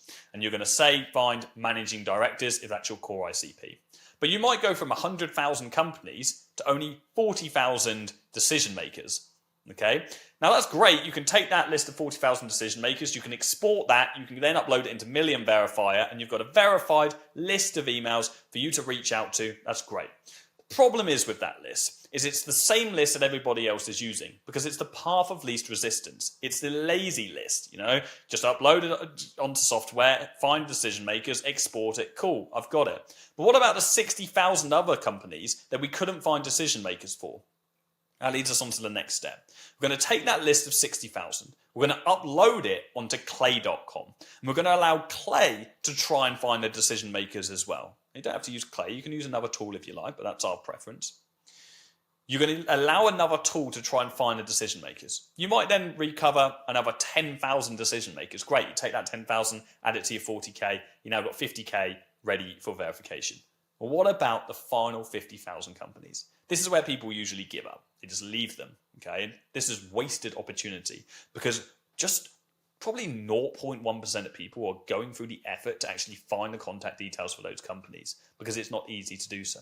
So you're going to take those 50,000 companies and you're going to send them to a lead generation professional. You're going to outsource manual lead generation to somebody else. Now, the truth is, outsourcers are probably not manually lead generating. Most of these guys have like a software background. They've created JavaScript and various AI solutions in order to find and sieve through various places on the internet. Sometimes they'll go on company directories, so Companies House in the UK, or they'll search US directories, and they'll have their ways of automating finding the right people that you want to contact. It doesn't really matter to you. All that matters is you've sent 50,000 companies to a manual lead generator. And if you're lucky, they'll generate over 50% of those leads for you. So you've recovered 25,000 leads that nobody else has gone through the effort, or very few people has gone through the effort of generating. And now you are truly maximizing on the amount of companies that you can actually reach out to because you're going above and beyond. And that is where you dramatically increase your conversion rates when it comes to outreach and dramatically increase your conversion rates when it comes to sales. Now, you could say, oh, okay, Jordan, I recovered 50%. What about the remaining 25%? Well, that's where we have to get a little bit creative. You could hire someone to cold call the companies and figure out who the decision maker is. Hey, I'm trying to get hold of the marketing manager. Who is is it still John? Okay, we're going to caveat. This is a bit of a hack.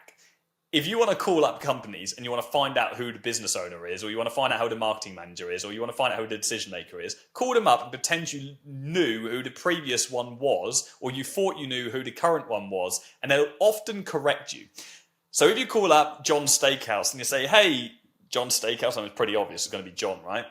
But if you call up John Steakhouse and you say, hey, does John still own the business? And they say, no, it's Steve. Oh, of course it's Steve. Can you just remind me of Steve's last name? Yeah, it's Steve Wozniak. Great. And have you got an up-to-date email address, Steve? And we collect that information. You're going to be far more likely to get the information than if you call up and say, hey, who's the owner of the business? You're going to be like, who's this donut? He doesn't know anything about us. But if you call up and say, hey, does John still own the business? And they correct you because it's their natural instinct to correct you. This is something I used for years when I was in cold calling based roles. So yes, there's 20,000 leads. That's a huge amount. But if we're an established company, we've got the resources to do so. It is truly worth hiring someone in your team to go through and Trojan horse. There are a number of different strategies that you can use for this. We haven't got time for it today. If you ever have the chance to speak to me, ask me, and I'll run you through some of them. Some pretty cool strategies that I wouldn't want everybody using. It is so worth your time and resource to get someone in the company who can do that for you, because there's another potential 25,000 companies that nobody is going through the effort of finding details for. Great. So that's a framework for you. Now, I do have a full lead generation in practice video. As I said, inside this lesson, I go through a bunch of these tools in a lot of detail, and I talk specifically through that exact framework that I just went through, that specific process that we use to generate leads in a lot more detail. Now, the final thing we have to touch on today is outsourcing. So if you don't have the time for lead generation, it can be outsourced to freelancers. They are skilled professionals who build lead lists quickly and efficiently. You're going to use them when the software can't find decision makers for all the companies. And freelance lead generators can use a variety of tools and techniques to find potential leads, including some black hat techniques. Now, this video has been going on for a long time. We don't have time to get in depth on outsourcing today, but you're going to spend anything from 5 cents to 30 cents per lead, depending on your specific ICP. There are a number of different platforms you can use to find these guys, from Fiverr to Upwork and a bunch of different directories as well. But this is just a small part of a huge program that we recently launched called Agency Launch. This is one of many, many masterclasses where we dive into specific detail on every nuance of building a successful marketing agency. But it's not just these lessons. We, of course, have videos to back up all of this training so you can take action on everything that you learn. And of course, any relevant worksheet, SOP or resource that you need to implement this inside of your agency. We literally provide you with everything you need to scale an agency to $10,000 per month at least. And you can absorb the content through written format, but there is also an audio book for every lesson as well. So you can even listen when you're out and about on the go. Because I know what it's like when you start running a business, you get pretty busy. So we want to make sure our community can absorb the content on the go in the way that they want to. Okay, and learn the way they want to. Now, of course, if you are interested and you are an agency owner, I'd like to invite you to click the link in the description. You can apply to join Agency Launch. You can jump on a call with a member of our team, and you will join not only this program, but you will also join our one-to-one mentorship program. We will hold your hand through the process of signing up at least 10 new clients for your business. In fact, we are so confident that we will generate you that result because we have worked with thousands of agencies over the years that we actually guarantee it. If you don't sign up at least 10 new clients, then you don't pay. So if you want to stay up to date with the latest on what is working, and trust me, this shit changes all the time, and you want to surround yourself with a community of others on the same journey as you, then click the link in the description. And for the rest of you, I hope you enjoyed the video, and I'll see you all soon. Cheers. If you're still manually cold outreaching in 2025, you're going to get left behind. We are now in the AI era, and today I'm going to reveal the latest strategies that I'm using in my marketing agency to reach out to quite literally thousands upon thousands of leads every single month, automated. This will work for you regardless of the product or service you sell, regardless of where you are based in the world. Now, cold outreach is the act of reaching out to completely cold leads who don't know about our product or service yet. That is the whole purpose. We want to reach out to them, qualify them, gauge their interest, and then book them into a sales meeting where we are going to sell them and, of course, get that moolah. I'm also going to presume that you already have a lead list to reach out to using these strategies. If you don't, then I'm going to put a link in the description to an hour-long free training that I created that'll teach you how to create a lead list of thousands in just minutes. So go and check that out after this. Finally, before we jump into it, the automated strategies we're going to go through are for digital-based outreach. It's for email, it's for DMs across all platforms. This does not override the effectiveness of certain strategies like cold calling, like door-to-door, which have to be done by a human, which are still incredibly effective, okay? They are hard, but incredibly effective, and we are not yet at a place where AI can replace those strategies, okay, unfortunately. Okay, let's get into it. So the first tool I'm going to run you through is Replicue. Replicue is a video generation tool, and this overrides what was or used to be called the Loom strategy or the free audit strategy. Now, when I launched my agency 8 years ago, one of the most effective ways to secure meetings was sending emails to potential customers with a screen recording, just like the one you're seeing on screen right now. This is Loom that I am using. And we would give a little bit of free value. Maybe we would audit the business, and it would be like a 2 to 3 minute video where we would send them some value and then request a meeting, engage their interests. It was hyper personalized, but it would take an awful lot of time. Well, now that entire process can be automated using AI, using Replicue. This is an example of one of the videos. So let me show you the process of how you create it and how easy it is. Now, some of you, when I have spoken about Replicue in the past, have asked me why I don't recommend Be Human instead, which is another similar tool. And the truth is, Replicue just has far more flexibility on what you have in the background of your video, which is why I really rate it. So we're going to go in and we're going to hit video, and now we get to choose what we want the video background to be. Do we want it to be a website URL? Do we want it to be the LinkedIn profile? If you're an ad agency, we can do the meta ads library, which is awesome. So we can show the ads library, and this is going to mimic us doing it ourselves.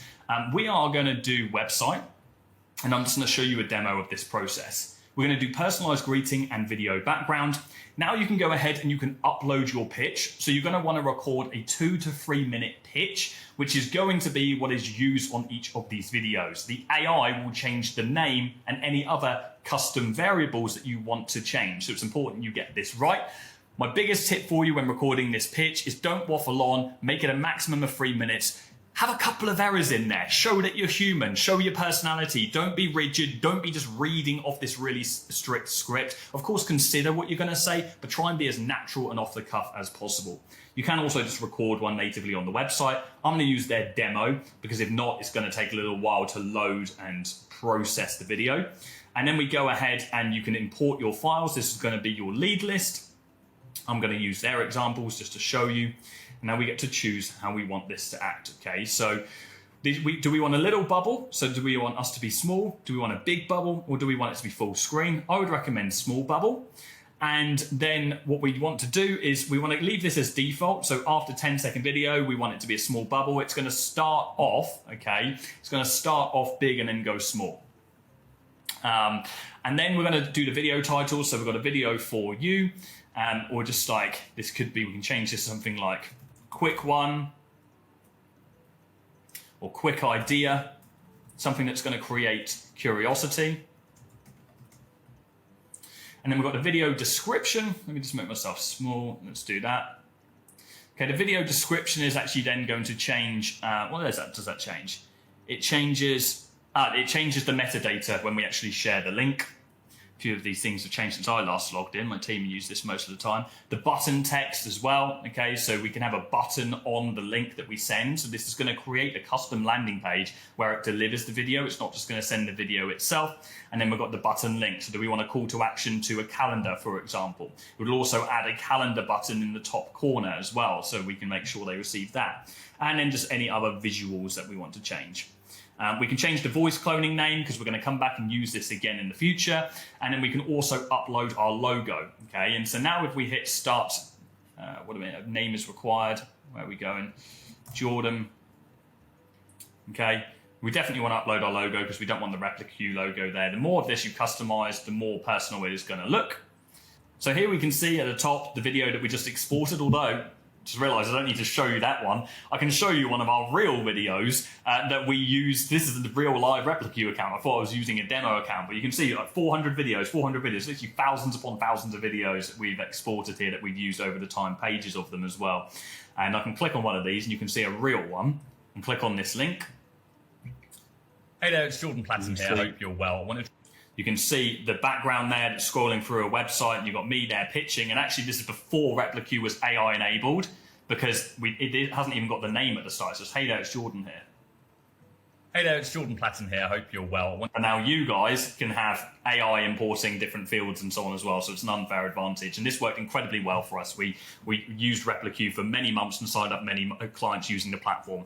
Why don't we use it currently in our outreach? Well, the truth is there comes a point in your agency growth when you're at multi-seven figures and you've got serious amount of case studies and leverage that you don't need to use these little hacks anymore. You can get away with much simpler outreach, much more mundane, leaning on the case studies and really focusing on that element of the business. These strategies work incredibly well for agencies that are yet to have all of that leverage, that want to use the extra hack, that need that edge to stand out. My edge is the fact that we've generated millions upon millions, and I'm talking tens of millions for various brands all over the world in the agency. So we just need to talk about that, and we stand out above 99% of our competition.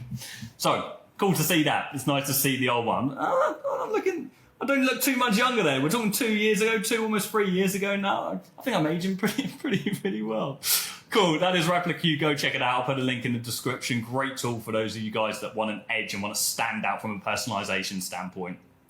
Next tool I want to run you through is something simpler. This is Smart Lead, and Smart Lead is without a doubt the best email outreach tool. Okay, many people talk about Instantly and Lemlist and so on. Those are also good tools, but there is going to come a point where you're going to want to scale quite aggressively with your outreach. Smart Lead is the most cost effective, and also this is really built for people to be doing this at a large volume. Tools like Instantly and so on can get very expensive and aren't really built for the mass volume. They're built for smaller businesses to be using them. But that doesn't discount how good those tools are. You can absolutely use one of them, and it's not going to be a difference of you succeeding or not. Smart Lead is just the one that we've found to be the best at large volume. Okay, so it's a simple email outreach tool, but it has AI elements attached to it. There are various different things that Smart Lead do. They manage your servers, which is really important at scale to make sure that you don't get bans. It also will automatically decide the outcome of an email. So if it seems to be positive or negative or neutral and so on, you can use AI to associate that, and probably a whole bunch of other features since I've last personally logged in on the account myself. Now, this is a simple demo account. Now I'm going to just create the first campaign to show you how easy this is. We simply import our CSV file. That's our lead list that you can learn how to create in the description. We then go on to sequences and we write our first email. We can compose it with AI as well using our ChatGPT 4 code, although it's really important to note that I don't believe that AI is the most effective way to write cold emails. The best, most effective cold emails are the ones that you've personally written yourself and you've put energy and attention into them. I've got many videos on this channel going through cold email outreach, and so if you want to know more about scripting, then go check them out. I'll put some links in the description for you on various things that we're going to go through.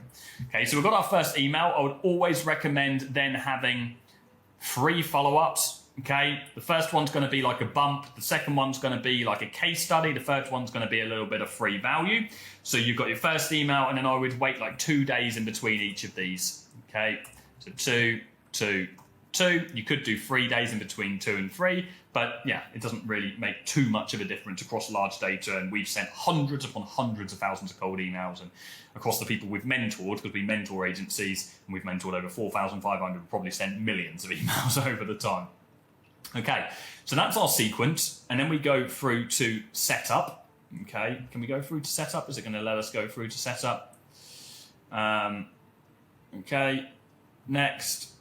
I'm going to have to import a little CSV. Let me do that first, and then I'll show you setup. Okay, so we get to choose our sender accounts. These are the emails or the addresses that we want to send from. Now, broadly speaking, I would recommend starting off and sending 15 new cold emails per day per email account. So that you're going to have to reverse engineer how many emails you want to send. If you want to send 150 emails, that means you need 10 email accounts initially. You can get away with up to 3 emails per domain. Okay, so again, reverse engineer that. One domain is like 2 or 3 emails, and then each email is 15 new leads per day. You can scale that up to 30 new emails per day per email once you've been established for a couple of months. You also want to make sure that your emails are always in warming, and that is Smart Lead's ability to mimic normal interactions and responses and messages on your email account to increase your email domain health, which is really important. If you go above those limits, you're going to end up getting emails banned, and that can be a headache. So I always recommend having a reserve of emails in the locker warming up, just in case that happens in the future. I'll run through how you can do warming in a second. We're then going to modify our settings, so we can go through and look at the custom settings on here. Broadly speaking, your emails will perform better if you send them in plain text without HTML. That does mean you won't be able to put any links and so on, which you kind of don't want to have in your first email anyway. So a tip for you, boost your deliverability by using plain text. And that does then mean that you're probably not going to track email opens and email links, which is okay, initially, because as long as we're getting results, it doesn't really matter. We only want to turn on open rate tracking if we're uncertain of we're not getting a good volume in, we're not getting any meetings, then we want to diagnose, then let's turn on open rate tracking and we'll be able to see our data on the back end. Okay. Smart service, you're not going to have to worry about until you're sending larger volume. And the rest of this we can leave. Oh, that was that AI categorization I was telling you about. So it's going to choose, is this a positive email? Is this a negative email? And so on and so forth. And that is pretty much it for our setup. So then we're going to go back off that campaign. We're going to go down to, we're going to go email accounts. I'm just going to blur out these emails because I don't want you to people to spam these emails up, but you can see we've got a number of different accounts here and they're in warming as well. So warm up is enabled, and all we need to do to get them in warming is hit add accounts. We go connect your email account and you're going to do Google. I recommend if you are doing email outreach, use GoDaddy or a good domain host to buy the domain, and then send it over to Google Workspace, because Google will get the best deliverability. There are all sorts of issues going on with Outlook and so on at the moment, and I won't bore you with the technicality of that. But you just click Google, and you're simply then going to log in with your Google account and then get that assigned. And then when you've got it assigned, you'll click on an email address, you'll go over to warming, okay, and then you just simply turn on email warming. And I'll let you see, we'll unblur, I'll let you see the settings that we've got going on there. We've got 40 emails per day, we've got a 5 daily ramp up, so it gradually increases, and then it also randomizes that number as well. Okay, cool. So that is Smart Lead. Okay, there was a time when we were sending 5,000 cold emails every single day in the agency. Again, like I say, we don't need to send that kind of volume now because we get a lot of inbound. But hopefully that's a measure for you to know what you could be doing. Many people are like, oh yeah, I send 100 emails a day. Like, okay. Some people send tens of thousands. Some people even send hundreds of thousands. What would be a good goal for most agencies watching this? 500 emails a day, 1,000 emails a day. If you want rapid scale, and you really will scale rapidly. If you have good subject line, if you have good email that you've written yourself, that's why we spend so much time mentoring people and helping them optimize their scripts. Because one little optimization actually reminds me, Waldo from Impressive Click, who you may have heard of, went from 7K to 40K a month in 3 months with us. And the one thing that we changed was his subject line and the way that his email outreach was written. He's getting 1 meeting booked out of every 100 emails he sends, which is absolutely bonkers. That's not typical at all. That's for a web agency, by the way, but still pretty crazy. Okay, next tool, we are flying through this. Auto IGDM. So this is how we automate Instagram DMs. Now, pre-warning, some of these tools that I'm about to show you are what you would call grey hat. In theory, or not really in theory, they do go against the terms of service of the platform you are using. And so it's really important, that you do not use your own Instagram account, Facebook account, LinkedIn account, and so on, based on the platforms I'm going to show you. You need to get pre-warmed accounts. So what you're going to do is you're going to go ahead and you're going to buy other accounts from other people that are selling them, and then you can rename them and use them and use them for your outreach. Okay, that is only if you're planning on sending large volume. I'm talking in the hundreds every single day. If you're just sending small volume, like under 50, you can get away with your personal account. Now, fortunately, tools like Auto IGDM will set this up for you. They have many services and many resources that will help you get warmed accounts and show you the right places in order to buy them. They're also very, very cheap. in order for you to do that. So log into Auto IG DM. If you get onboarded with the guys, they'll set all this up for you. Hit add new campaign. Let's have a look at this campaign. And now we can set up our targeting options or just how we want this to operate. So first of all, leads. So we can target people based on the hashtags that they use. Okay, so we might be targeting kitchen remodelers. So we might do kitchen remodel. Okay, this might be a keyword that we want to target.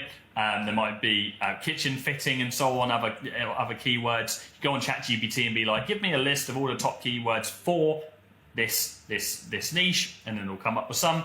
So we're going to do kitchen. We're going to bathroom or kitchen showroom, for example, and that's going to be hashtag based targeting. So it's going to pull a list and send out messages to everybody on this hashtag. We can also do followers of certain accounts. We can do people who engaged with other certain accounts, and we can just do a custom lead list. The most effective way is going to be a custom lead list, because this means we are controlling the variables. This means we are controlling who we input into the system. A little side note for you: if you want to know how to build big lists of leads from Instagram, then you can use IG Leads, it's a website, or you can use Phantom Buster to scrape Instagram as well. And then again, you can control the variables. If you use these functions, you may reach out to some people that are not qualified, which some people care about, other people don't. We upload that, and then we go through to message. Okay, so our first message, here we've got a template. Hi, first name, I can see you like sales. How long have you been in this industry? Generally speaking, it's good practice to open up with a question. Some people go straight in with an offer. If you have an offer which really does strike a lot of curiosity, which is very unique, definitely go in with it. If you don't, if you're selling something which is broader or more generic, then go in with a qualification question first of all, or just something to engage in conversation. Don't go ahead with like the standard script that many people do is this the best place to ask you a question? I hate that. I get that 30 times a day to my Instagram. Be clever with it, make it relevant to the industry, make it relevant to the prospect that you're trying to reach out to. So we put our message, we set the schedule, Monday to Friday, for example. Between these times, it's going to randomly send those messages through a specific interval, hitting 50 DMs per day per account. So hence, if you want to send more than 50 DMs per day, you're going to have to get multiple accounts, which the guys at IGDM can instruct you and help you to achieve. And then we simply hit submit campaign. And that's as simple as it is. Amazing. Back in the day, I have sent thousands of Instagram DMs manually, and it was a pain in the arse. So you can't get banned all the time. And so tools like this, I just wish existed back then. But it didn't stop me. We still got to the place. We still scaled the agency. So that grit, sometimes doing things manually, teaches you a lot, and it teaches you a lot of resilience. But you guys, fortunately, don't have to go through that. So there you go. Next one is reach out. This is even more grey hat, I would say. Because Facebook are stricter. Ironically, Facebook own Instagram, but they're less strict on Instagram than they are on Facebook. They're so strict that ReachOut recently removed the word Facebook from the website. World's first cloud DM platform for nothing. That used to say Facebook. Okay. But it still works, and they're getting away with it, and you will get away with it as well. Albeit as well, the Facebook and Instagram are there. Albeit you will want to be careful and be mindful of the accounts that you use. Again, you'll want to use dummy accounts and just not your own. So going on ReachOut, all we have to do is we hit first campaign, log in, and then we can choose who we want to select. Now, the great thing about Facebook is we've got groups. So Facebook group members is a really great place here. So let's say you're in real estate, join a real estate group. You click Facebook group members. They're going to select that group. We can select one of my groups. So we can do high ticket closer opportunities, for example. Well, not my groups, one of them I'm in. And we can do send message sequence, or we can do send friend or follow request. We're going to do message sequence. And what do we want to call this campaign? High ticket closers. We're going to send it from my account. We're going to do 50 per day, again, for profile safety. And then we can find keywords in their bio. So we might want to be real estate, for example, and we can exclude keywords in the bio if we want to. Filter by location, filter by gender. Do we want to scan group admins? Okay, so do we want to get rid of group admins from there so we don't get us, if we message a group admin, we might get banned. Okay, so we don't want to do that. We're then going to hit next. Then we can set the delay. I can recommend setting this. We probably set it a little bit more than 3 minutes. We can do 8 minutes, for example. You can do 12 minutes. And then we're going to enter our first message. Again, using the same script that we use on Instagram. The purpose of this video isn't to go through scripting. If you guys want me to either go through scripting for any of these things or live do some outreach, so I actually write a script whilst doing some outreach for some real clients for a real scenario, drop a comment down below. If enough of you guys comment down below with either of those two things, depending on what it is, I will create the content for you, okay? But I want to know the demand is there so I don't spend my time, because a lot of effort has to go into videos like that when I'm actually doing live outreach, okay? We can then add other messages to the sequence, so it's very, very simple, and we simply hit save, and it's going to go ahead and do this for us. Now, Reach Owl does also have the functionality for you to outreach on Instagram. I haven't tested that myself. I've only ever used it for Facebook with success. Auto IGDM, I do believe, are the better, or is the better product for Instagram outreach, because those guys are just specializing on Instagram. The algorithm is different, and also there is more support on getting those accounts in. Why am I forgetting the name of what the fake account is? It's not a fake account, aged account, of course. Aged profiles. It's been a very long day. Today is my content day, and I've recorded a lot of ads today. So the brain is lagging somewhat. Aged accounts. Okay, so if you want to do your own research, you're looking at buying aged accounts or aged profiles. Great. So that is Reach Owl. What have we got next? We've got something a little bit more above board. This is Expandy, okay? Both of these two that we're about to go through are a lot more above board. They're kind of approved and integrated with the tools that you use them on. And so Expandy is one of those. Expandy is a LinkedIn outreach tool. And this is one that I've used for many years, even before I started my agency, way back when I was in corporate sales and I was doing 150 cold calls every single day. LinkedIn used to be the best place to generate leads. It still is a great platform, and it is what I use, which is why I've built up a good reputation on my LinkedIn profile. Okay, it's not just outreach, but it's all sorts of different things as well. You can manage all of your connections and just building your profile using Expandy. It's got a pretty comprehensive dashboard on here. But if we go over to my campaigns, we can add a campaign. And generally, the best flow for using LinkedIn automation is don't send a pitch message when you're trying to connect with someone. On LinkedIn, we have to connect with someone first and then send them a message. But many people make the mistake of putting a pitch in the connection request. Well, they're not going to accept your connection if you've got a pitch in there. So leave the connection request blank and then send your pitch afterwards, or send your curiosity question. So we're going to do connector. That's what we're going to do.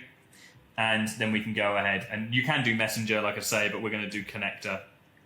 And we're going to create blank template. Oh, there's a lot more functionality on here since I last come on this as well.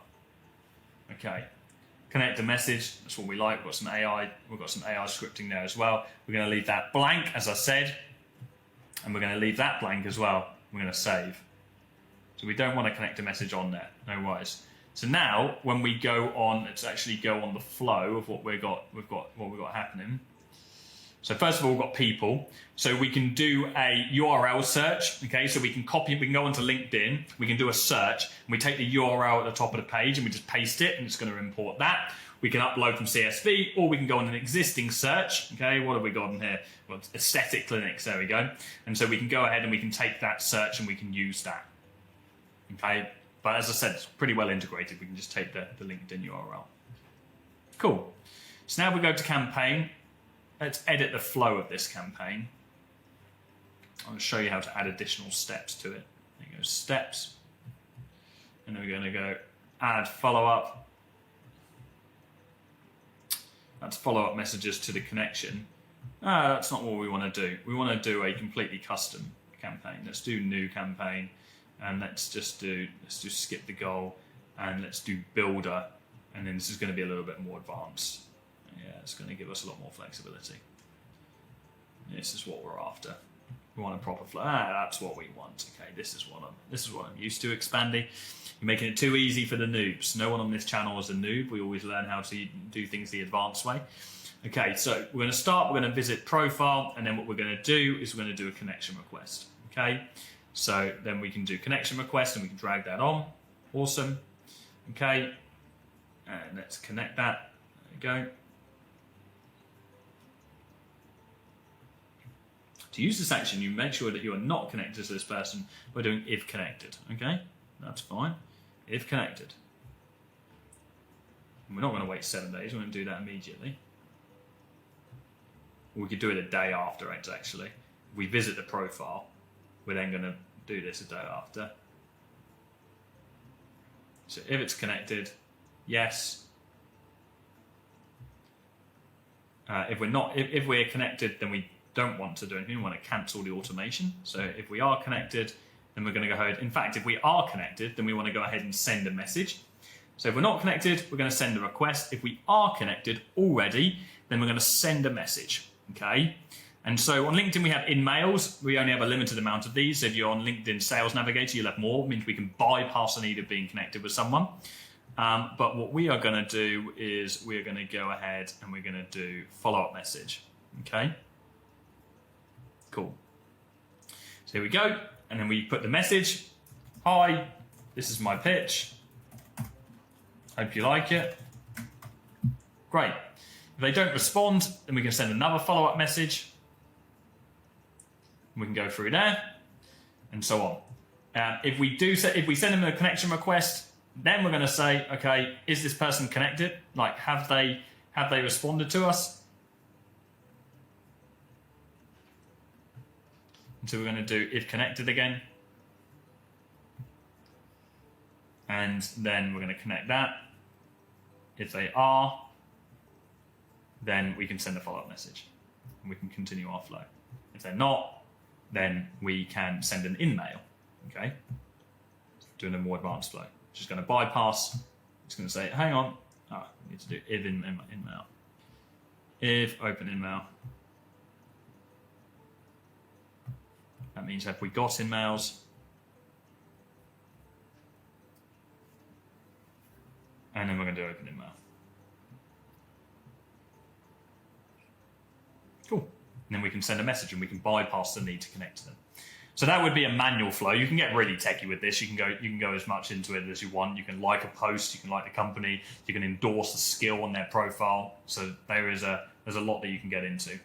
Let's have a little look out of interest at some of the automated flows that Expandy have got, though. It's always great to see. This company has gone so far since way back when. We're talking like 10 years ago I started using Expandy. So to see the way that they've built now this product is just, it's you don't have the context, but to know what I mean. This was so primitive. This used to be so primitive.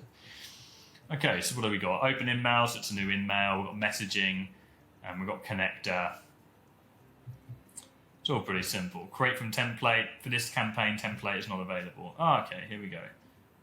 For this campaign, click continue with the blank one. Well, why is there no templates? Come on, Expandy. Create campaign from template, but there's no templates. Okay, I think we get the idea. New campaign.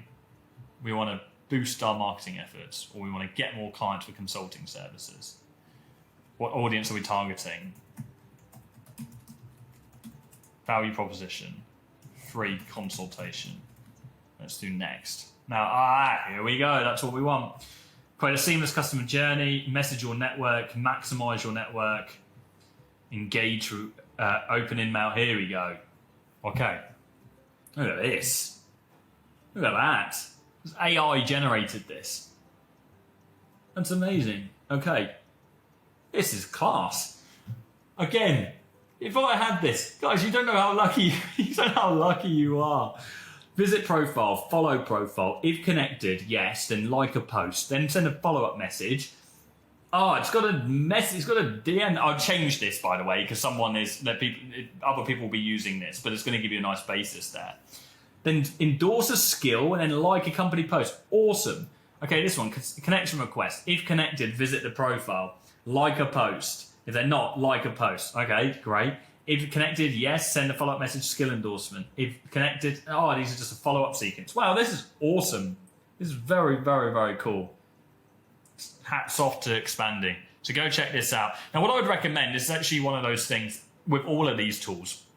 It's very, very easy as a baseline to, in fact, I'm going to hold that for. I'm going to tell you about it afterwards. I'm going to give you a strategy that all of you can use right now to make the most of all of this stuff. Okay. Drippy. Drippy is basically what we've been going through: Auto IGGM, Reach Owl, Expandy.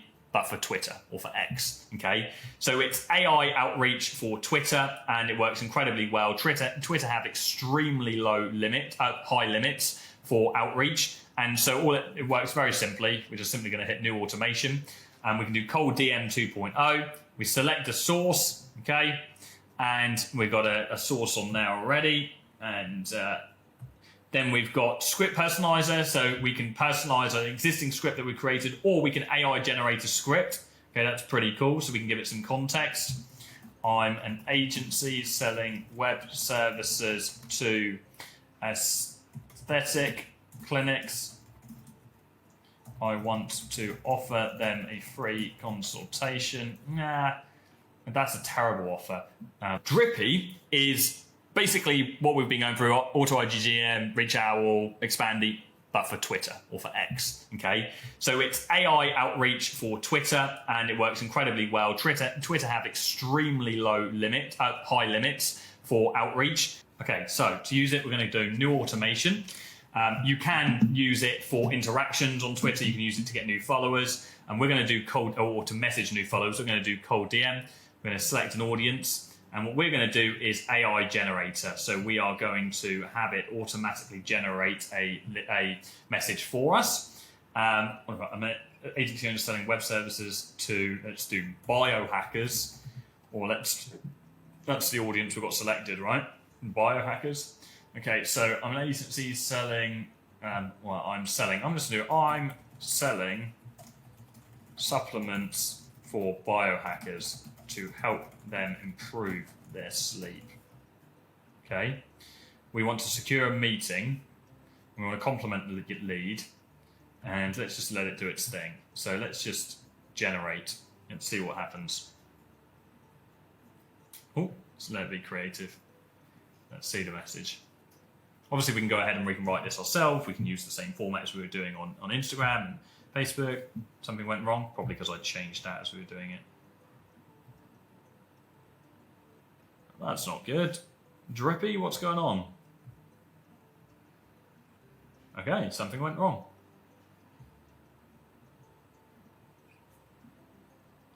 Software Rules 101.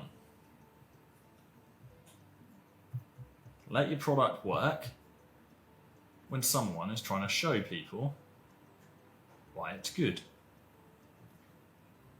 Okay, we're there. I noticed an interest in world of biohacking and improving sleep can have a significant impact on performance and overall well-being. Or specialise in supplements design, especially. Are you open for ways of exploring and optimising sleep? This is a good message, just way too long. Okay, so we want to make sure that we change something here. Maximum of 1, 2, 3, 4, 5, 6, 7, 8, 9, 10, 11. Let's do 15 words. Okay, let's generate a new one.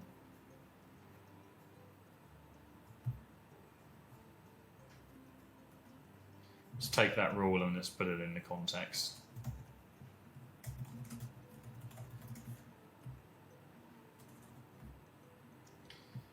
Okay. There's word count.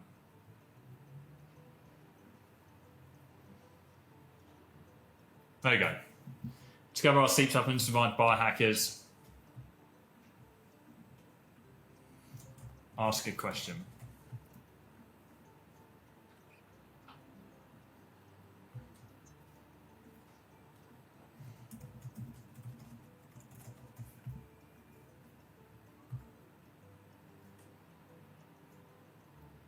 Cool.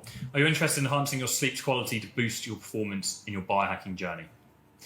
Still a little bit AI, we'll probably tweak around with that, but we're getting much closer there. So you can see here, just like input versus equals output, the quality of the input will directly reflect the quality of your output. We said we want a question there. Went from a long message to a short message. We're definitely making progress there. But presumably it's going to auto-generate a message for every person that actually reaches out to. It was quite impressive, but what I would say is you're going to want to split test a number of different messages yourself. And then you're going to want to track the data. So I would use a maximum of 3 different messages to start off with. Track the data and then focus on one whilst adding 2 additional tests. Okay, so you're just constantly testing additional messages, but always just benchmarking against the one that is working the best. That's always the best rule of thumb for any cold outreach. Same for your email or anything. Ones are core, and you're adding new ones, like your ads. You're running new ads, you throw new creatives into the ad account, but you're still spending the majority of your money on the thing that's working the best. Okay. The general rule of thumb is, and this is a rule across all marketing. And a side note, this is a hack. I wish I learned this a lot sooner. Spent a lot of money and time to figure this out. You should spend 70% of your time on what is already working, or you've already proven to work. 20% of your time on refining what is already working, on creating iterations of what is already working, and 10% on testing new things. Okay, so when you've got something working, spend the majority of your time on that thing.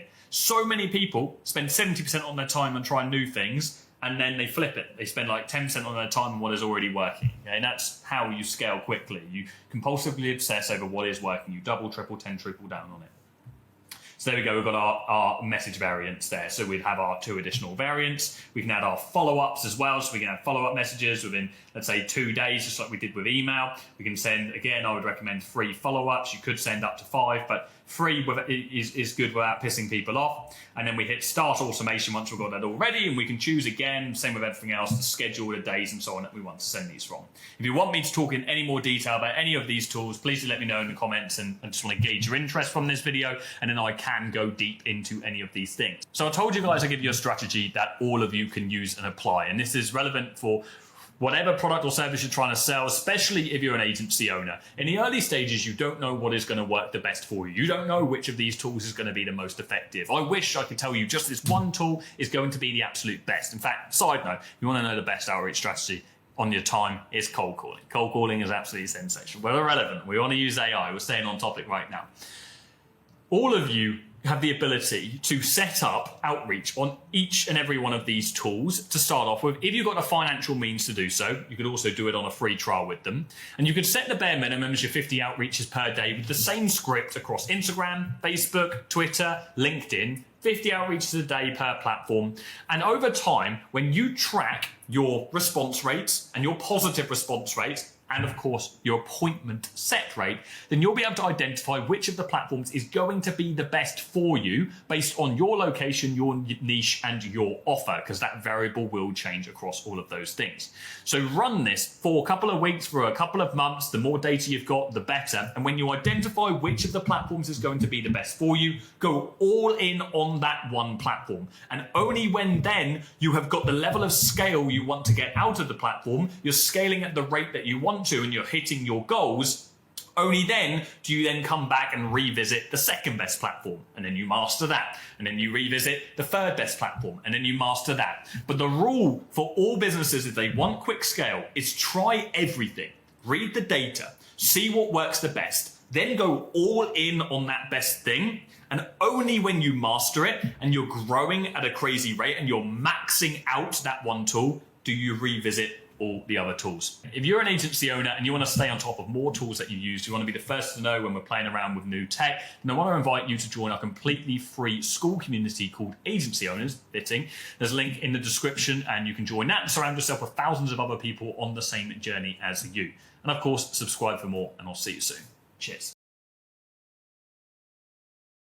AI lead generation is the most in-demand service to offer as an agency owner in 2025. And it's only going to get better and better as the technology continues to improve throughout this year. So if you're watching this right now, know that you are early to adopting this brand new service that's already shaking up the industry and frankly is going to make many new millionaires over the next few years. Now in today's video, I'm going to be outlining the entire service delivery strategy step by step. And by the end of this video, you'll be able to go out there and offer this service to your clients. A service that your clients don't only need, but actually want. One that on a sales call makes them go, damn, I need this. And I need it before my competitors get hold of this.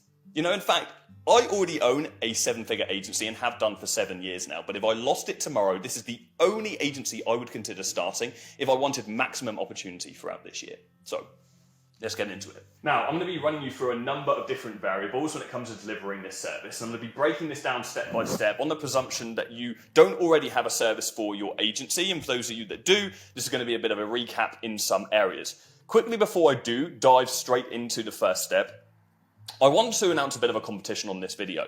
I want you guys to let me know why you're interested in starting an AI lead generation agency, and drop that in the comments down below underneath this video. And for every 1 in 100 people, so every 100 comments, we'll pick out one person to win a completely free coaching call with one of my senior executives, and we're going to break down your current situation and create a roadmap for you that's going to enable you to scale to $10,000 a month in your agency in the shortest time frame possible. Or if you're already at that point, break through to that next level of scale. So comment down below with your why. I want to understand why you're starting an agency and what position you're in right now. And we'll start drawing them the minute we hit 100 comments. Cool. Also, make sure you're subscribed. Okay, turn your notification bells on, because I'm going to be posting a lot more content about this over the next weeks and months. So the first step in offering this service is generating traffic. Okay, what we are doing as an agency is we are offering a service that's going to make our clients more money. Okay, and so in order to generate them more money, we have to get them more customers. In order to get more customers, we have to get more leads. Okay, so the first question we have to ask ourselves is, where will we find our client's audience? Okay, and I'm going to be giving you a number of different options for each of these steps of the service as we break it down today. Now, quickly before we get too deep into this, if you're thinking, I don't know what AI lead generation is, I've started an SMA, then I've already recorded the video that breaks down how we got to this point in the agency space, how we started off maybe even in SMA or offering organic services, and now have come to offering AI lead generation. I'll put a link in the description. Go ahead and watch that video maybe first before you proceed throughout this one to get that additional context. Okay, if you want to know the backstory of this service and why it's so hot and why it's such a massive opportunity as we come into this year. So traffic is where we're going to be starting. The next step is lead generation. Okay, hence AI lead generation. We have to ask ourselves, how will we turn the client's audience into leads? So how are we going to pique the interest of these potential customers and turn them into leads, people that have raised their hand and said, yes, I'm interested in this. The third step is the CRM system. So how will we track and manage their leads? Okay, I'm going to zoom in a little bit there just to make sure that you can see this. So how are we going to track and manage their leads? Okay, how are we then going to convert them? The fourth step is AI appointment setting. How can we automatically book appointments for them? Okay, so let's say we're working typically with, let's say, local businesses to start off with, although honestly, you guys can work with any business. You could work with B2B companies, you could work with commercial businesses, you could work with online service businesses like coaching businesses, education companies, even e-commerce companies in some conditions as well, if they're maybe wholesaling. So you can work with any niche that you want to work with. I am going to be focusing on the service today. If you want me to talk about the best AI lead gen niches, drop a comment down below, and if enough of you comment, then I'll create that video in the future. Okay, but what we're going to do is we're going to consider how we can automatically book appointments for them. If you're an agency owner and you do any kind of lead generation and you've dabbled in appointment setting before, you'll know that, let me just get rid of this notification. You'll know that appointment setting is incredibly time consuming. Now with AI, we don't have to spend time doing this ourselves. And so we can use systems in order to book more appointments. And also the key here, without getting ahead of ourselves, is these appointments are going to be booked much more efficiently as well. So your conversion rates are going to increase considerably versus kind of manually appointment setting on behalf of your clients. Now, the fifth and final step is further systems, okay? We want to ask ourselves, when we've worked with a client for a long time, once we've got an understanding of their niche and we've got a deep understanding of their business, we want to ask ourselves what custom systems will make their business more effective, okay? So what custom systems can we implement for them? Maybe adopting AI, maybe not. It depends on the business, okay? Likely you're going to adopt some kind of AI system because that's going to allow you to expedite your learning, create systems much quicker, okay? We're going to look for inefficiencies in the business and consider how we can get rid of those for the client. Okay, so let's dive straight into this. So the first thing that we're going to explore is meta ads. And what I'm really doing is I'm going to give you a number of different options, a number of different variables today on how you actually offer this service. Okay, so what I go through in the first stage isn't the only variable that we're going to be going through. This will all depend on your niche, it will depend on yourself, it will depend on your experience, it will depend on what you actually want from your business. Okay, this isn't rigid. But the first and most common way of generating traffic, let's say for local businesses, is meta ads. Okay, meta ads being Facebook and Instagram, because Facebook, of course, own Instagram, and then they renamed to Meta to just confuse us all. Okay, now I will actually run through Yeah, shall we? Yeah, I'm going to run through a demo. I'm going to actually show you how to set up a meta ad today so you can get a good understanding of that and how it actually works. And what we do to actually generate leads from these meta ads is we are conventionally going to run what is called a lead form. Okay, so Meta have a functionality called a lead form, and what that means is we're able to create a form on the platform, and it can be on Facebook or Instagram, that someone can fill in, a potential customer can fill in to redeem an offer specifically. Okay, what does that look like? So this is a Facebook lead form, okay? So it's a little bit of an old image, you can tell by the iPhone there, but they really haven't changed much over the years. And so here we've got an ad for a PPC campaign. Not enough time to run your PPC campaigns. I'm going to presume that all of you have seen a Meta ad or a Facebook ad at your time. You click that Learn More button, it opens up a form where you can collect data. So you can say, okay, what's the full name? What's the email address? What's your company name? And we can ask any other custom questions so we can qualify that lead and make sure that they're actually going to be high quality, okay? And so an example of this would be, let's say we're working with a kitchen remodeling company. We might do a free valuation, and then someone is filling in their details. One of the questions might be, what is your budget, okay? And so then we're getting an indication of qualification before we go ahead and contact them. And it is as simple as that. How are we going to create one of those? I'm actually going to go on the Meta Business Library. One second, let me just load this up, and I will show you how we would create a lead form ad in under 5 minutes. So we're going over to business.facebook.com. If you don't already have a Meta Business account set up, you're going to go ahead and create an account. I'll go into one of my existing ad accounts right now. Okay, so when you've created your Business Manager account, it is very simple. It's just step by step, fill in your name, your company name, etc. Then you're going to come through to the Ad Manager, and the Ad Manager is where we create our ads. You won't see all of these. Yours is going to be nice and clean, but this is an active ad account, so I can actually show you me setting up an ad. Now, I do have detailed videos on my channel that are just dedicated to Meta ads, and so if you want to learn in detail, and I put a link in the description, you can go ahead and study those in your own time. But I'm going to be going through now just how to create a lead form ad, and we'll use the hypothetical example of a commercial cleaning business, okay? And so if we want to create a lead form ad, all we need to do is hit the create button, then we choose our campaign type, okay, so what are we trying to achieve? Well, we want leads, and we're going to hit continue. We then are going to do either a tailored leads campaign, which is where this is really just very easy for people that don't understand Meta ads. It's going to be all of the latest kind of AI strategies and so on from Meta. We're going to do manual leads campaign. It gives us more flexibility. And if you want to learn how to do things like the pros, that's the best thing for you to do. Okay, so the first thing we're going to do is choose our campaign settings. So we're going to choose this, we're going to call it, commercial cleaning. Okay, for example, we just want to name this something that's going to be memorable. And then we're going to scroll down, we're going to ignore most of this, apart from the campaign budget. Now, on Meta, there are two ways that you can set your budget. There's campaign budget optimization, and there's ad set budget optimization. In the broadest way possible, use campaign budget optimization for testing, and ad set budget optimization for scaling when you've found ads that are working well. Campaign budget optimization will allow Meta to choose where they distribute ad spend. Let's say you launch 5 ads. It won't spend evenly across those 5 ads. It will choose where to spend based on what is performing the best. Okay, so it really makes it a lot easier for less advanced advertisers. We're going to set the budget to, let's say, 5.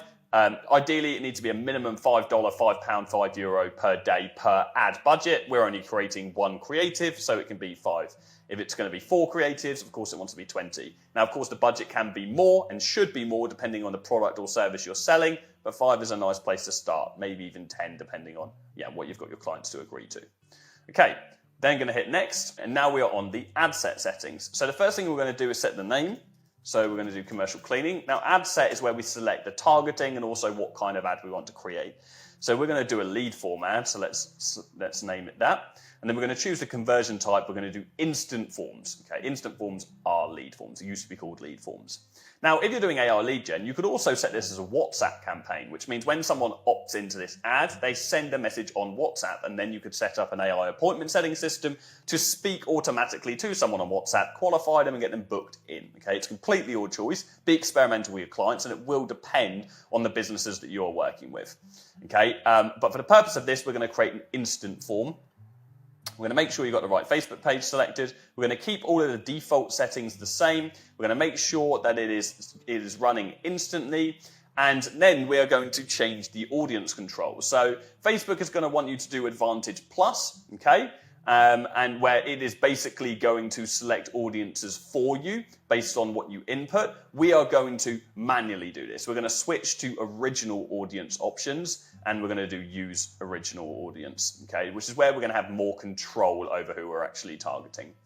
Locations is the first thing that we're going to edit, so we can go under United Kingdom, or we can make this much more specific, and we can just do London, for example. And then we can change the radius that we're targeting in London to make it smaller. Okay, so we're narrowing the target pool. Let's just say this, if this business is based in London, and we can add as many more as we want. We can add some in bulk.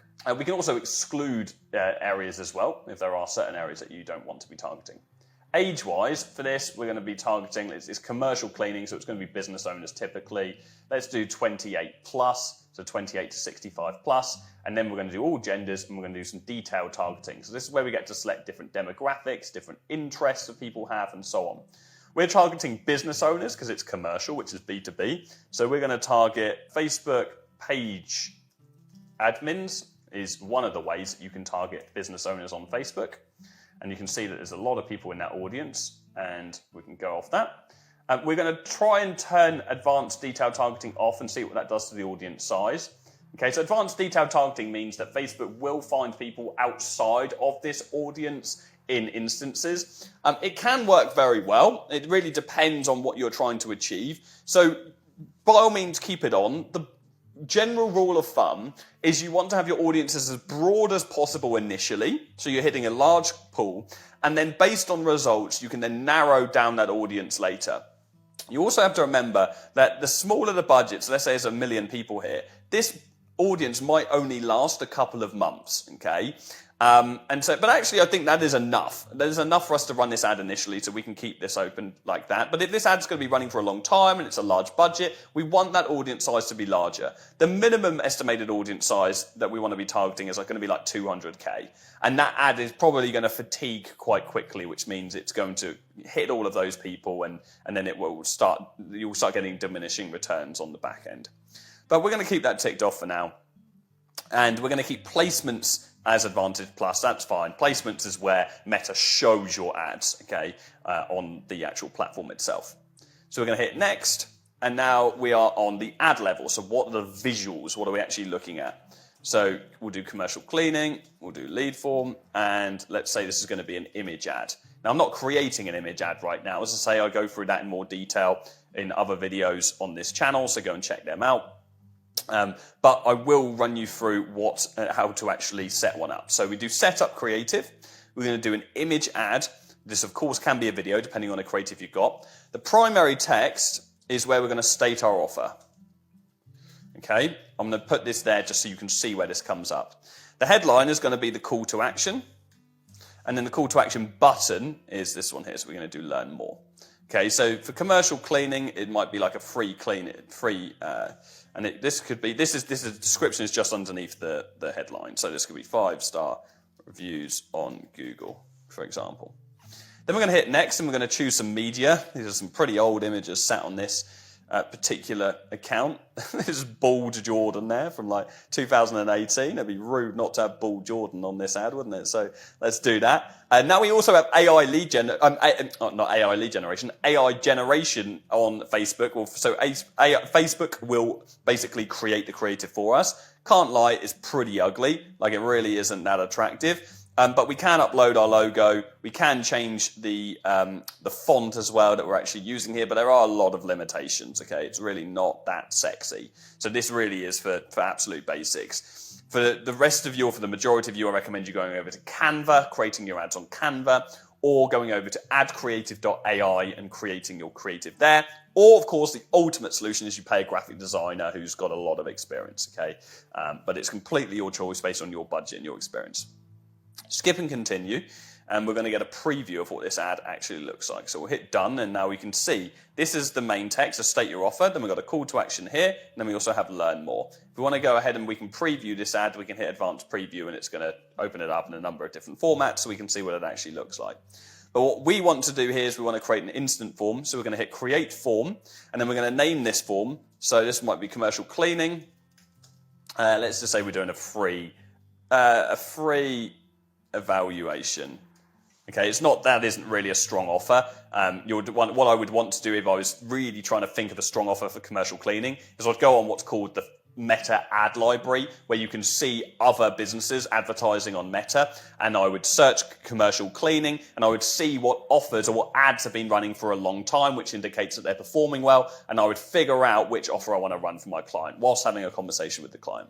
The form type, we're going to do more volume initially, just like targeting, want it to be broad, and then we can narrow down to higher intent or whatever later based on lead quality. But we're going to do more volume. We're going to hit next. We can then set a background image, so we can change this image here from the grey, and we can also set a greeting if we want to. We're just going to hit next. And this is where we get to choose the questions. Let's move full name on top of email, and let's make sure that we also collect phone number. You can collect any other information you want, okay, so you can do date of birth and so on, whatever is relevant to the product or service that you're selling. But most importantly, we want to add 1 to 3 different custom questions as well. So we're actually pre-qualifying the prospect, okay? So we're going to do add question. We can do a short answer, or we could do multiple choice, but let's do a short answer. What is your monthly cleaning budget?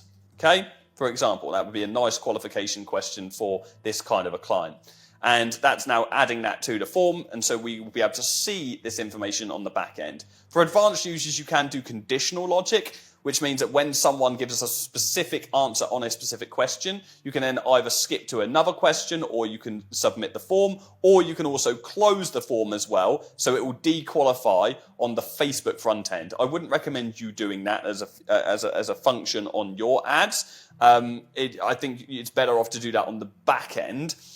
So you can actually still, at least initially, so you can have control over seeing those leads and gauge the quality of them yourself, okay? But feel free to do conditional logic if you're spending a lot of money, because then Facebook will learn over time which leads are good and which leads are bad. We hit next. We upload a link to our privacy policy from our website. If you don't have one, go on ChatGPT and create one. We hit next, and we have our thank you page. Now, a thank you page is actually a great place for us to get more sales. So we could have a call to action saying, thanks, if you want to get hold of us sooner, then this is our phone number, and we prompt people to call us. You could send them through to our website to get hold of a free resource. You could get them to download a free resource if that was your call to action, and so on. Okay, you get the idea, even a promo code there as well, which is incredibly useful. Back when I was first starting my agency, we had to send promo codes over via email and so on, which was a lot harder than it is today. Okay, so don't forget that the thank you page is a great opportunity for you to get more leads. You could even have a referral system. Maybe it's a gym free trial that you're running. And here it could be like, bring a friend with you for free. And then there's a promo code that they have to redeem in order to bring a friend with them. So now you're doubling the leads that you're generating for every lead that you're paying for. We hit create form, and then we're good to go. And all we're going to do from there is then hit, let's just get rid of that. And then we're going to hit publish. Okay.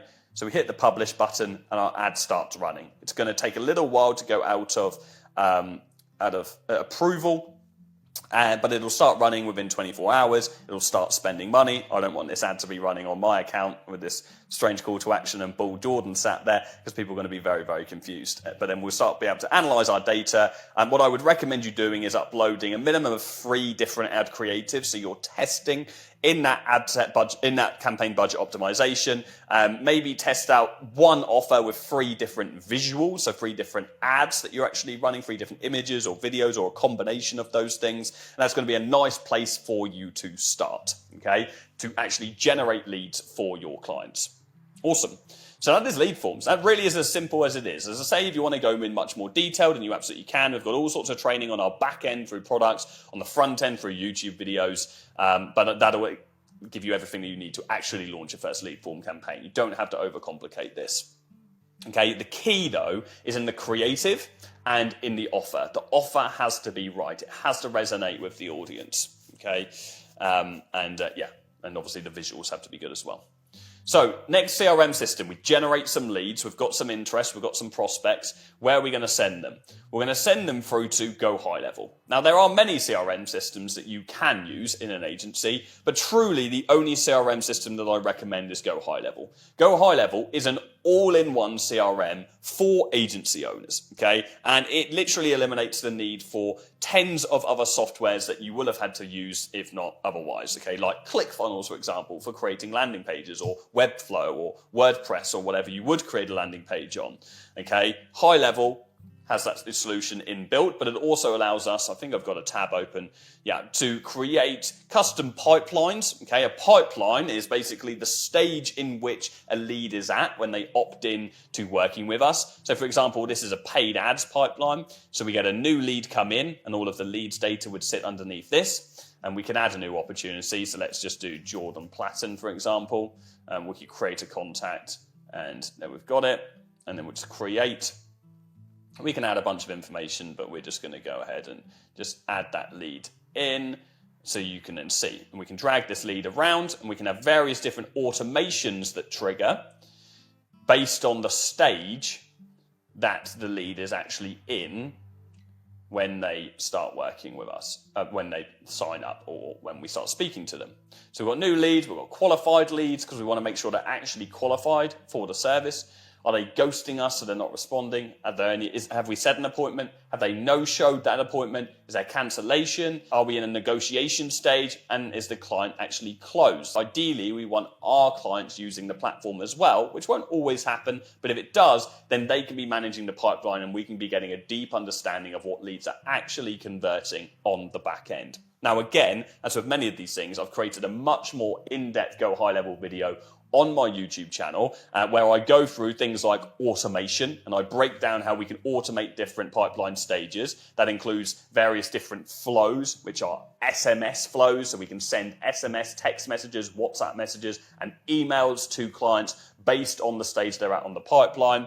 Okay, if I go over to conversations, you will see this is where we actually have those conversations. We start a new message. Is it a direct message? Of course, do a group message, which is a new function there, and then we can choose SMS, WhatsApp, or email.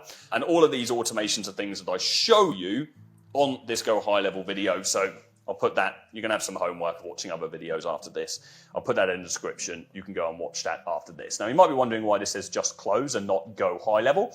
And that is because High Level allow you to white label their software, which means you can put it on a custom domain. So when you're selling this to your clients, it looks like you have your own custom built CRM system, which drastically increases the perception of how valuable your agency actually is. I'll also put a link in the description for High Level because they have a very, very generous free trial that they offer to everybody that subscribes to this channel. So you can go and check them out there as well. Okay, so that is Go High Level. Go and check them out and watch that video. And actually, I see a new feature here, manage ads. We can now manage ads on High Level as well. High Level has got such a large budget that their development team are just growing so rapidly that they're just constantly churning out new features. So it now looks like we can manage meta ads directly on High Level as well. If you want me to create a video on this after playing around with it, drop a comment down below and I'll see what I can do. Albeit, I imagine this is a bit of a feature for people that are completely new to managing ads. Maybe if your clients want to manage their own ads for themselves, because as I've already shown you on the Meta Ads library, it's not rocket science. So if you know how to use Meta Ads yourself on the ads library natively, then I would recommend you doing that. But I'll play around with this and I'll let you know if it's something worth talking about. Cool. So that is our CRM system. We have to make sure we've got a rigorous system for actually storing leads and then automating the process of following up with them if we can't get hold of them and so on and so forth. Now, at this stage, what used to happen is lead generation agencies, not AI ones, but just lead generation agencies would then call up these leads. They would send SMSs, they would send them emails, they would call them, and they would try and book in appointments with those leads. One of those calls, very simple. The script is very similar to a customer service script. Let's say it's for commercial cleaning. It might be, hi, is that John I'm speaking to? Yes, it is. Hi, John, it's Jordan here calling from Jordan's Commercial Cleaning. I saw you opted in for our Facebook form for a free quotation. Is that right? Yes, it is. Great. So I just wanted to talk to you a little bit more about your job, and then if it's a good fit, I can get you booked in for that valuation. We can come out to you as well. Awesome. So, qualification questions. What is your budget? How long have you been looking to get this done? Can you give me an overview of what you're actually looking for? And then once we've qualified them, then we'll say, okay, cool, are you free on this day or this day? And we book them in on the calendar. Now, I will say, for the purpose of being fully transparent, at the time of recording this video, manual calling still does have a place in a lead generation agency's roster. Because through my own personal split tests, manual calling does get a higher conversion rate on actually speaking to a prospect than an AI automated dialer does. There is a massive caveat to that, and that is that I have absolutely no doubts that literally within weeks or months after recording this video, AI will have completely taken over the conversion rate of manual. And we also have to consider that AI is calling 24/7, 7 days a week, whereas a human has a delay in getting hold of somebody and actually reaching them in an adequate time. And they're not working 24 hours, 7 days a week. And so if you're dealing with large lead volume, I have no doubts that AI will convert at a higher rate than manual calling, even right now. But whatever way we look at it, as soon as this technology advances, manual calling is out of the window. So it's your choice. You can manually call, you can't manually call. Like, it's your agency, it's your clients. Test this stuff out for yourself and then make the decision for yourself. On the flip side to that, what I will say is, when it comes to SMS, when it comes to WhatsApp, when it comes to text-based automation, AI trumps humans every single time right now, okay? And the tool that I've been using that I literally would not recommend a single other tool, like this tool is incredible, is a Pointwise. A Pointwise is an AI appointment setting tool. And let me just show you this right now. I think I'm actually logged in to my account. Where are we at? Pointwise, here we are. Now, Pointwise is a brand new software, an AI software. I say brand new, they've already got hundreds of users, but in the grand scheme of things, new. That automatically connects to your Go High Level account and reaches out to the leads that opt into your ads that land on the pipeline. In fact, they could be from anywhere and land on the pipeline. It'll reach out to those leads. It'll pre-qualify them based on the questions you want the AI to ask, and you'll program that. I'll show you how to in a moment. And then it'll look at your client's calendar availability and send over a number of different options that the client is available and book the prospect straight in with the client, all automated. And through my tests, I've found that AI appointment setting through this system on a Pointwise is 3 times more effective than human appointment setters. So you might wonder why. Why is text-based automation so much more effective than human right now? Well, it's because, number one, it's pretty hard to decipher that it's actually AI speaking to you and not a human, especially when we're working with local businesses, okay, where the clients are not really even clued up that this is a possibility that could be happening.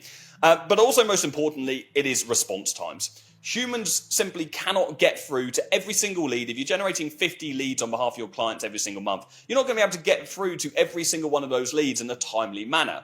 But an AI bot can make sure it responds to those leads within 1 minute every single time with in-depth answers. It's never getting tired. It's always got high energy. It's always following the script, and it's doing it 24/7. And it's so much more effective. So if you're an agency or if you're in lead gen and you're manually sending SMSs and emails and WhatsApps and so on to your leads, like, not only are you significantly wasting your time and significantly wasting money, because time is money, and God forbid you're probably even paying an appointment setter to do that for you, and this is a fraction of the cost of an appointment setter, but you're just not getting the maximum results you could be getting for your clients. And so you're doing a disservice to your clients if you're not using a system like a Pointwise right now to convert the leads into appointments. It is just factually better than manual. And it's very, very exciting because this is only going to get better and better and better as this technology improves. So this is a kitchen remodeling account. This is one of my demo accounts, and we actually linked this to a prospect temporarily as I was showing some of our students in one of our coaching programs. And what we do, we go on the strategy. You can have a number of different strategies for clients. The first thing we get to choose is choose the strategy.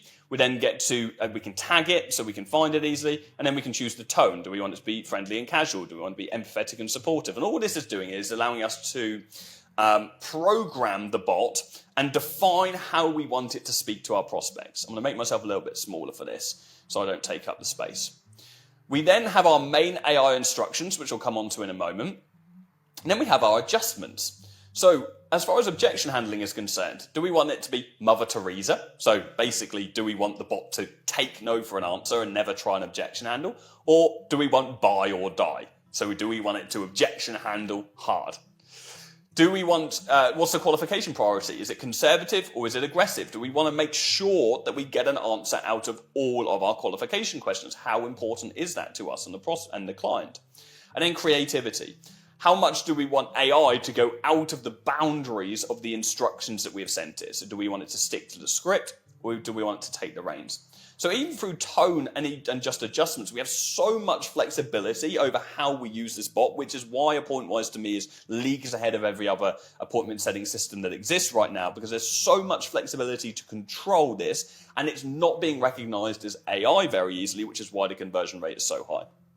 So, AI instructions, okay, we've probably all heard that our output is only as good as our input. Well, this is our input. This is how we are training the bot. Now, the great thing about AppointWise, and again, something I haven't seen on any other tool, you guys will know if you've followed me for a long time. If you're not following me right now and you're watching this video, make sure you are subscribed and you turn your notification bell on. You'll know that I test out hundreds and hundreds of different softwares. I very, very rarely endorse a software and talk highly of a software, and because I just don't want to endorse something unless I know it's absolutely incredible. I've tested out so many different SMS automation tools for my own business in order to stay on top of AI. AppointWise has been leagues above everything else. I love this generate instructions section, which allows us to create the AI context without really having to create it. We just fill in a number of questions. So describe who the AI works for, state the AI objective, and give us an example there. What is the disqualification criteria? Okay, and then we get to choose from a number of different rules. Okay, so what is the tone going to be like? What is the response length meant to be like? What is the punctuation and grammar? What objection handles are there? What about compliance? What about language? Okay, what words to use and what not to use? Then we add custom rules. Never say cool, for example, if we don't want to do that. And then we hit next. Now again, we can add more context. So conversational keywords that we want to include in responses. Okay, so what ones do we want to include? And then we want to have an example. We could put an example of a conversation that we've already had. Maybe we've already manually appointment set for our client, or we can paste that entire conversation there so we've got the context. And then we're going to review that entire prompt, which has been generated for us, and then that's going to add that to the AI instructions for us. So we don't have to worry about the quality of our input and being a prompt engineer or really understanding AI in order to have a really well-programmed bot using AppointWise. Cool. So the next step, once we've got the pre-programming, is we're going to set our initial message. You can go ahead and you can copy this message if you like. It's proven to work. It's going to be hi, first name, so we've got an import field, and we can do custom values there. There's a number of different custom values that we can pull in, like company name, for example. This is Amy from Design Build Remodelers. Just a little hack for you. The female names convert better than male names on these bots. It's interesting. I just saw you filled out our request form for a kitchen remodel. Thanks for reaching out. I know you're likely exploring options. What's your ideal timeline for the remodel?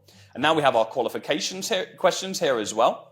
Okay, so we've got a number of different questions. Now you have to imagine that AI is going to adapt these questions based on the responses. We will go through testing this in a second. And then we can also add follow-ups. So if the prospect doesn't respond, what are the follow-up messages we want to send? And so between AppointWise and Go High Level, we can automate the process of sending follow-ups to prospects who don't respond. Okay, so we are squeezing a yes or a no out of every single lead that comes in and opts into our system. Okay, and this is all done via either SMS or WhatsApp. If you're in the UK or US, I recommend WhatsApp. Like WhatsApp works incredibly well.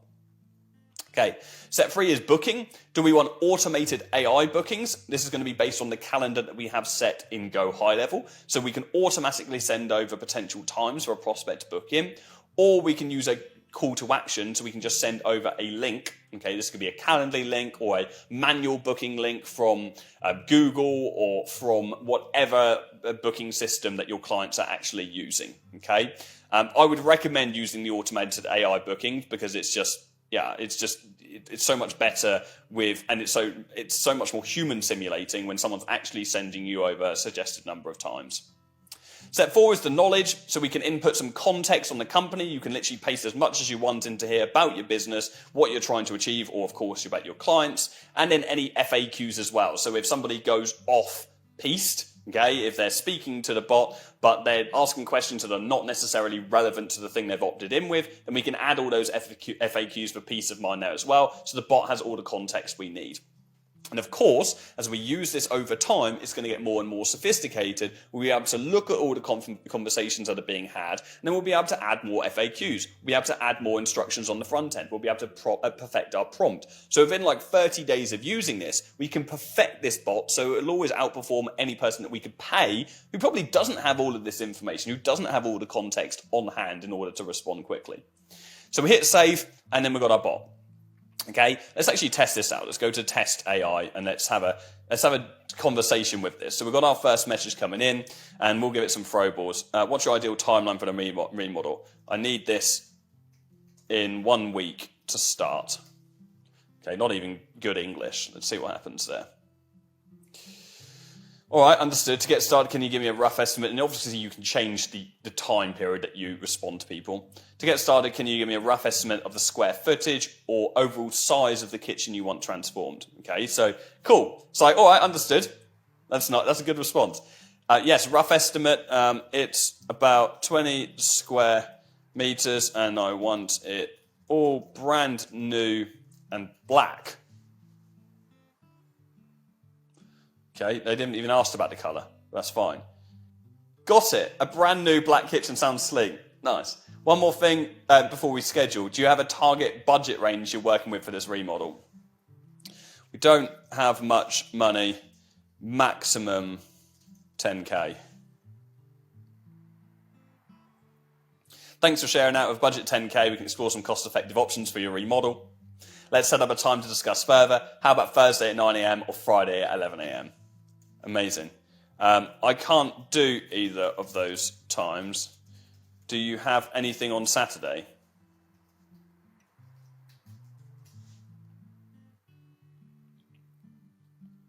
Don't have available on Saturday. How about Monday at 9 a.m. or Tuesday at 10 a.m.? I mean, what more can you ask than that? What else have we got? Let's just throw a curveball. Do you work on roofs as well?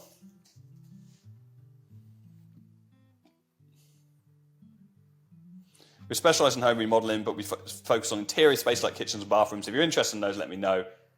And then we're reaffirming. Look at that. How about Monday at 9 a.m. for the kitchen discussion?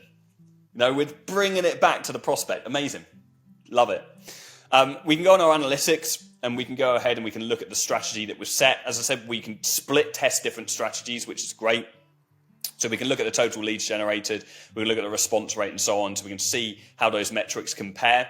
And if we do go on strategies, we can hit the split test button, and this is where we actually now can have a variation. So we've got an A/B test, and we can compare each of these strategies against each other. And so now we can cross-analyze what is actually working based on two different bots that we've programmed, which is incredible. Like, when a Pointwise then in the future start offering like phone and integrate onto this as well, which I'm hoping the guys are going to do. Like, guys, if you're watching this from the team of the Pointwise, you absolutely should do that. When they integrate phone onto this as well, and you can then call up these leads within the same automation, fed off the same database system, this is going to be completely invaluable. Like, yeah, I haven't been so bullish about a tool for a very, very long time. This is changing. Like, we work with hundreds upon hundreds of lead generation agencies in our coaching program. And this is completely changing the game for so many of them that have had to spend so much money manually appointment setting, hiring team members, that are now moving over to softwares like Pointwise, and it's just dramatically increasing the results they're getting for their clients. And also using this for their own agencies as well. So when they generate their own leads, I can tell, like, I can talk about this for a long time. I'm excited about this. If you guys want me to create an entire video on a Pointwise and AI appointment setting systems, maybe even on how you can build this for your own agency to generate more leads for yourself, drop a comment down below. Drop a comment down below with Pointwise as a keyword so I can see that and I can get an understanding that you want me to create more content on this, and maybe I'll create an entire dedicated video on this because I'm kind of hijacking this video right now. I'll also put a link in the description. Pointwise have got a really great 14-day free trial running right now, so you can go ahead and you can test this. You can prove to yourself that it's going to get better results than you're getting right now. Or you sign up a client, you just got a free run to start off with, and yeah, you get 14 days completely free using the tool, and it is just infinitely cheaper than any other solution that you could use when it comes to kind of manual setting and so on. So yeah, go and check that out. Let me know if you want me to make a more in-depth video. They do also have their own training programs that teach you how to use it and kind of the future of the platform and so on, based on a beginner level and advanced as well. But I'll talk about it more in the future, no doubt, as we progress. I'll tell you one final thing that I absolutely loved when we onboarded to a Pointwise is one-on-one calls. A Pointwise offer one-on-one onboarding calls, so you can speak to them on a call and run through anything that you need to set up, which is so invaluable. I don't know anyone else that's doing that right now. So props to those guys. It's great to see a new company on the scene just absolutely smashing it, and focus specifically for agency owners, building solutions for agency owners, not for like random businesses and for all these different things, like dedicated solutions for agency owners to help improve their lives, to help them get more clients and to deliver results for those clients. Okay. So, yeah, do what you will there.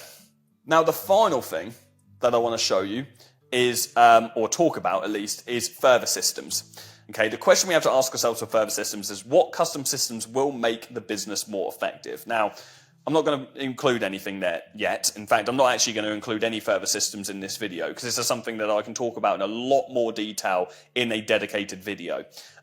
Further systems are all about analyzing what your prospects' problems are through working with them over a period of time and identifying their efficiencies or deficiencies in the business that can be improved by AI. The reality is most business owners or most businesses, certainly local businesses, or the companies that will use lead gen, are owned by much older people that are very archaic with their mindset and haven't yet been exposed to the possibilities of AI like you and I have. They're probably not even using ChatGPT or Claude on a daily basis. And so when you start working with a prospect, when you start working with a number of clients and you niche down within your agency, which is the ultimate goal, then over repetition of understanding these prospects, you're going to begin to understand their problems as well as they do. And when you understand their problems, you'll start to, as an entrepreneur, create solutions to those problems. And if you can create dedicated AI-based solutions, and dare I say tech-based solutions, maybe even with a software element attached to that, you as an agency owner go from a business that is literally worth like a 3 to 5 times EBITDA multiple if you try and sell. Okay, so now I'm talking about selling an agency. We're going to get ahead of ourselves. But let's presume you're starting this business not just to make a little bit of money. You want long-term wealth. You want to make a lot of capital, and at some point you want to pull capital out of the company. Well, the best way that you're going to do that in an agency is through an exit. Okay, but agencies famously get very low multiples. Multiple is a certain number times, let's say, EBITDA. EBITDA is earnings before taxes, depreciation, earnings, and amortization. Almost forgot them. It's basically your profits of the business, okay? Famously quite low, between 3 and 5 times your profits. That's what you'll get as an agency exit. If you are technology enabled as an agency, then your multiple goes from a 3 to 5 times EBITDA to up to 15 times revenue. That is why these further systems are something that we really want to be thinking about, and where the ultimate capital is to be made long term once we truly understand our clients and the problems that they're being faced. Okay, and so then we can get into the realm of innovating industries through creating AI-based solutions. Again, I can talk about this in detail. It's probably stuff I'm going to be talking about quite a lot over the next few months on this channel. But let me know if that pricks your ears up and excites you. Big multiples, big exits in the long term. I'm not here to make a little bit of money on the front end. It's all well and good thinking about that first 10K month. But what's going to happen long term? Do you want to be working, earning 10K forever? When you hit, well, maybe you do. Watching this, you're thinking, oh, I'd love to earn 10K. Fair enough. Shut up, Jordan. Like, that's what I want. But some of you guys are like, nah, I don't want 10K. I want 100K. I want the millions. I want the big exit. If you want the big exit, you want to really be thinking about further systems as you progress and as you develop. So this is really the conventional route. This is probably the lowest friction route for the majority of you starting an appointment setting service for your clients. Okay, meta ads through to lead forms, through to high level, through to appoint wise. What are the other options that we've got? Well, on Meta specifically, as our traffic source, we don't have to be sending traffic through to lead forms. For some clients, some niches that we're going to be working with, we will use an alternative lead generation strategy. And that will be what I call a straight sell landing page. So it's a simple landing page where we're going straight in on selling a product or service. And I've got an example for you somewhere. So this is an example. This is from one of our community members' clients. And this is for an aesthetics-based business. It's for facial injections. It's lemon bottle. And we're going straight in with a call to action. And someone can say, I want this. And they can go ahead and they can book in an appointment with the prospect directly. For the product, we are going straight in for the sale. There's no like warming up. It's like, this is the process. This is what's going to happen. These are our like guarantee. This is like our reviews and so on. It's credibility. This is a very, very simple landing page. created on Go High Level. It will only take you a couple of hours, maybe a day initially, to create a landing page like this. The thing that's going to take you the most time is the copywriting, but of course you can use AI to help you with this as well. And so this is what we call a straight sell funnel. We're going straight in for the sell. We then are going to drive traffic from that funnel through to high level. So for people that fill in their details but don't book a call, or maybe they even do book a call but we want to upsell them, and then we can plug them into a point-wise on the back end. So that is an alternative lead generation strategy. What else have we got? Well, we have lead magnet landing pages as well. So a lead magnet landing page, again, is a landing page, but this time we're going to offer something on the front end in order to lure the prospect in. Now, lead magnets can be incredibly effective for those higher ticket industries where leads are generally more expensive and we need higher qualification. Okay, so for example, real estate. If you're working with real estate clients, a very common lead magnet is a house valuation. So use our free house valuation calculator. You go onto the website, you download this calculator, or you opt into it on the website, and it's going to give you this resource. Okay, and then you've got some free value on the front end, and therefore your perception of the company has changed, and you're more likely to convert on the back end. So here's an example. Again, this is a live page. So achieve optimal digestive health with colon hydrotherapy. This is actually for a voucher. I suppose a voucher is also a lead magnet. So it's just a way to magnetize lead, and I want to opt into this free thing. There's something external that they're getting first. So we claim the voucher, they're then going to fill in their details. That information is then going to be sent to Go High Level, but they're also on the back end of this actually going to be delivered with that voucher. Same kind of things here. So we've now got our pain points. So these are pain points at the top. Then we've got how it works, the process, and then there's also another bunch of pain points so they can book appointments. We've got the pricing there as well. And then we've even got a video there. And of course, if we've got testimonials, we would add that to the landing page as well. Again, created on Go High Level. And this is a high converting landing page that has literally generated hundreds upon hundreds of leads for a real business. This is a real live landing page, a lead magnet. Okay. And again, you're going to want to test these things for your clients. I would say test them in order of this. Test them in order of what I have on screen and what I'm showing you right now. Lead forms is the most primitive form. It's the lowest, it's the low friction. Start there and then work your way through this as you're getting results. If you're not getting results on a lead form, it's unlikely you're going to get results on a straight sell landing page. If it's a sophisticated industry, if it's a commercial industry, a very professional industry, then in that instance, you may want to go straight through to a lead magnet. Okay, so it depends on the industry. Do your research on what people are actually doing in the space. Okay, so market research based on what other people are doing in that industry. But again, straight through to high level, straight through to a point wise. I do have another AI appointment setting system to show you in a moment on the phone side, which is pretty awesome. So hold tight for that. But I just want to give you all the variables. The next thing is, what's that doing there? Next thing is a VSL funnel. So this is really the final lead generation method, I suppose, that I would recommend to you. A VSL funnel is called a video sales letter. So it's a video that is built in order to sell you a product or a service. Okay, and I'll give an example of one of those. This is actually the agency launch VSL, which is our mentorship program for agency owners looking to launch, build, and scale an AI-enabled agency, so an AI appointment setting agency.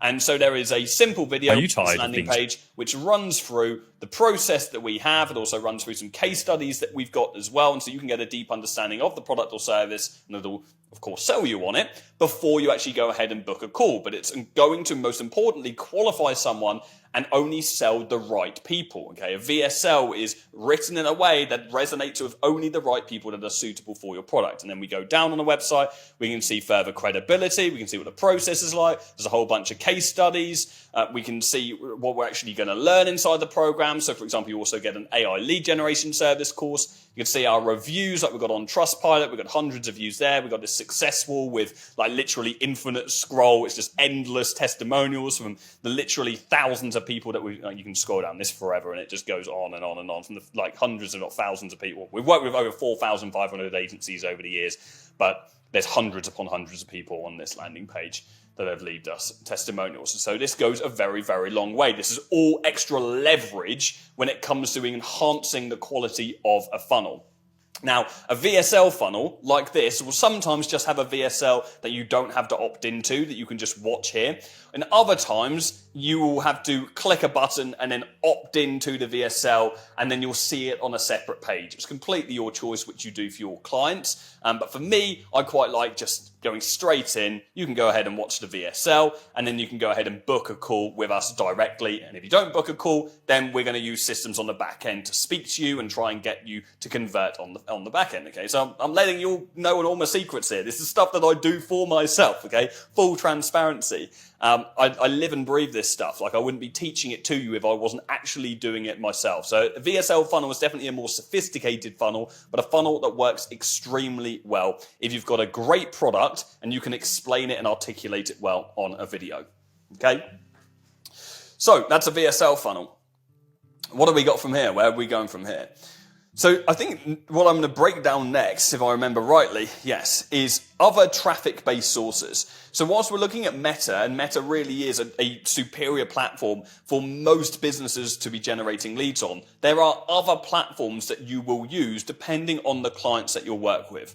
One of those platforms is Google Ads. I will just keep that TBC there. One of the platforms is Google Ads. If you are working with a niche that is B2B, for example, or they're just selling a product or a service that can't be bought on impulse, okay? So, for example, it might be commercial cleaning is a good example of that.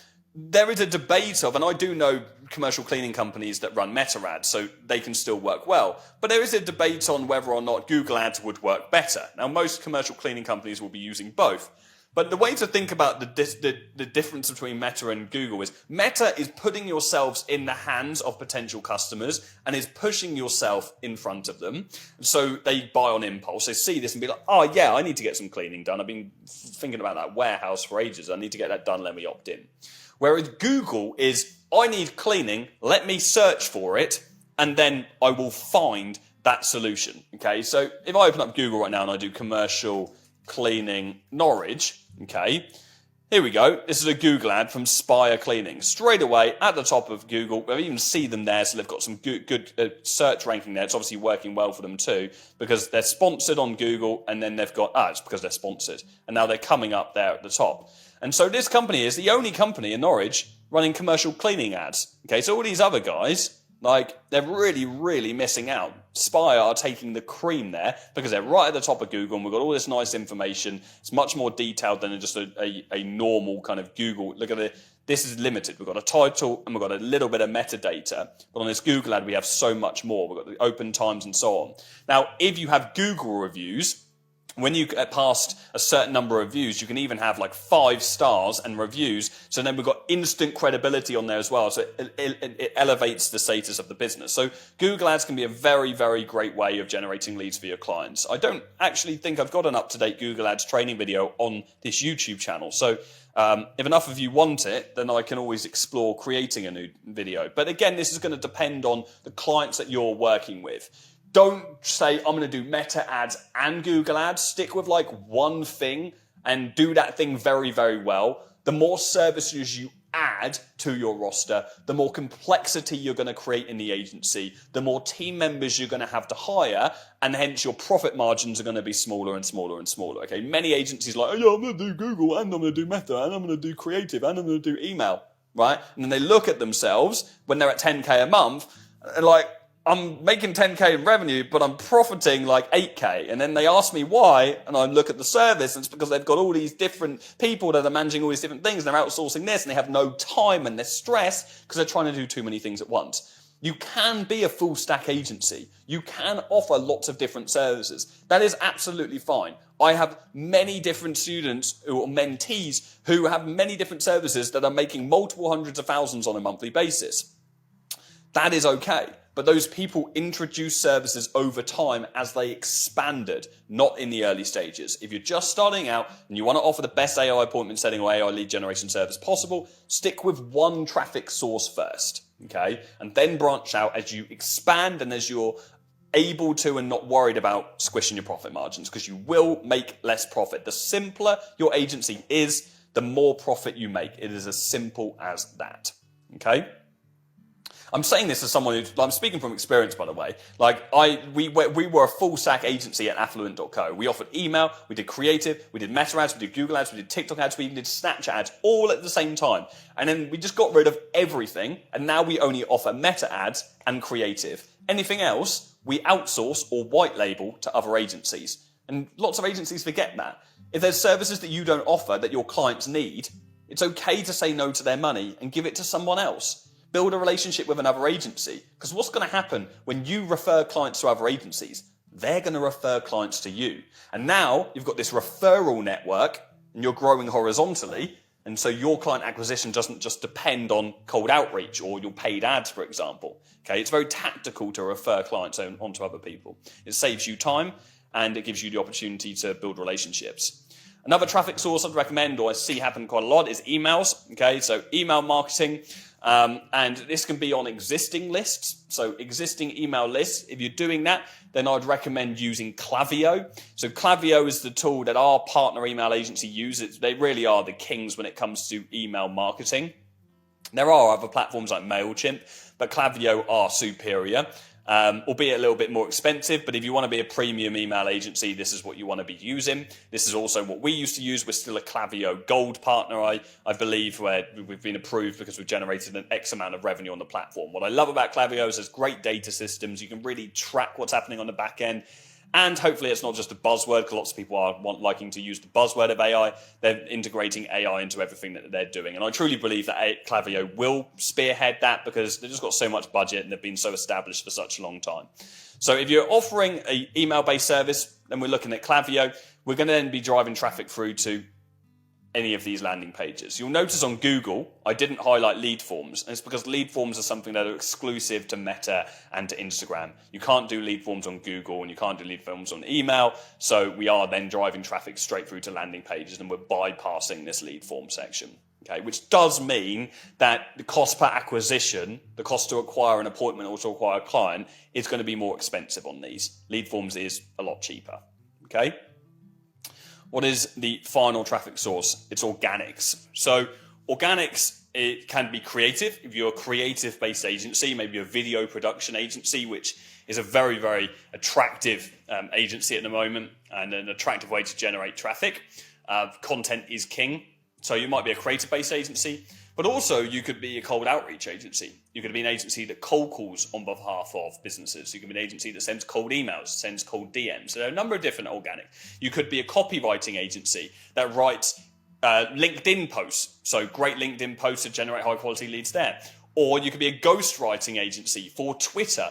These are all different organic ways that we can generate leads. So really the world is your oyster when it comes to organics. And so what I really do like about organic side of things, if you have got experience here, now I don't recommend getting into this world if you don't have experience. I do actually think that if you're coming into this green, this is probably the least effective for you. And then same with email, same with like Google's, you can come in green. But emails and organics, I wouldn't necessarily recommend coming in completely green. I'd get into them if you have experience previously, or you know someone that's got a lot of experience that can teach you strongly. But let's say you do, then we can drive traffic through to any of these landing pages. But we can also, with organics, skip this lead generation stage and go straight through to CRM system. Because what we're doing in many cases, because we can engage in the DMs of, let's say, social media platforms, or if we're sending emails, and as far as emails are concerned, we can engage back and forth and achieve what we're trying to achieve straight away. We can get leads straight onto high level, collect their data very quickly, and then we can take over that conversation using a Pointwise, okay? So we might be on organics having a conversation on email, we get them on high level, and then we take over that email conversation on high level.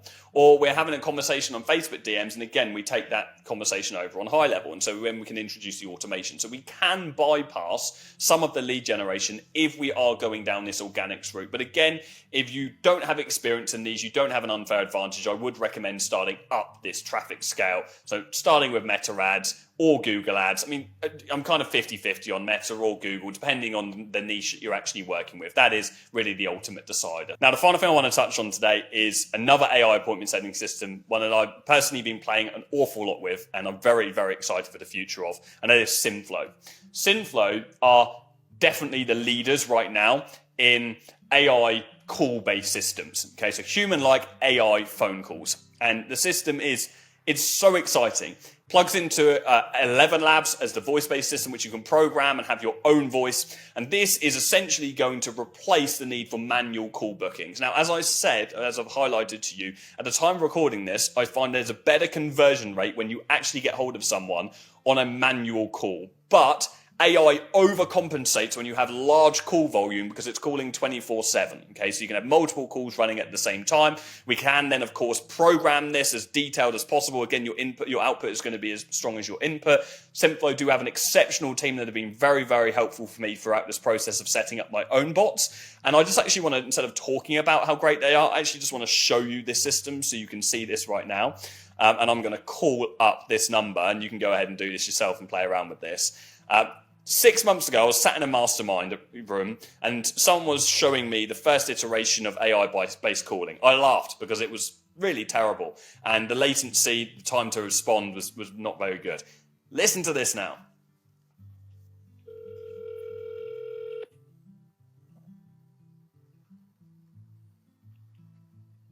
Hi, thank you for reaching out to SynthFlow.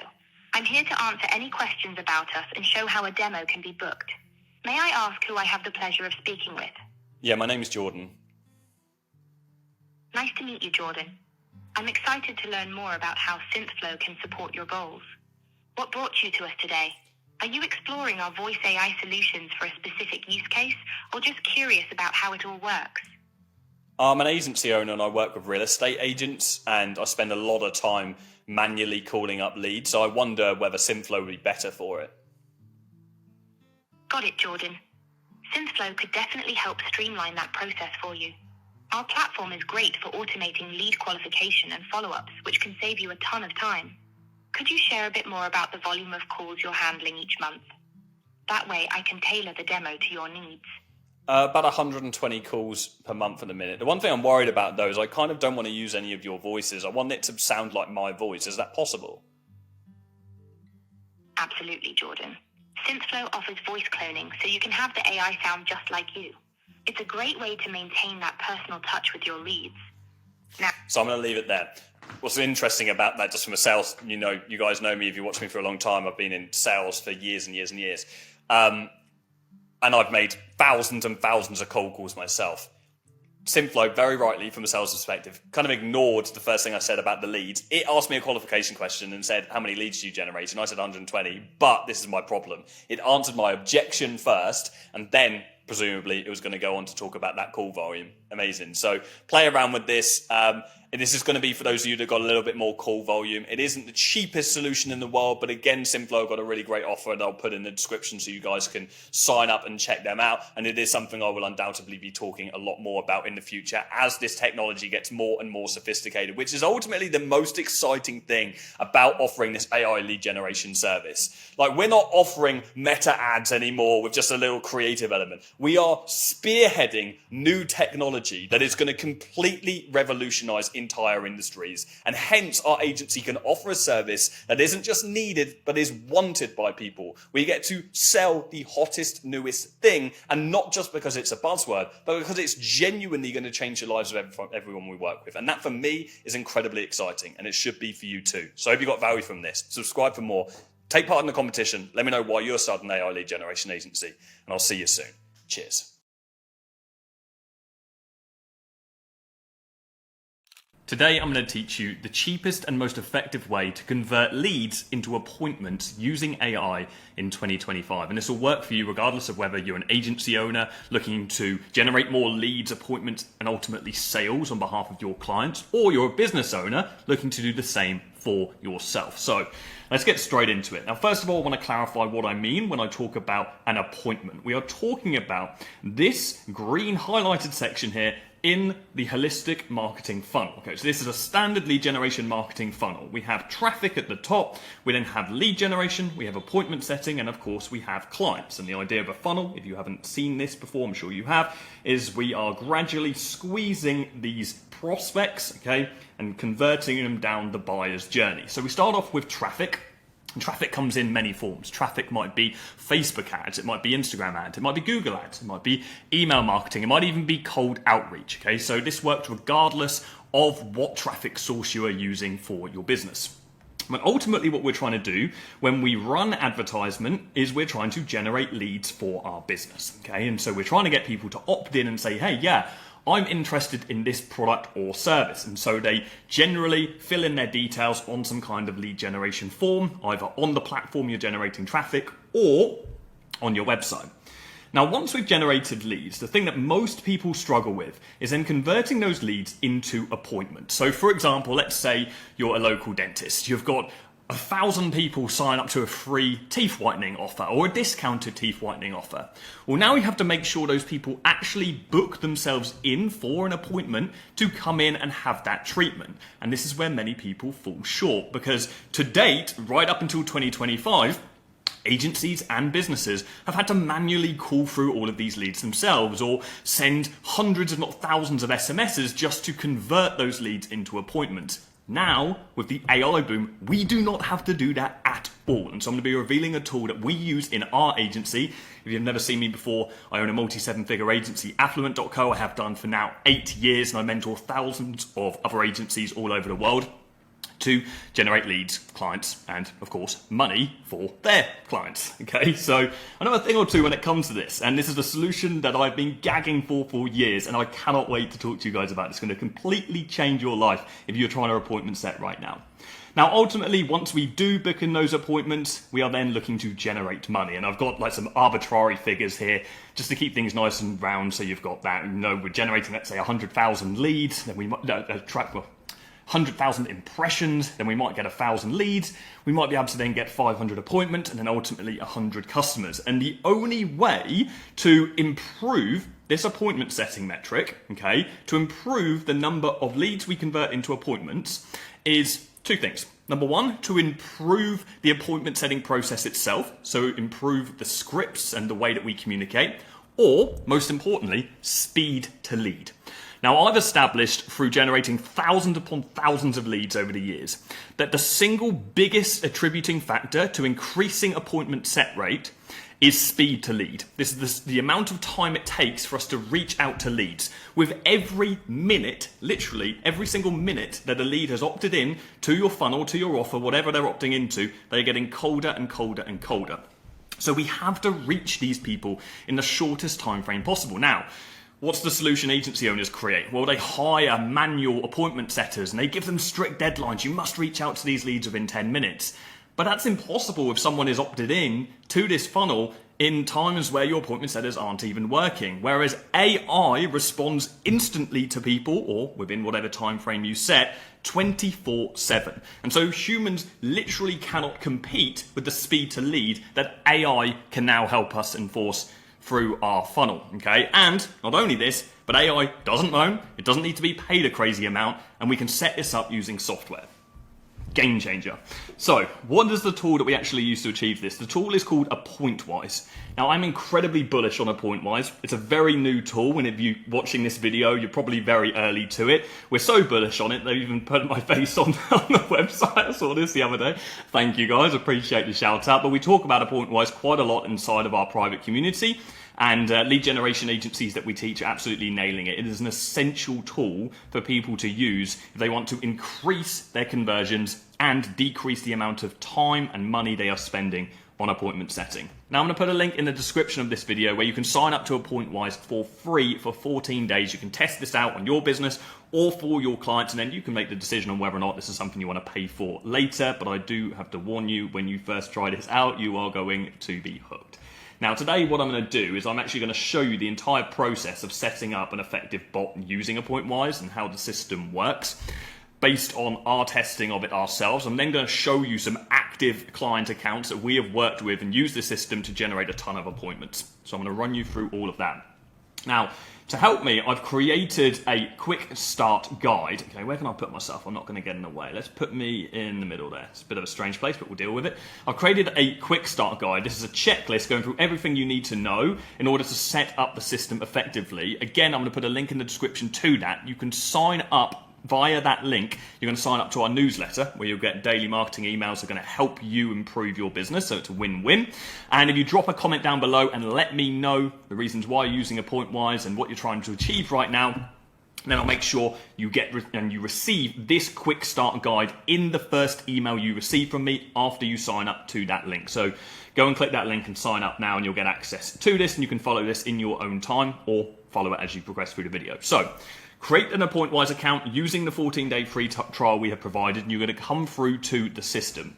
Now, it is going to be a little bit squished because I'm split screening right now, and obviously the UI isn't meant to be this squished. But the first thing that you're going to see is your masterclass section. And so this is a full training section from the guys at AppointWise. They've got a really comprehensive mini course that's going to teach you everything you need to know to get set up, albeit this video is going to provide you absolutely everything that you need to know, and a few extra hints and tips that you won't see on here. Maybe they'll add them after they watch this video. Next we have AI strategies. This is where we actually build our strategy out. We're going to do that in a moment. We then have an analytics page where, of course, we can analyze all of the data and our performance. We can test AI as well, so we can test our bot, which we're going to do. There's a bunch of integrations. There's, of course, billing, there's support center, and if you want to sign up to affiliate, you can do. The system also runs on a sub-account basis, and so when you sign up to AppointWise, you have the option to sign up for a solo account or a business account, as they call it. Now, this is what you want to use if you are using AppointWise for your own business or only for one client. Or if you're an established agency or you have multiple businesses, then you want to be able to have access to multiple sub-accounts, and so you will need the Agency Pro account, in which instance you will have additional sub-accounts like this, and you will create an individual sub-account for every business you are trying to create bots for. That is very important, because what you don't want to do is confuse the system with context. And yeah, you don't want to cross-pollinate information. Keep one business to one sub-account. So we're signing up for a Agency Pro account, and we've created our one sub-account, okay, and that sub-account is for John's Law, which is going to be a hypothetical law business that we are creating this for. And then we're going to go down to build a strategy, okay? And so the first thing we're going to do is hit create new strategy, or you may have a dummy strategy in your account when you get started, so we can just click on that one there. There's no need for us to create a new one. And we're going to name this strategy, let's call this John's Law Appointments, or this might be free consult appointments or free consultation. Okay, cool. But you want to name it something memorable that you're going to be able to recognize when you come back to later, because you might have multiple strategies running for multiple different traffic sources. We're going to give it a tag, okay, and so we're going to do free consultation. This is important because we're going to use this tag to recognize the system later. Let's say if we're going to test the AI, then we'll search for the tag first. And then we're going to select our tone. So what do we want the tone to be of this bot, okay? And this is really important to note. What we're doing here is we're building context to the AI appointment setting bot, so it knows exactly what to say to people and how to act and interact. And every single business is going to have a different mentality around this. And so what I love about this tool is there's so much flexibility around how you want the bot to interact without needing any coding knowledge, without needing to be a prompt engineer. It's great. So tonality, there's a whole bunch of different options. I like to use friendly and casual. Okay, you could use, in fact, we're doing law. Maybe professional and formal would make a lot more sense. Because of this law firm, but I like to generally use friendly and casual, which it works for the most cases.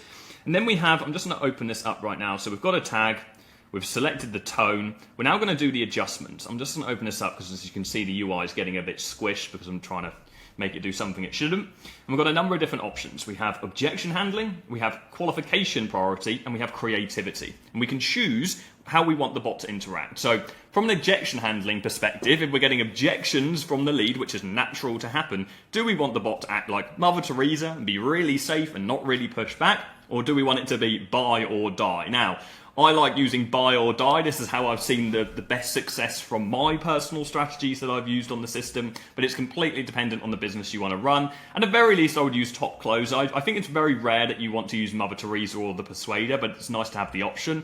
But let's use top closer, considering the client that we're trying to do this for. Then we have qualification priority, okay, and so what we're going to be setting is a number of qualification questions. It's all well and good generating leads, but how do we know whether they're the right kind of leads that we want? And so the system is going to qualify these leads on our behalf, okay? And if people push back, then naturally, if it's more aggressive, it's going to push back further. But let's keep it nice and balanced. And then from a creativity standpoint, we're now deciding whether or not we want the bot to go off script a little bit, or we want it to be really close to the script and our input. And in fact, for this business, for a law company, I think it's going to be pretty important we stick to the script. For a less traditional business or a less professional business, let's say like a gym, you can probably get creative or let it take the reins a little bit more. And of course, you can be testing this out to see how this impacts the results on the back end. So let's just scroll that back over, and we've done our adjustments. Now what we're going to do is generate our main prompt. Now, if you've got any kind of prompt engineering experience, you can go ahead and you can write your brief yourself. You can go write your prompt, but you don't need to. Just hit generate instructions, and we just answer a bunch of questions based on our business and what we're trying to achieve and what we want the strategy to do, and it's going to generate a prompt for us. So, describe who the AI works for. It's going to be a little bit tricky because I'm making this up on the spot, but you want to be as specific as you possibly can be. The more specific your input is, the better your output will be on the back end. State the AI objective. The goal is to handle our leads that are generated from meta ads and convert them into appointments. These leads are opting in for a free consultation offer. Okay. Disqualification criteria. The lead must have an active issue that they are wanting to be resolved or have a consult on. We don't want to book appointments with leads who are just fishing around based on hypothetical situations. Okay, next. Okay, so now we can add some more rules. So tone and style. So it's got some really nice prompts here. So let's use friendly and approachable language. I think that's going to be important. Be empathetic and understanding, definitely. And maintain a professional yet personable tone. That's really important. Okay, limit your response to a maximum of 280 characters. Yeah, definitely. We don't want these to be really long messages. Provide concise and to-the-point answers. Yep, 100%. Avoid long paragraphs and keep messages brief. Cool. Limit the use of exclamation marks. Do not overuse them. Yes, absolutely. Avoid excessive punctuation. Yes. Ensure proper spelling and grammar in all responses. I mean, yes, we can. I mean, these are all pretty great rules for us to have as default. I'm not sure when you would not care about having proper spelling and grammar. I suppose, actually, if you were, like, going back to the gym example, a much more casual business, maybe you wouldn't care about it being, like, really well spelled out. It would feel more human. Because what we're doing is we're mimicking human behaviour here. We're not trying to make someone feel like this is AI. We are mimicking human behaviour, which is why the conversion is so high. Throw in a couple typos per conversation. That's exactly what I was just referring to with the gym. So I don't want the typos in this instance, but you know, that would work in another business. Okay, I'm going to let it do its thing. I'm going to let it, I'm not going to give it too many parameters on this. So you can be as detailed as you want on those. So now we've got conversational keywords that we want to use, so that we want to use more of. And so think about your current conversations and what you actually do. Enter an example conversation how you want the AI to speak. So if you've got previous appointment setting conversations that you've gone through manually, then you can paste those into here. I don't have that for this business, so we're not going to do it. And then we're going to see reviews. So we've got a whole big list of rules there. We've got quite a lot of rules, and this is the prompts that we've been given, okay? Now, we're going to update the instructions, and we're just going to check through this. And so now just analysing this prompt, we've got who, this is who we are, this is our objective, this is our disqualification process, this is the rule, okay? And then, of course, these are the keywords that I would say, okay? In fact, I'm probably going to get rid of those because it doesn't really stand true for this law firm specifically. I'm also going to add something here, which is I'm going to let it know specifically how I want it to confirm that we've actually won the lead. Okay, so I've added these tags here for you that you get access to if you sign up to this. You can use other tags as well, like important. This is something we've tested out and it's been great. So if you want to prioritize certain things in the prompt, important for vital information, and also using clear terms like rule, disqualification, objective, so the AI knows exactly what we're trying to achieve. So this is our basic setup, and we've done this in under 5 minutes. We are going to test this out shortly. And then, of course, you would build on this over time. So let's progress through. Let's go to the next step. And let's adjust our initial message. And so This is going to be based on what you usually send. I'm going to give you some variables. We can do custom variables as well. These are going to be based on Go High Level custom variables. So this system actually plugs into Go High Level, which is an all-in-one CRM system. It's a fantastic system, and I recommend it to all agency owners and businesses in general that are generating leads. I will show you that Go High Level system in a moment so you can see it. But there are merge fields on there, and merge fields are simply our way of importing custom fields, custom pieces of information to personalize a message, okay? Now, point-wise, I've been told by the team are working on a solution that is going to take them out of Go High Level as well. So you're not only in the future, and by the time some of you are watching this video, this will already be the case, so bear that in mind. You're not only going to be able to plug this into Go High Level, but you'll be able to plug this into other CRM systems and virtually any system that you want to send SMS, WhatsApp, to plug it into whatever you've already got. So initial message you want to keep nice and simple. Okay, there are a number of different ways to do this. Broadly speaking, what we want is a yes/no style question. Okay, so we want it to be yes/no because we want it to be really low friction, almost an obvious question, because we want to increase and maximize the number of conversions we actually get on this message in the first place. If this is straight into qualification, then someone might be like, well, I'll just respond to that later. And so from a psychology perspective, if we get a yes or if we get a no, if we just get a response from someone, they've already committed to the conversation with us. And so then when we divert from binary and go into open-ended qualification questions, they're much more likely to get a response. And across large data, this will increase your conversion. Okay, so you can play around with this message as you like, okay, and it will depend on what you're trying to achieve, but this is one that we're going to go for right now. Okay, so qualification questions. I'm going to add one, but I would recommend adding up to 3 qualification questions depending on how severe the need is to qualify on the service. So qualification question is going to be: have you recently had an injury you'd like to discuss, or did you opt in for future peace of mind? I'm just going to have the one question, but broadly I would have a maximum of 3 questions depending on the product or service you're trying to sell. Okay, 1 to 3. You definitely want to have 1 because you're going to generate a huge amount of leads, and regardless of what happens on your opt-in form, you want to make sure that you're re-qualifying people. People lie on opt-in forms, and so we ensure that we've got the highest conversions on the back end. Bear in mind that the more qualification questions we have, yes, the higher quality leads we'll have, but broadly speaking, there will be more drop-off with the more questions that we give. The more barriers that there are, the more drop-off there will be. Okay, we can then also add some follow-ups. Again, I would recommend like 2 to 3 follow-ups. Let's just add 2 for now. So a little bit firmer on that second one.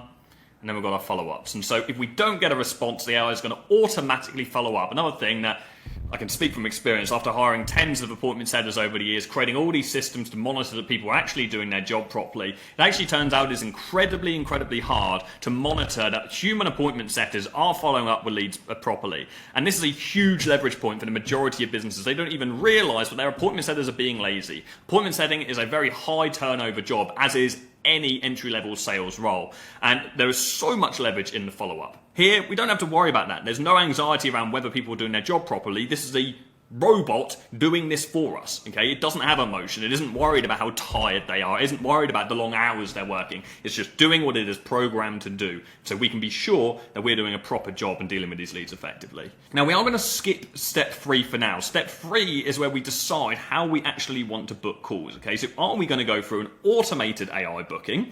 And this is awesome. Point-wise, the bot will read the calendar on Go High Level, so the calendar that we have created. It will look at the availability, and it will send over multiple available slots to the prospect and then go back and forth with them manually until they agree on a time that works for them. Now, this adds such a human touch, and it's a level of personalization that we were never really able to achieve from AI previously until now, and it's just great to see. On the flip side to that, if you're not using Go High Level, if you don't want to manually go through the process of sending over times, then you can use a call to action, in which case we can just simply send a link over to the prospect. Okay, so we can send a link over to the calendar. Now, just as a side note, I have tested out Appointwise to not only book appointments, I have used it to deliver resources and even lead magnets on behalf of our clients and for ourselves as well, and it has worked extremely well. So whilst this isn't the general purpose of the system just now, you can use it and program it to deliver other links like lead magnets to prospects and so on as well, okay, which is really cool. So You don't have to use it to book appointments. Okay, so we're going to skip that for now. We're going to come back to it. We're just going to put a link. Because it is going to ask us to have something in there. So we're just going to put a link there for now, and then we'll come back to it when we set this up and integrate Go High Level. And then we have step 4, which is the knowledge panel. Okay, so knowledge is all of the pre-context on our business. Okay, so who are we, what do we do, but as much pre-context as we've got. And so what I would generally recommend doing is export your website as a PDF and then upload all of that text, copy and paste all the text into here. Okay, any context documents you have on your product or service, definitely all of your frequently asked questions. What you have to remember is just because someone opted in for one thing doesn't mean they're not going to ask you about 1,000 other things that are on your website. Some people are chatty, some people are digging for information. So the more information, the more frequently asked questions you feed the bot and the strategy, the easier it is going to be able to be to adapt and to ultimately then pull someone back to booking an appointment. Because whilst the prospect is naturally going to ask additional questions, the bot is programmed to bring them back through to this one goal of booking an appointment based on the thing they opted in for in the original instance, okay? But make sure you do add frequently asked questions and company information. The more context you have, the better. So we're going to hit save. We're going to do save and test, okay? And we're just going to go back. We've got that saved there. Cool, the free consultation. Awesome. So we've added our context. We've added our frequently asked questions. We've hit save and exit.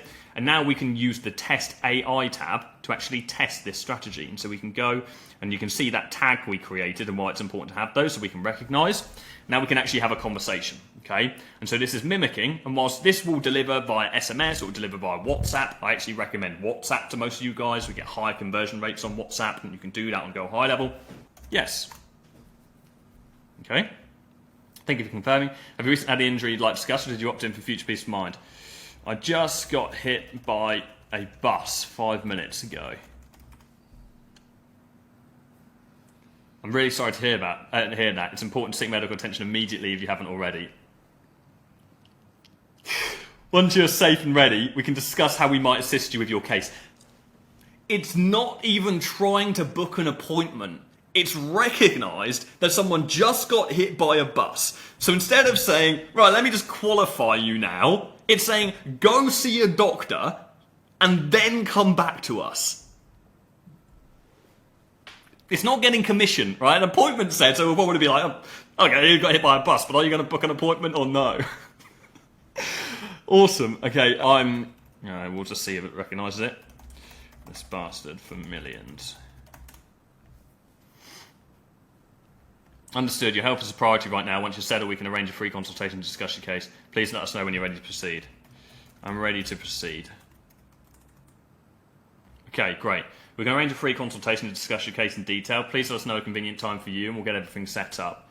I can do Tuesday at 4 p.m. I'll book you in for Tuesday at 4 p.m. for your free consultation. Awesome. Lead complete. Great.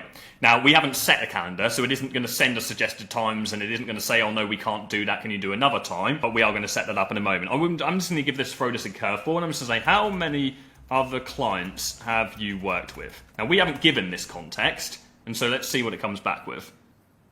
We've been practicing for 30 years. We gave that. I forgot about that. And we have a great local reputation. We've helped many clients with injury cases. We can discuss about your experience during your consultation. Awesome. Perfect diversion. Love it. Yeah, this is great. I'm going to show you this in practice. Some real life conversations are going on as well. We can also trigger a follow-up if we want to, although there's actually no need to do that because we've already booked in that consultation. And we also we're not having the test lead right now, so it isn't importing the name. This isn't a test account, so that's why the field is coming up. Just want to check if you received this. Awesome. Love it.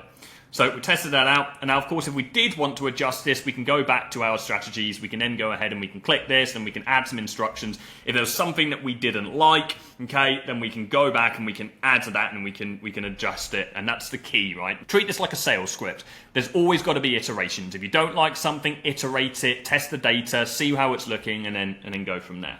Cool. So we've now got our bot set up. How are we going to go ahead and actually integrate this and use it with Go High Level? So what we're going to do is we're going to go down to integrations. We're going to confirm an exit. And what we're going to do is we're going to connect our Go High Level account. And so I'm going to log into my account right now. Okay, we're going to log in. Now, whilst we're waiting for that, for those of you that have been living under a rock for the last few years and don't know what Go High Level is, it is an all-in-one management system. It's a CRM system that is built for agency owners and businesses that have any kind of need for lead generation. And so the idea of High Level is they have absorbed tons of other businesses, and so tools like ClickFunnels, any kind of website builder, any kind of pipeline management, any kind of automation tool. They've brought it all into one, even your calendar on the system, and so it's an all-in-one lead management software, okay? And we couldn't live without it in our agency, and if you're a modern agency, you absolutely should be using this or another alike system, okay? And so I will put a link in the description. You can sign up to a trial on High Level as well, and you can go ahead and you can use this for free. So after you watch this video, you can go and implement these tools for free for a couple of weeks before you even have to pay a penny to them, okay? So when we have logged into the account, what we're going to do is we're going to set the sub account. I think I've already made one, so let's just go and find that. John's Law. So that is the relevant account. And we're going to go ahead, and we've got that account connected. We're going to go back over to our integrations and just make sure that's set up. And we have connected our High Level account. That's great. Now what we're going to do is we're going to import what's called the snapshot. Now a snapshot is essentially like a copy and paste settings. So it's a Pointwiser's settings for Go High Level that you can import on your Go High Level account. So you've got all of the automations that you could possibly need ready to go on your account, okay? So we're clicking that link. We're doing yes, import now. Now, ignore that there is a just close logo there. This would usually have a Go High Level logo, but in this instance, I have actually changed the logo. You can white label the High Level software, which is great. If you want to know more about High Level, I'll put a link in the description for a full High Level setup guide, so you can check that out in your own time as well. Cool, so we now have the snapshot, and what we're going to do is we are going to make sure that we assign this snapshot to what is called our sub account. Okay, so we can go on sub accounts. And sub-accounts on Go High Level are the accounts that we have for individual businesses. Okay, so for our individual clients, let's say. And we're going to go ahead and we're going to click these buttons here. We're going to go Manage Client. And now we're going to import this snapshot so we've got all the information that we want. So we're then going to go Actions, I believe. We're going to go Load Snapshot. We're going to select the snapshot, first of all. There you go, Pointwise 6.0. And then we're going to go select all, so all the things that we want to have. We're going to check for conflicts, and then we are going to proceed. Okay, this might take a little minute because there are a few things that are going to set up on the account. Okay, and we're going to click OK to that. And then what we're then going to do is hit switch to sub account, and we're going to open up our Go High Level sub account so we can actually get this finalized. It's going to be nice and quick for us. Let's just check these things have already imported. We're going to go down to our sub-account settings, okay? And we are going to create a new custom value. So we're going to go down to custom values. And obviously the user interface is a bit squished right now because we're condensing everything.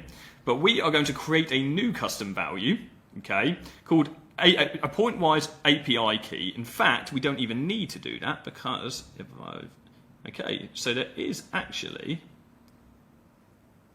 edit that custom value. So there is actually now that's already been imported onto the system by Pointwise, which is great. So they've already updated their snapshot from the time that I set this up on my end. Okay, and that is one thing I do love about the team there, which is why I'm so bullish on working with these guys, is how fast they're developing. They're just growing this thing at a ridiculous rate, which I love to see, and I'll always back a company that is spearheading an industry that's really leading from the front with a new technology. All right. Okay, so we've added our API key. This is our way to connect both tools. And now we're going to edit a Pointwise error notification, okay? So we can go ahead and we can edit this. Now, this, I'm not going to actually do this because it's not necessary for me, but this is where we put our email. This is where you put your email, so you get notified when there are errors with the automation so you know to come in and fix them. And then also an optional step is a Pointwise lead owner, okay? And this notification you would then set to maybe your client's email address, and this is going to send updates to this email address when you win a lead, okay? So when you convert them into an appointment, or of course if you lose them, okay? So we can set up push notifications from the system based on what is actually happening. Cool. So now that's literally all we have to do on the high level side. The final thing that we need to do is go over to Pointwise. Client ID is something that we want to transfer as well. So we want to take client ID, we're going to go and just on Go High Level, and this client ID section, we're going to hit this, and we are going to do we're going to edit custom value, and we're going to do the value there as well. Okay, so we're going to update that. Cool. So we'll let that do its thing. We're going back to a point-wise. We're now going to finish setting this up. So if we go on AI strategies, we can go on our strategy, we can go over to booking, and we're going to do automated AI booking. But for us to do that, we need to have a calendar on our Go High Level account. So we're going to go over to calendars, and we are going to hit create calendar. And we're going to do, let's say, a personal meeting, and so this is a one-to-one, or we can do a round robin if we've got multiple team members and we want to assign it randomly to other people. Okay, you can do group bookings and so on as well, so it depends on what you're trying to do. And we're going to call this free consultation. We're going to assign it to myself. Okay, we don't actually have a team member. Okay, so we're actually going to have to do that as well. So let's just do my staff. If you just follow the things I'm going through in this video, it's going to be everything that you need, at least, to get set up initially. Okay, so let's hit save. We've got that user, that's great. Let's go over to calendars. Let's create a calendar. Let's do a personal booking. Third time lucky. Select a team member. There he is.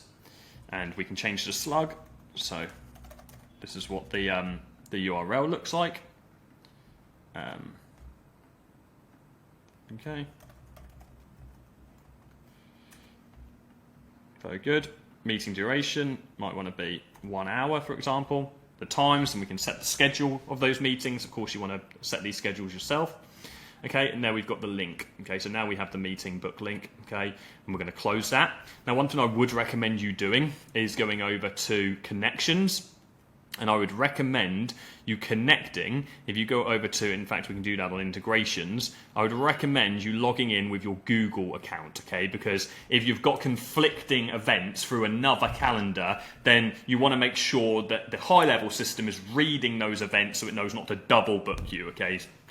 So log in with your Google account. You're then going to assign your Google Calendar, and then you're going to be good to go. Okay, so let's go back over to where we're at. We're going to select the relevant calendar, so we're going to go over to a point-wise, free consultation, there we go.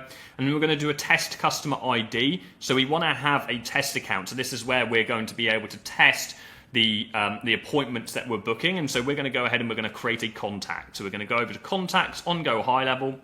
We're going to hit new, and we're going to call this test man.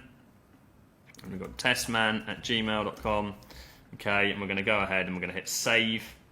Now, when we click on this contact, we're going to get the contact ID. So this is what we've got here.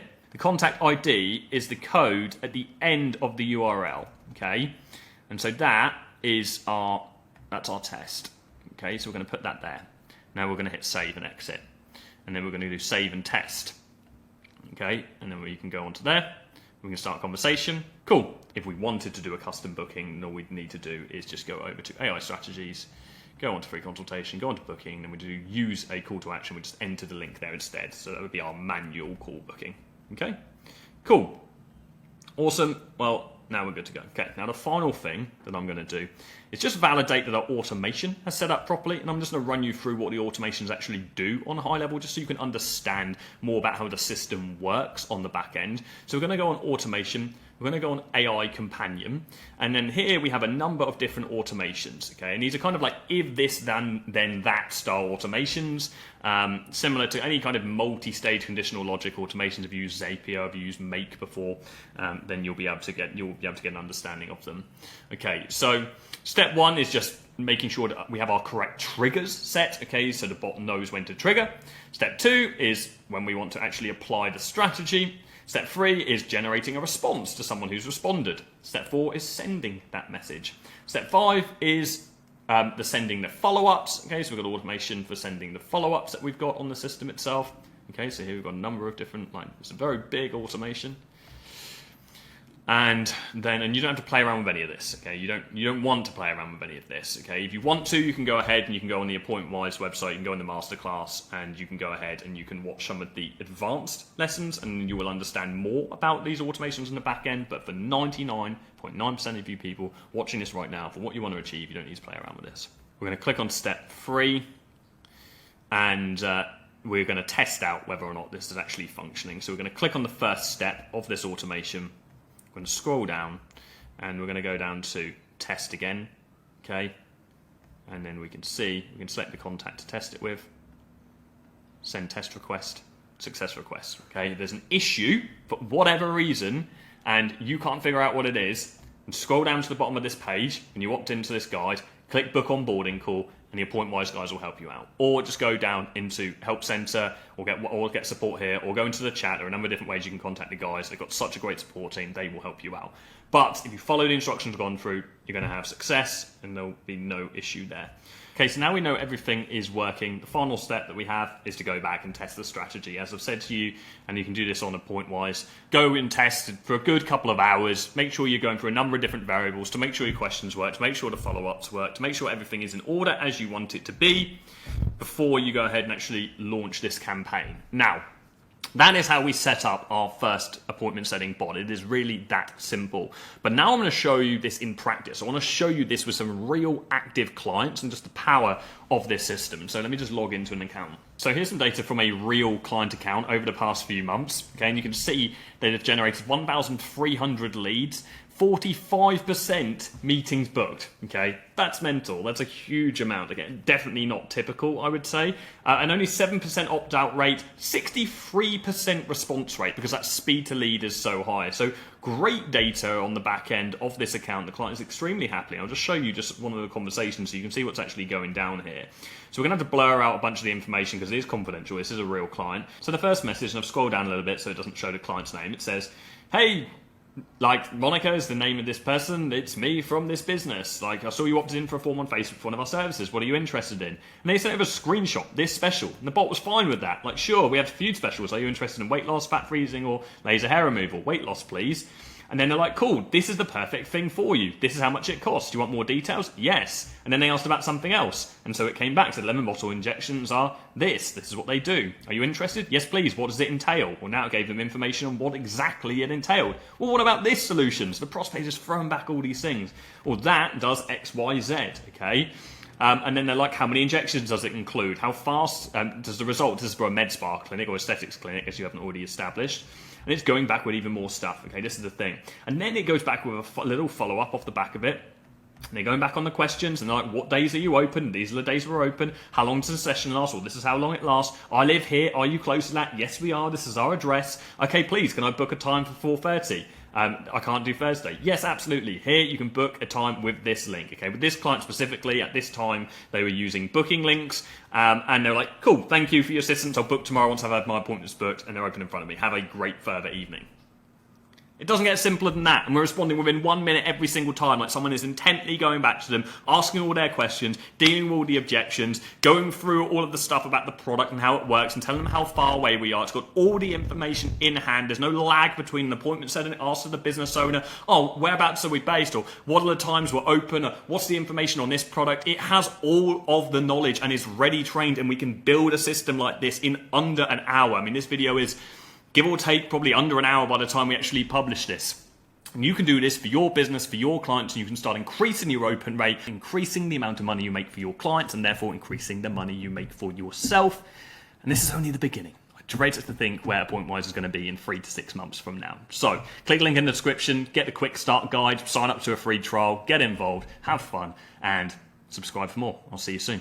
Cheers. Today, I'm going to teach you how to sign your first AI lead generation agency client in just 7 days or less. So let's get straight into it. Now, I'm going to be running you through an entire 4-stage framework. Everything you see on screen is going to be a big video today, so make sure you have all of your tabs closed, you're paying attention, you've got a notepad in front of you, and most importantly, you're ready to take action on what you learn, because I'm going to take you from a complete beginner to someone who can go out there and sign their first client within the next 7 days. Now, for those of you that don't know what AI lead generation is, I'm going to put a link in the description. You can learn all about why this is the best business model for you to start in 2025 if you want to take advantage of the AI boom that we are in right now and make some quick money. That's not to say this is going to be easy. You're, of course, going to have to put in work. This is the evolution of the digital marketing agency business model. We started off on SMMA about 10 years ago, social media marketing agency. And over the past 10 years, this has evolved into what we know today as AI lead generation. So go and watch that video before we get into this, because we don't have time for the context today. We're going to get straight into the actionable meat so you can go out there and sign up clients by the end of this video. So stage one is personal foundations. I know what some of you are thinking, Jordan, are we going to go through mindset? Fuck yeah, we are. Because 90% of new entrepreneurs fail. And the reason why they fail is because they do not live in a world that facilitates their success. They are fighting an uphill battle unknowingly. So I'm going to be running through your foundations and how you can ensure that they facilitate success and you have strong foundations. Second thing is business foundations. So once we've got our personal life in check, what are we actually going to do with this business? Who are we going to reach out to? What are we going to sell to them? How are we going to sell it to them? What do we want our brand to look like? So all of the foundations before we can even think about signing up a client. Stage three is then client acquisition. We're going to build out what is called our outreach strategy, where we reach out to potential clients. We're going to go through lead generation and how to find potential clients for our business, how to actually get meetings with them, and then host those meetings and go through a sales meeting strategy, even if we've got no sales experience whatsoever, and still manage to get a payment, sign up the client, so we can ultimately deliver our service to them. So let's get stuck straight in. So stage one, the first thing we're going to go through is mindset. And when I say mindset, I'm not going to tell you to meditate 3 times a day, to implement positive affirmations, gratitude, and belief in yourself. Albeit all of those things are very positive habits to have. When I refer to mindset, what I really mean is expectations. Many people get into entrepreneurship with false expectations because many people sell dreams online. And the truth is, entrepreneurship is always going to be difficult. And we have to practice and learn what is called delayed gratification. We have to know that the actions of today and tomorrow are not going to get us rich. But the actions of today, tomorrow, and the next 30, 60, 90 days will. And so it's not about focusing on the short term and expecting quick wins. It's about understanding that our success is a combination of a series of days of hard work. It's an accumulation of grit. And for many people that haven't been in entrepreneurship before, this is a very tough pill to swallow. And it's why so many people give up in the early stages and go back to employment, which is undoubtedly an easier route to take in life. So you have to understand what you are getting yourself into before you even think about starting a business. Now, I want to recommend a book to you guys that truly changed my life when I first read it, and that is Meditations by Marcus Aurelius. Marcus Aurelius was a former, of course, Roman emperor, and also the founder or the philosopher of Stoicism. Now, Stoicism, in layman's terms, is a way to live your life. It is founded upon 4 key values, which are courage, temperance, justice, and wisdom, and is about living in accordance with nature, allowing yourself to flow freely, to accept things for what they are and what they aren't. And a stoic mind is primed to succeed in business because you will learn to weather the storm. And that's really what we are doing in business. We are going to be doing things on a daily basis that we don't really enjoy doing for a later reward. And we actually start to dance in the rain. We start to enjoy the storm for what it is. We enjoy the process and we get obsessed with it until actually we start seeking the storm when life gets a little bit comfortable and we start getting rich, which is ironic, right? We escape the storm and we're looking to escape the storm initially, but then we start seeking it because we found so much love in the process of it. My favorite quote from Marcus Aurelius is, "Choose not to be harmed and you won't feel harmed. Don't feel harmed and you won't be." And that simply means that if you're in a negative situation, if you're doing something you don't enjoy, choose to enjoy it. Or choose not to not enjoy it. Change your thoughts and you change your world.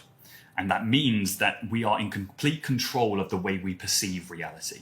And so if reality is hard through our perception, then we need to change our perception of reality. And then hard becomes easy, which might sound simple until you start practicing it every single day. So next time you feel like you're in a negative situation, next time you feel like you're doing something hard, like you're inevitably going to be when you get stuck into this, just remember, your thoughts control your reality. Change your thoughts and you change your reality.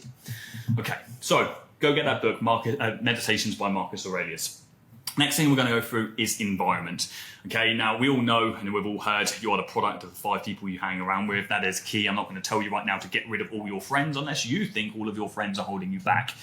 You are going to be fighting an uphill battle if you are surrounded by people that are making it hard for you to succeed. When I first started my company, most people around me wanted me to fail. I had to, one by one, get rid of the friends that I had around me until it left me with a very, very small group of friends. I used to be a nightclub promoter. I had 15, 20 friends that really weren't friends when I started a business, and then it really whittled me down to probably 2 or 3 people who actually believed in me and wanted me to succeed. You have to get rid of the people around you that don't truly want the best for you, and that is a difficult process that's going to take a long time, but it's a harsh reality that we have to accept. Can you succeed while still having negative people around you? Absolutely, but it's going to be another chip on your shoulder, another weight on your back when you're trudging up the mountain that's holding you back. And the more you drop those weights, the easier it is to get up the hill and reach the summit. Apart from the people around us, we have to sort of be around in a positive environment in our own being. What can we control? Well, we want to be in an office at home or in a room that is quiet, that we don't have distractions, we don't have noise all over the place, it's not messy. Okay, if you're working in a messy room, get your shit together, clean your room. A messy room is a messy mind. So get yourself in a nice, clean environment where you feel positive. You feel engaged, you're ready to work. Get a mood board up, visualize what you are trying to work towards, know what you want to achieve, which is actually our next step, which is your goal. You cannot achieve anything if you don't know what you actually want to achieve. So many people jump into business without knowing what they actually want. And so create that mood board. Like for me, when I bought a chipboard on Amazon, it was like £20. I just started printing off things and sticking it on this. I had the car, I had the house, and all of these things that I've already achieved and some. But it allowed me to visualize the life that I actually wanted. And don't just look at those things and visualize it, okay? Actually feel it. Feel what it will be like to have those things. And rationalize it. Write down how much it will cost to have those things. Understand the financial target you're trying to work towards. So many people, when I mentor them, and I mentor thousands of people every single year who want to start agencies, they come to me, we ask them their goal, and they say, I want to make $10,000 a month. Okay, great. What does $10,000 a month mean to you? Well, I just think I'll be able to travel and I'll be able to buy a nice car. Okay, you haven't figured this out. Go back to the drawing board and figure out what you actually want. How much does that car cost that you want? How much are you going to have to pay for it? What is the mortgage on the house that you want to buy? Or do you want to buy it cash and be mortgage free? Figure it out in a spreadsheet. This is something I call a lifestyle calculator. It's a resource I give to people in one of our training programs. Figure out the cost of everything that you actually want that's truly going to make you happy, and this will allow you to consider whether you actually want those things, and it's going to give you a figure that you need to have on a monthly basis to live the life that you want to live. And consider the mundane, consider food, consider bills, consider travel, consider gifts, all of the stuff that you want to do. Put it in that lifestyle calculator, put it in that document, and then you have a real tangible goal. You have something you are working towards that isn't a hypothetical 10K based on all of the Instagram guys that you see in Dubai. It's not 100K because your friend said they want to make 100K. It's a genuine figure that you can then attach emotion to because you've seen what it actually looks like and you've felt what it will be like to become that person, and you know the tangible, logical amount of money that you need to make in order to actually achieve it. That's a real goal. And then what we're going to do is we're going to reverse engineer what we need to do inside the business to achieve that goal. We micronize that goal. And then we know the small daily tasks that we have to put into play to hit that exact period or to achieve that life that we want to live. And then we'll touch on that shortly. We'll touch on the maths, we'll touch on the data, we'll touch on how we can reverse engineer that financial figure to come up with a daily target that we have to stick to. And using our new Stoic mindset, okay, we're going to stick to that and we're going to achieve it because we know that the success that we achieve is not the product of today and tomorrow, it's the product of the next 30 days, the next 60 days, the next 90 days, the next 3 years. It's the daily commitment to do the thing you need to do in order to achieve what you want to achieve. Now, I didn't touch on, there's 2 other books that just came to mind that I really want to recommend to you guys that are going to help you out in the early stages. These were life-changing for me, and I wish I read them sooner in my life. Number 1, Atomic Habits by James Clear. Incredible book that will teach you how to stick to these daily habits every single day. And so go read it. Miracle Morning by Hal Elrod. This arguably was the best book that I ever read as far as impact is concerned. It will teach you how to curate an incredible morning routine that's going to prime you for success every single day. And if you want to know the order in which I recommend you reading them, I would go Miracle Morning, then I would go Atomic Habits, then actually I'd throw another book in there, How to Win Friends and Influence People, and then finally I would then go on to Meditations by Marcus Aurelius. In that order. Okay, we'll put links in the description so you can go and read them to study. Now, the next step, conveniently, is training. We have to get the foundational knowledge in any venture that we're trying to jump into. If you don't have sales experience, you're going to need to be trained on sales. If you've never done lead generation before, you're going to need that. If you don't know much about the business model, you have to get a good understanding of it. Now, fortunately for you, I teach so much on this channel. It has always been my mission to give more away for free than other people would have you pay for.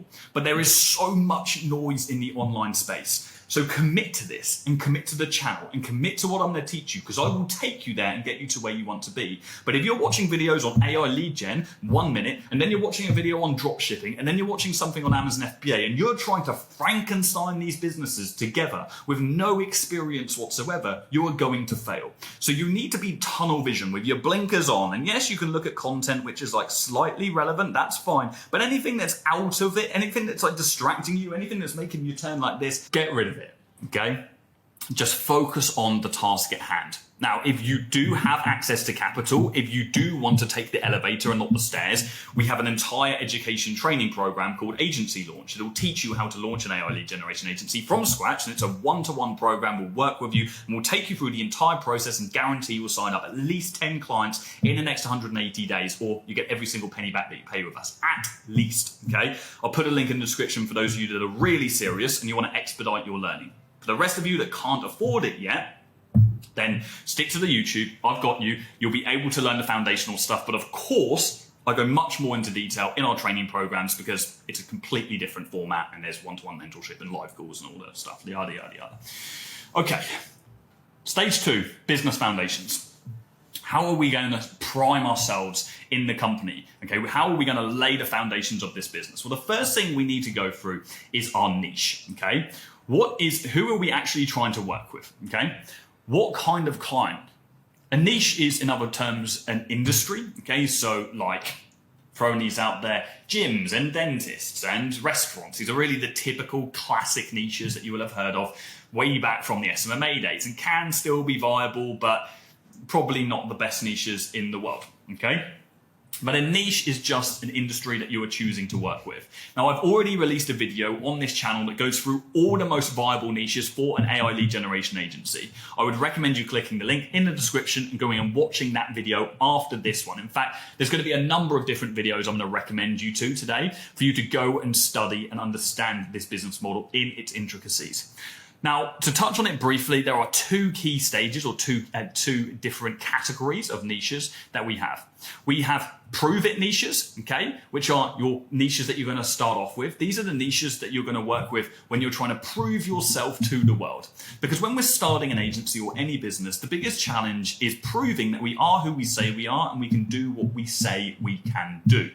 And so we don't want to waste our energy and we don't want to waste our resources by trying to work with bigger niches that are going to need more proof. We want to work with smaller niches that are less experienced in our field of AI lead generation and therefore going to be easier for us to sign up. So go and watch that video afterwards and you'll be able to learn about all of those prove it niches. Now, the second stage of niches is what I call scale it niches. And this is after we've got case studies. This is after we've proven to ourselves and the world that we can actually deliver this service and get results. And we've got our clients holding our flag.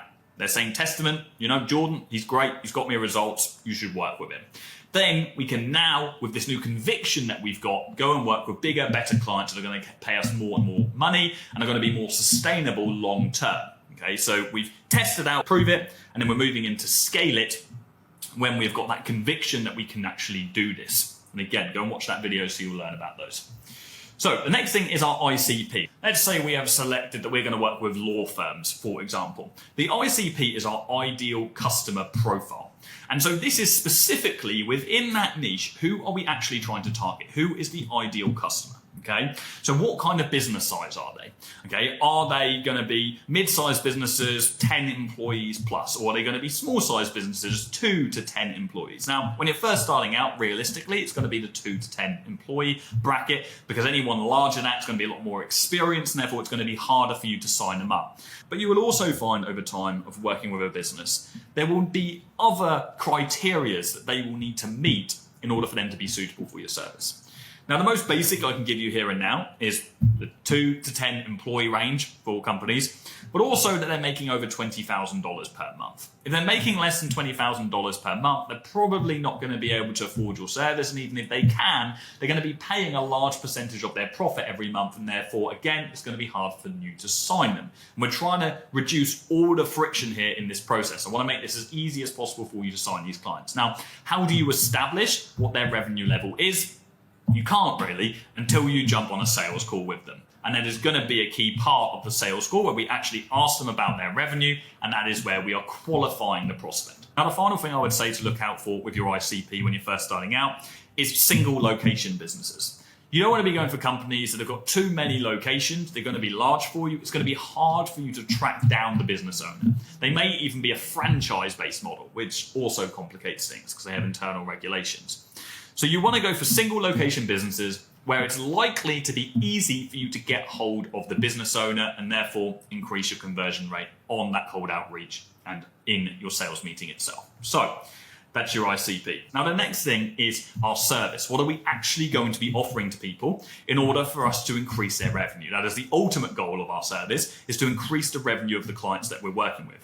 But there are a number of different variables. There are a number of different services we can offer. It's not just black and white. Although I have recorded the video for you guys, again, link in the description, watch it after this, where I break down a number of different options, a number of different variables, all of the best combinations of service that you can offer within your agency. But it's your choice which of them you go ahead with. The most simple is, well, looking at the format, we're driving traffic to generate leads, and then we're converting those leads into appointments, so booking them in for our client. And then sometimes we're going to create AI systems on the back end in order to increase efficiency within the business.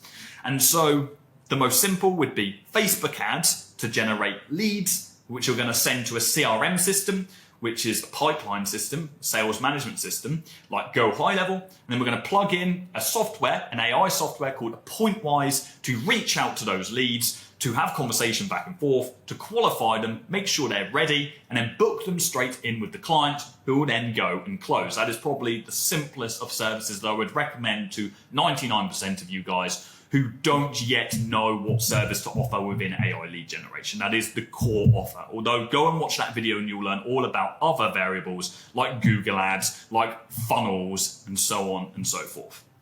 So we must know what service we are going to offer. Make sure it is relevant to your niche and to your ICP.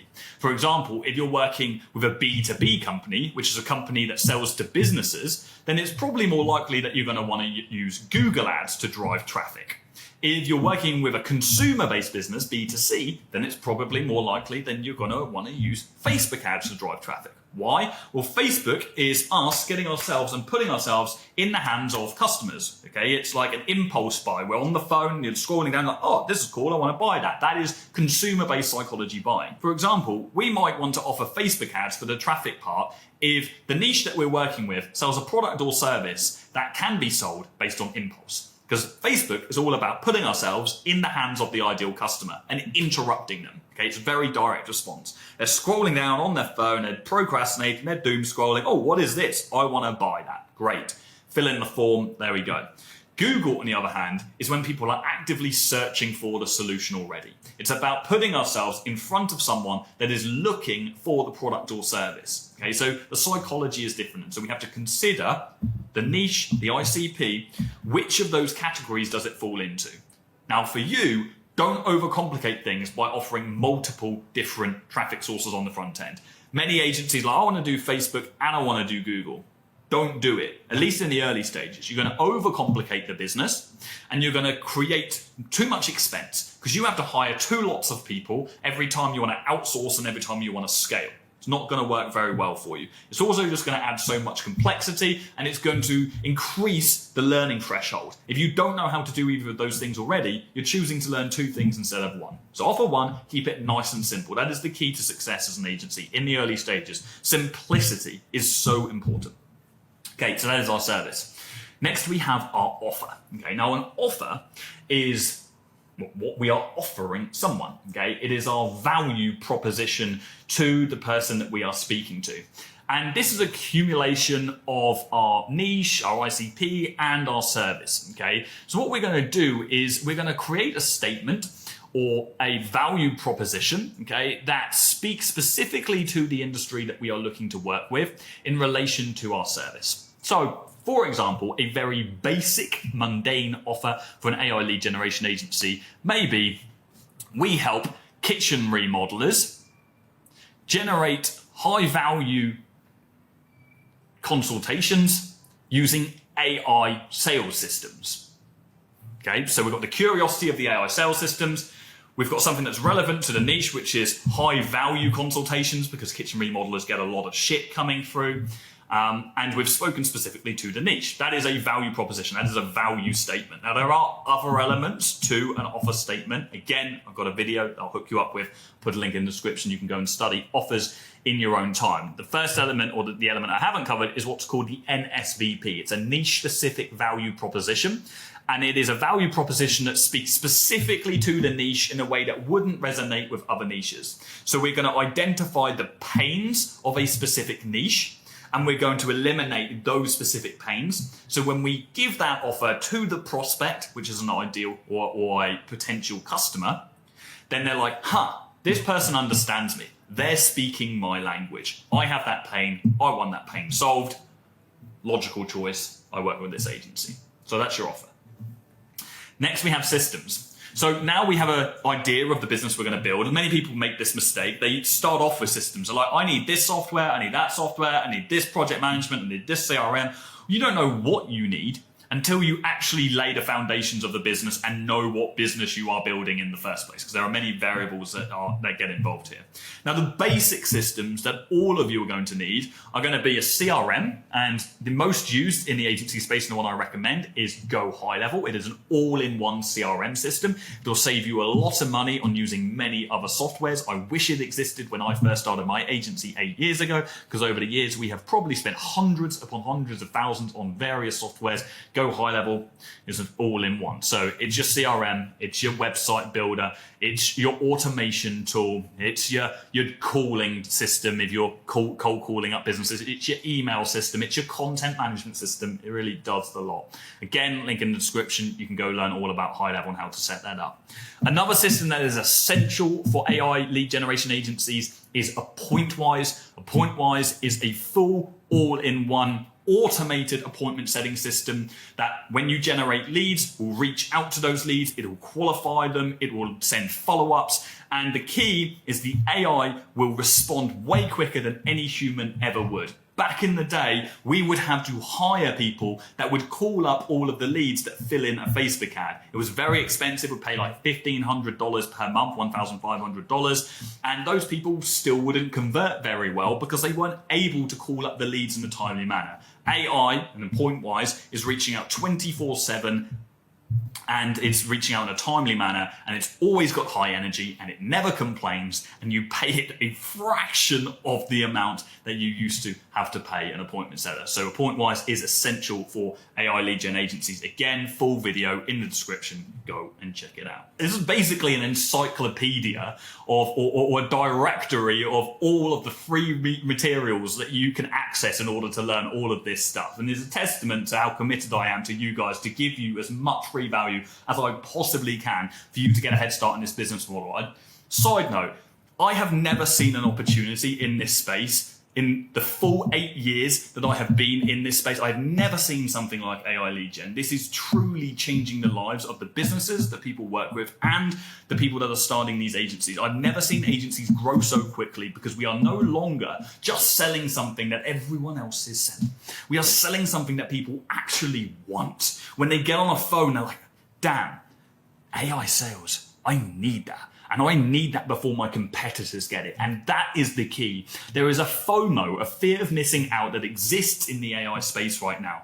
And this is our opportunity as entrepreneurs to harness that and to sell something that people snatch out of our hands. And that is so exciting. As someone that is so passionate and driven to help other people succeed, because I know what it was like when I was an 18-year-old kid looking around me, desperately wanting to be successful. When I was the guy that was going to house parties, that was sitting there, and I would be sitting and smoking and like drinking, and I'd be like, oh, I'm going to build this business, and I'm going to be so successful, and I'm going to do this thing, and everyone would be looking at me like, yeah, all right, mate. I'll be like, yeah, when I make it, we're all going to make it. And I desperately wanted to succeed. But for so many years, I was not surrounded by people that could aid me. My whole life, I've been handicapped by my environment. My whole life, I have been surrounded by people that are not driven to be successful and that shoot down successful people's or ambitious people's dreams. And so my commitment to you guys and to everybody that I work with is that I want to be the person that I needed when I was 18 years old. I want to be the mentor for you that I needed to be successful. That is my commitment, which is why I'm so passionate to create this content for you. I want to see you succeed with this, and I'm so excited to see what you do with this. You know, so get involved, drop a comment down below. Let me know why you're doing this. Let me know how you're getting on. Keep me updated. I cannot tell you how good it makes me feel when I sit in the evening and I read the comments on YouTube and I hear about some of you guys that have been signing up clients from the content we put out. It's an incredible feeling and it drives me to keep creating this content. So please do. And if you're watching this and you're not subscribed to me, please subscribe and turn your notification bell on. It all helps. It aids the system and it helps me continue doing this for you. Okay. Okay, so systems, brand. Brand is something I'm very proud of. I love our brand, affluent.co. It's the agency that we've been running for over 8 years now, or 8 years. Over 8 years, probably over 8 years. There or thereabouts. We launched in 2017. Now, affluent means to flow freely in abundance, which also is very connected to stoicism.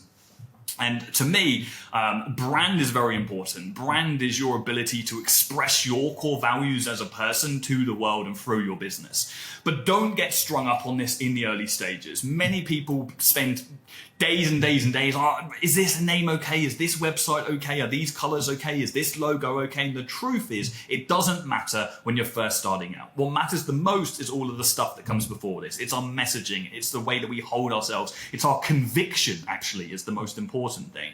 And we can rebrand later. When I first launched my agency, it was Platten Enterprises. It was just me, and my contract was signed up to Jordan Platten. There was no affluent.co.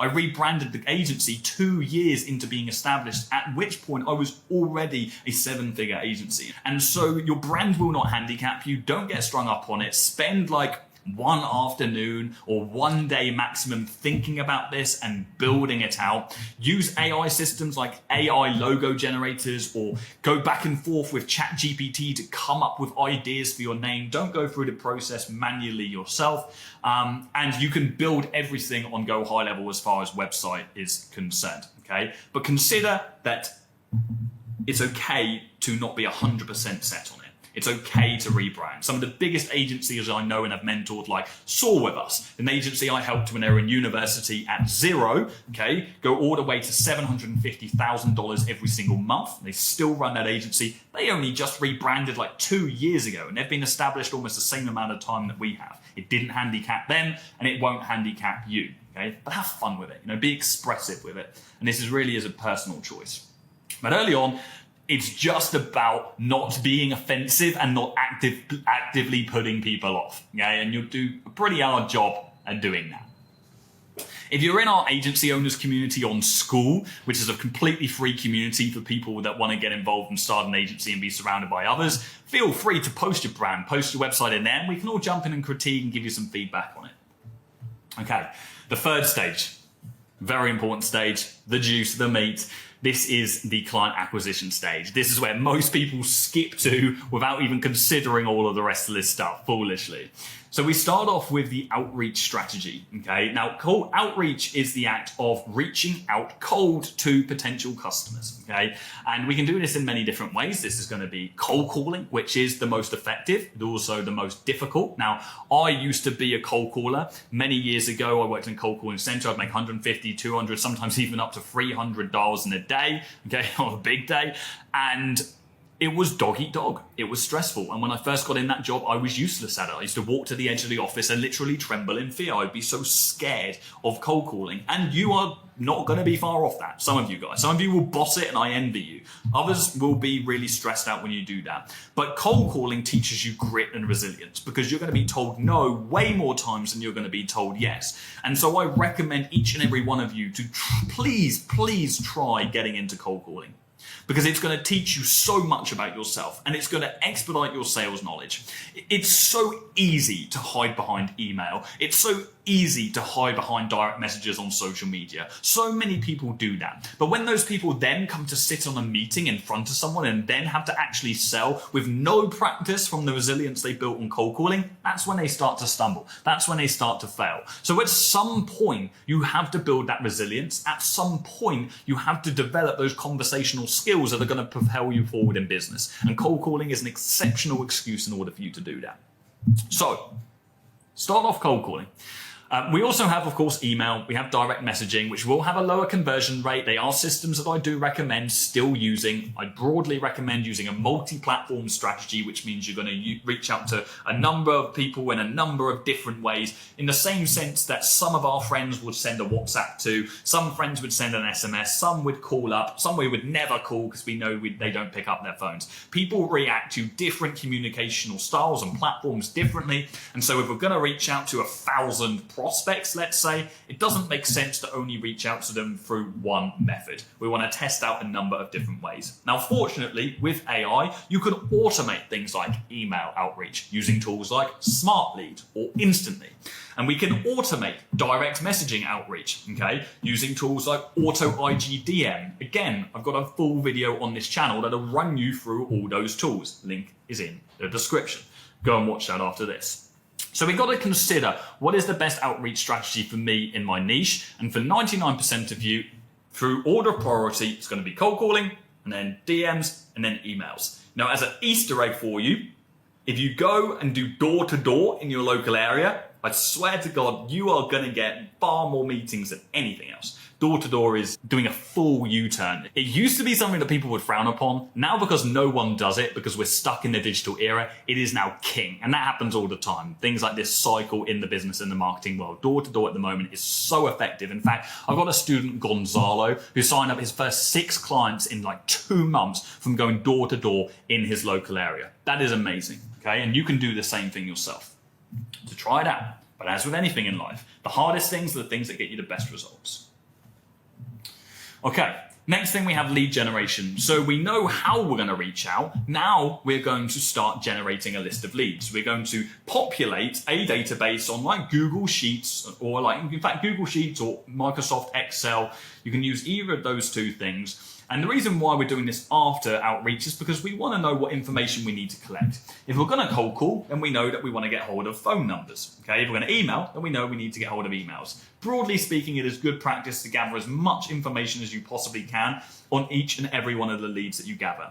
Now, the key is we want to generate somewhere between 200 and 500 leads plus before we start our outreach. Because if not, we're going to run out of leads very quickly and then we're going to have to chase our tail. And so it's good to be ahead of ourselves and to always keep ourselves ahead. So if we do have a day where we can't generate leads for whatever reason, it doesn't matter because we've got this backup list of leads ready to go. Okay, now, the tool I recommend for you for lead generation is clay.com. It is the best lead generation tool that exists out there. There are many other tools. Again, you know what I'm going to say. I'll put a link in the description to a full lead generation guide that will teach you how to generate thousands upon thousands of leads in minutes. Broadly, it is the first thing I recommend outsourcing, which means you're going to pay someone else to do it for you because it is very time consuming and it's a needless task. It is very mundane and everybody needs to do it. And therefore, there are many people you can pay pretty small amounts of money in order to do this for you. But if you don't have access to capital, of course, watch that video, follow the steps in that video, and you'll learn how to generate thousands of leads. So we've got our list of leads. What are we going to do? We're ready to actually reach out to them. Well, now we're going to appointment set. The key when we are reaching out to our prospects is we are not trying to sell to them. The worst thing that you could possibly do is call through your list of leads and try and pitch them your offer on the phone. you're going to fail miserably. Many people don't listen to that and they try and do it and they realize it doesn't work. You're going to be unprepared. You're catching people off guard. The mentality and the foundation isn't there. And so you have to make sure that you're only trying to achieve one goal and one goal only. And that is to set up a sales meeting. So you're going to do your cold calls, you're going to do your emails, you're going to do your DMs, and you're going to speak to the prospect and you are going to book an appointment with them for another time. And you want to book that in for as soon as humanly possible, within the next couple of days, ideally. Now, if you want a simple script for this, I'm going to give you one right now. I'll just run through one off the cuff. You can apply this to email, DMs, cold calling, door to door. The script really applies. You just have to adapt it for each of those methods. The first thing that you absolutely need to do is get past the gatekeeper. And the gatekeeper is the secretary or the person that is put in place, the PA, to stop you from getting hold of the person you want to get hold of, which is the business owner. Of course, business owners have to protect their time, and so they hire people to protect their time. Now, the key and the number one rule to success in getting through to the gatekeepers is assuming familiarity. You have to act like you already know the person you are trying to get hold of. The minute you act like a salesperson, you are revealing your true identity, and therefore the gatekeeper is going to do what they're paid to do, and they're going to gatekeep. So when we speak to someone, we say, hey, can you pop me through to John? Hey, is John in? Can I speak to John, please? Chuck me through to John, will you?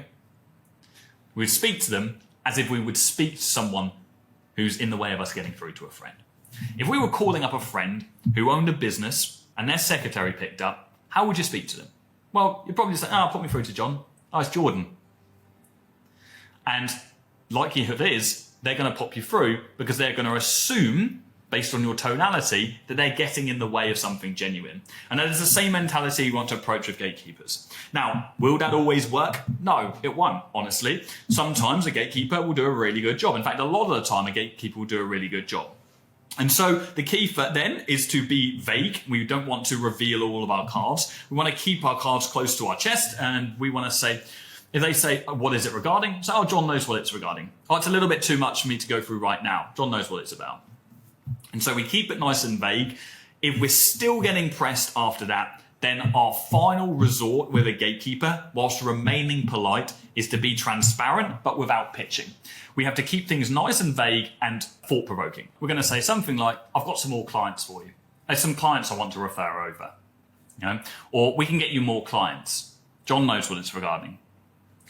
The reason we say John knows what it's regarding, or insert name, is because we are already going to have sent over an email if we're trying to get hold of that person on a multiple daily basis. So we're also sending up this multi-platform, which is our email, which is our DMs, and so we're going to presume that they've actually seen our messages anyway. So we keep it nice and vague. We get past the gatekeeper. If we really can't get past them over a period of time, don't get rude. Realize that this person can stop you from getting hold of the person you want to. Be straight up with them. Joke around. Say, I'm going to keep calling up every day. I need to get hold of them. I'm only going to be 2 minutes. Like, what do I need to do here? Help me out. When can I reach John? When's a good time?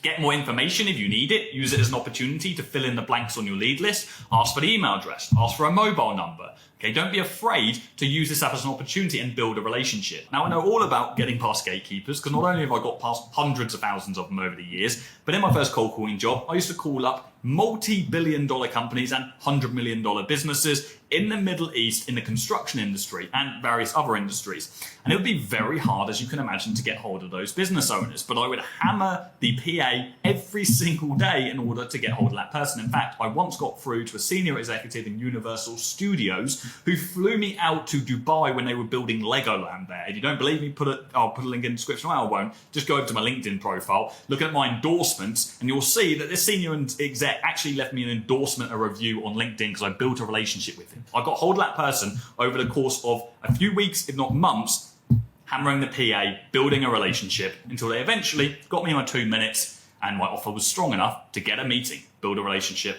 and make the sale. Now, once we've got past the gatekeeper, we're going to be through to the decision maker. Now, the format is very simple. The first thing we're going to do is diffuse them.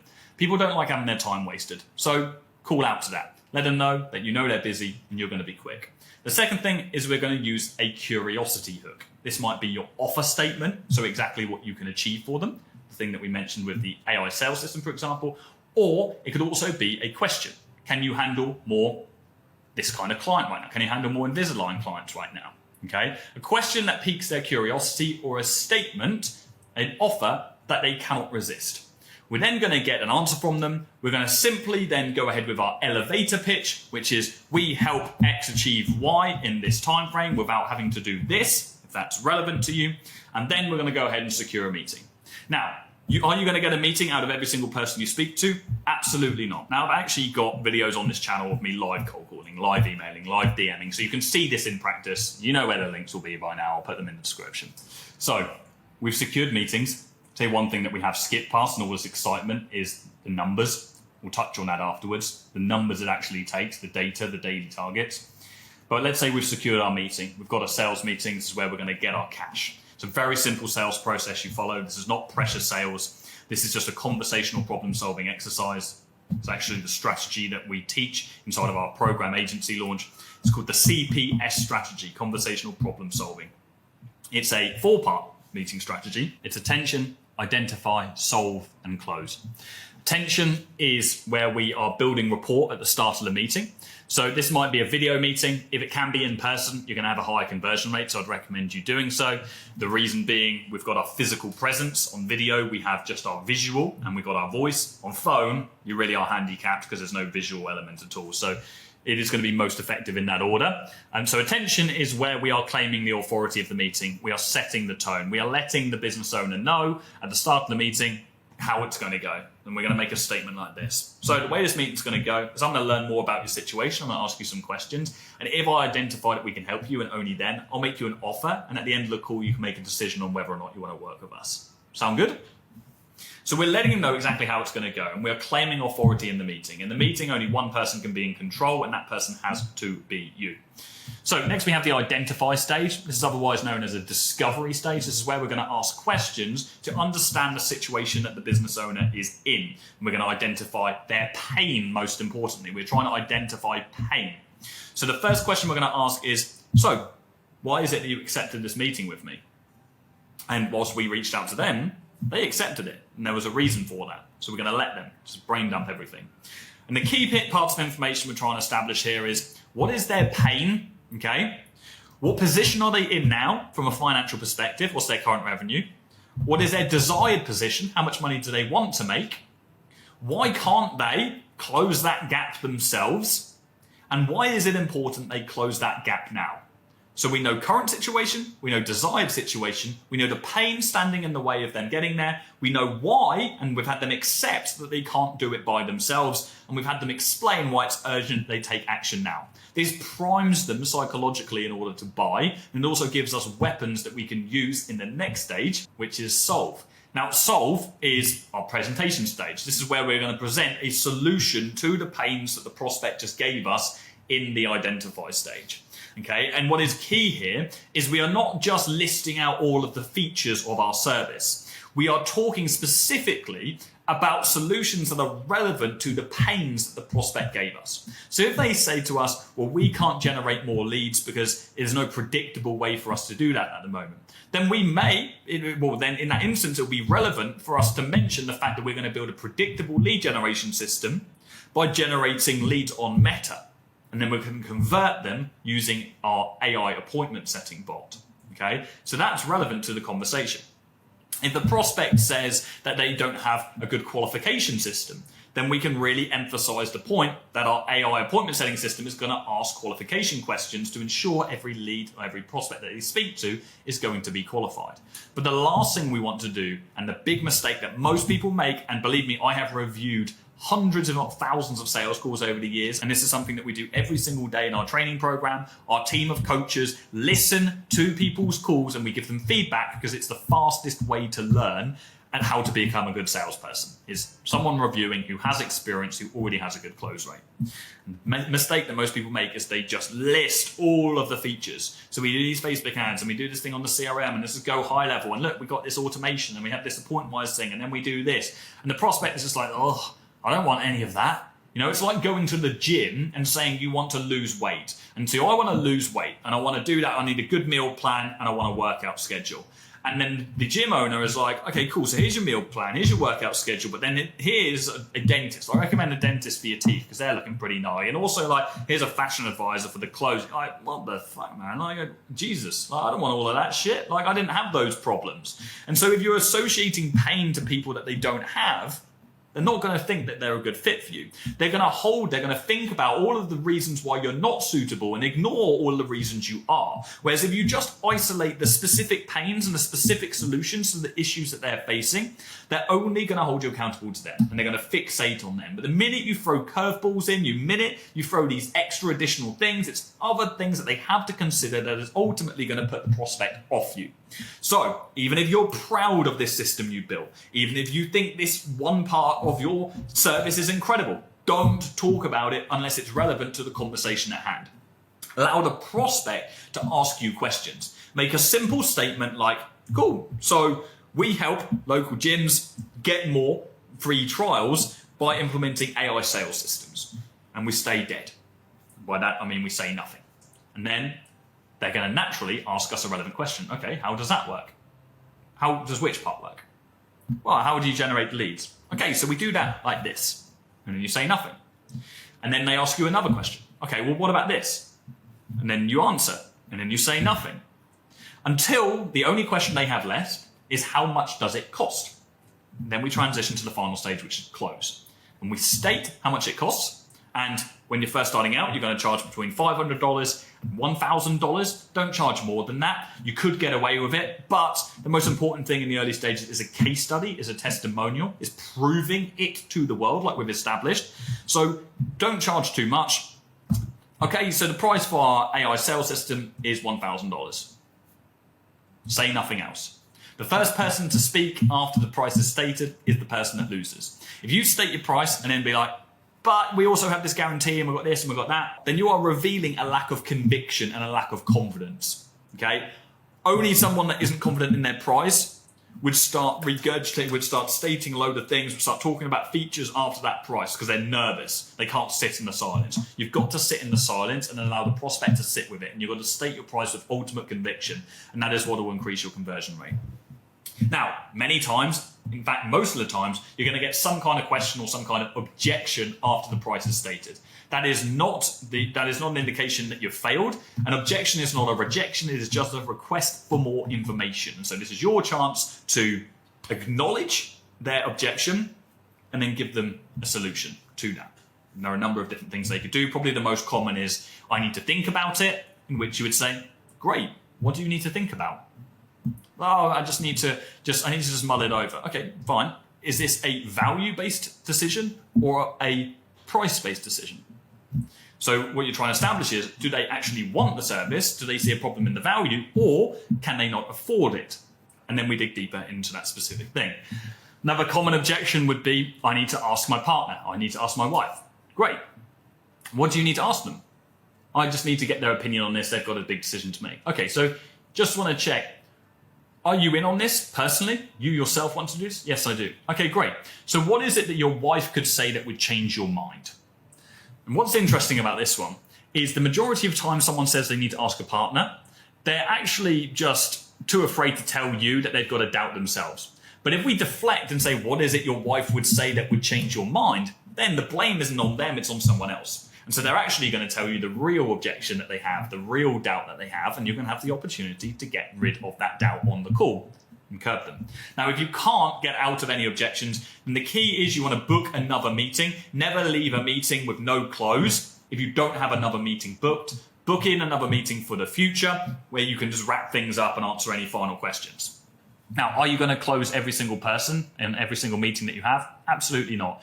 Realistically, for those of you just starting out, you're going to close between 20 and 30% of your meetings. Some of you will close less than that. Some of you will close more than it. But across mentoring thousands of agencies, that is what we've recognized the average to be, between 10 and 20%, okay, of the people that you actually jump on a call with. But when you do secure the client, great.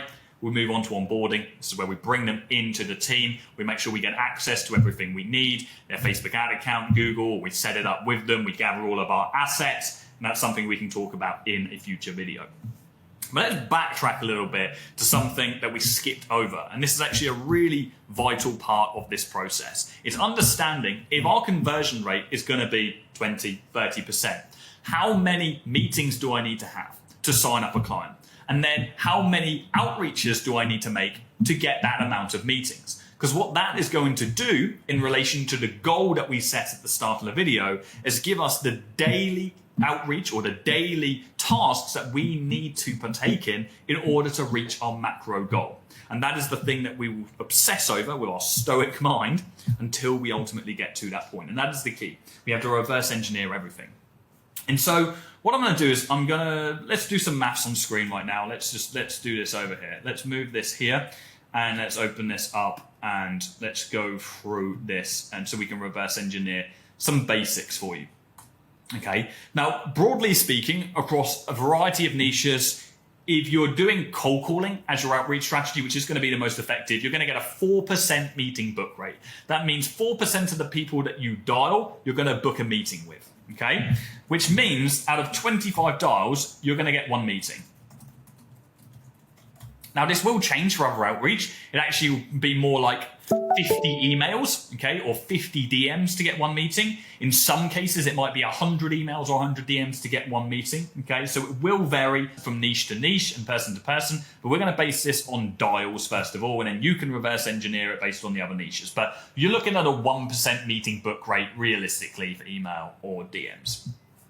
This is why calls are so much more effective. Yes, they're scary, but they are more effective. So that's 5 meetings per week. If you're doing Monday to Friday, 5 days a week, you're going to have a 60% show up rate. Okay. Now, show up rate is the amount of people that actually turn up. So you might get 5 people say, yes, let's have a meeting, but only 60% of them are going to turn up in the early stages. And this is really because your digital presence isn't strong enough. You don't have reviews. You don't look great. When someone books in a meeting with you, they're going to Google you. Be mindful of that. Try and control your digital presence as much as possible. But obviously, as you get more established, your show rate is going to increase because your digital presence is going to look better and you're going to be more impressive to people. Okay, but around 60%, which means you're going to get 3 meetings attended. Okay, and on the basis of, let's say, a 30% close rate, because we're going to keep these figures nice, and then that's 1 close per week. Okay, so that's 1 close per week. That's you signing up 1 client in 5 days. Now, of course, you're going to have to allocate a couple of days, 2 days, for example, on the rest of this stuff. You need to do this mindset-based stuff. You need to get your stage 2 business foundations in place. You need to do some lead generation. That's a little bit ambitious. Like, realistically, you're probably going to need a couple more than 2 days, maybe up to 4, maybe 5 days to do that. But from the moment we start outreaching, we can sign up a client within 1 week if we stick to these targets. Okay. Now, let's just say that 30% is unrealistic for whatever reason. For some of you that are complete beginners, that is okay. Some of you I've seen close at, let's say, 10%. Well, what does that mean to the numbers? Well, that means that it's actually going to take us, it's going to be 0.3 closes per week, which means it's actually going to be 3 weeks to get first client. Okay. You might be there, well, that's a lot longer than I anticipated. I don't want to wait 3 weeks to get my first client. Well, how do we then change this? What people don't understand about data, and it should be so obvious, is you can just manipulate the numbers to get what you want out of this and then set the targets from that. If you want to sign up your first client in 1 week, but you're terrible at sales, so you've got a 10% close rate, then all you need to do is triple the rest of the stats. So if you do 75 dials, you're then getting 3 meetings a day.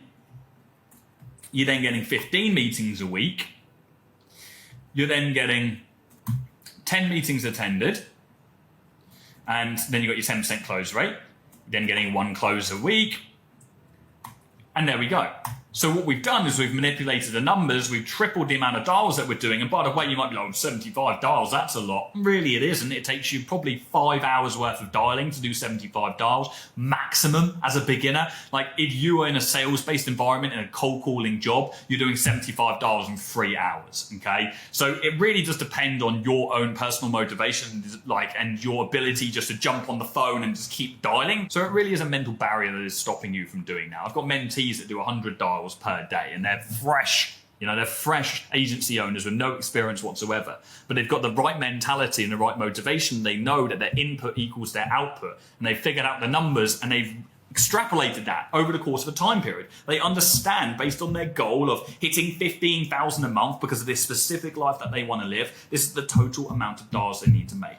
And so manipulate the numbers yourself based on these benchmarks and understand how long it is going to take you in order to reach your goals. Obsess over those goals, get a very clear picture of who you want to be, and then stick to those daily targets every single day. Because it's not about signing up your first client in 7 days. It's about doing that every single 7 days. It's about doing that in whatever time span is relevant to you based on your goals. But most importantly, it's about sticking to what you know is going to work and not holding you accountable on today and not expecting success from what you just did yesterday, but from what you did every single day and are committing to now do every single day going forward until you can hire a team that can do it for you. And then, congratulations, you're a real business.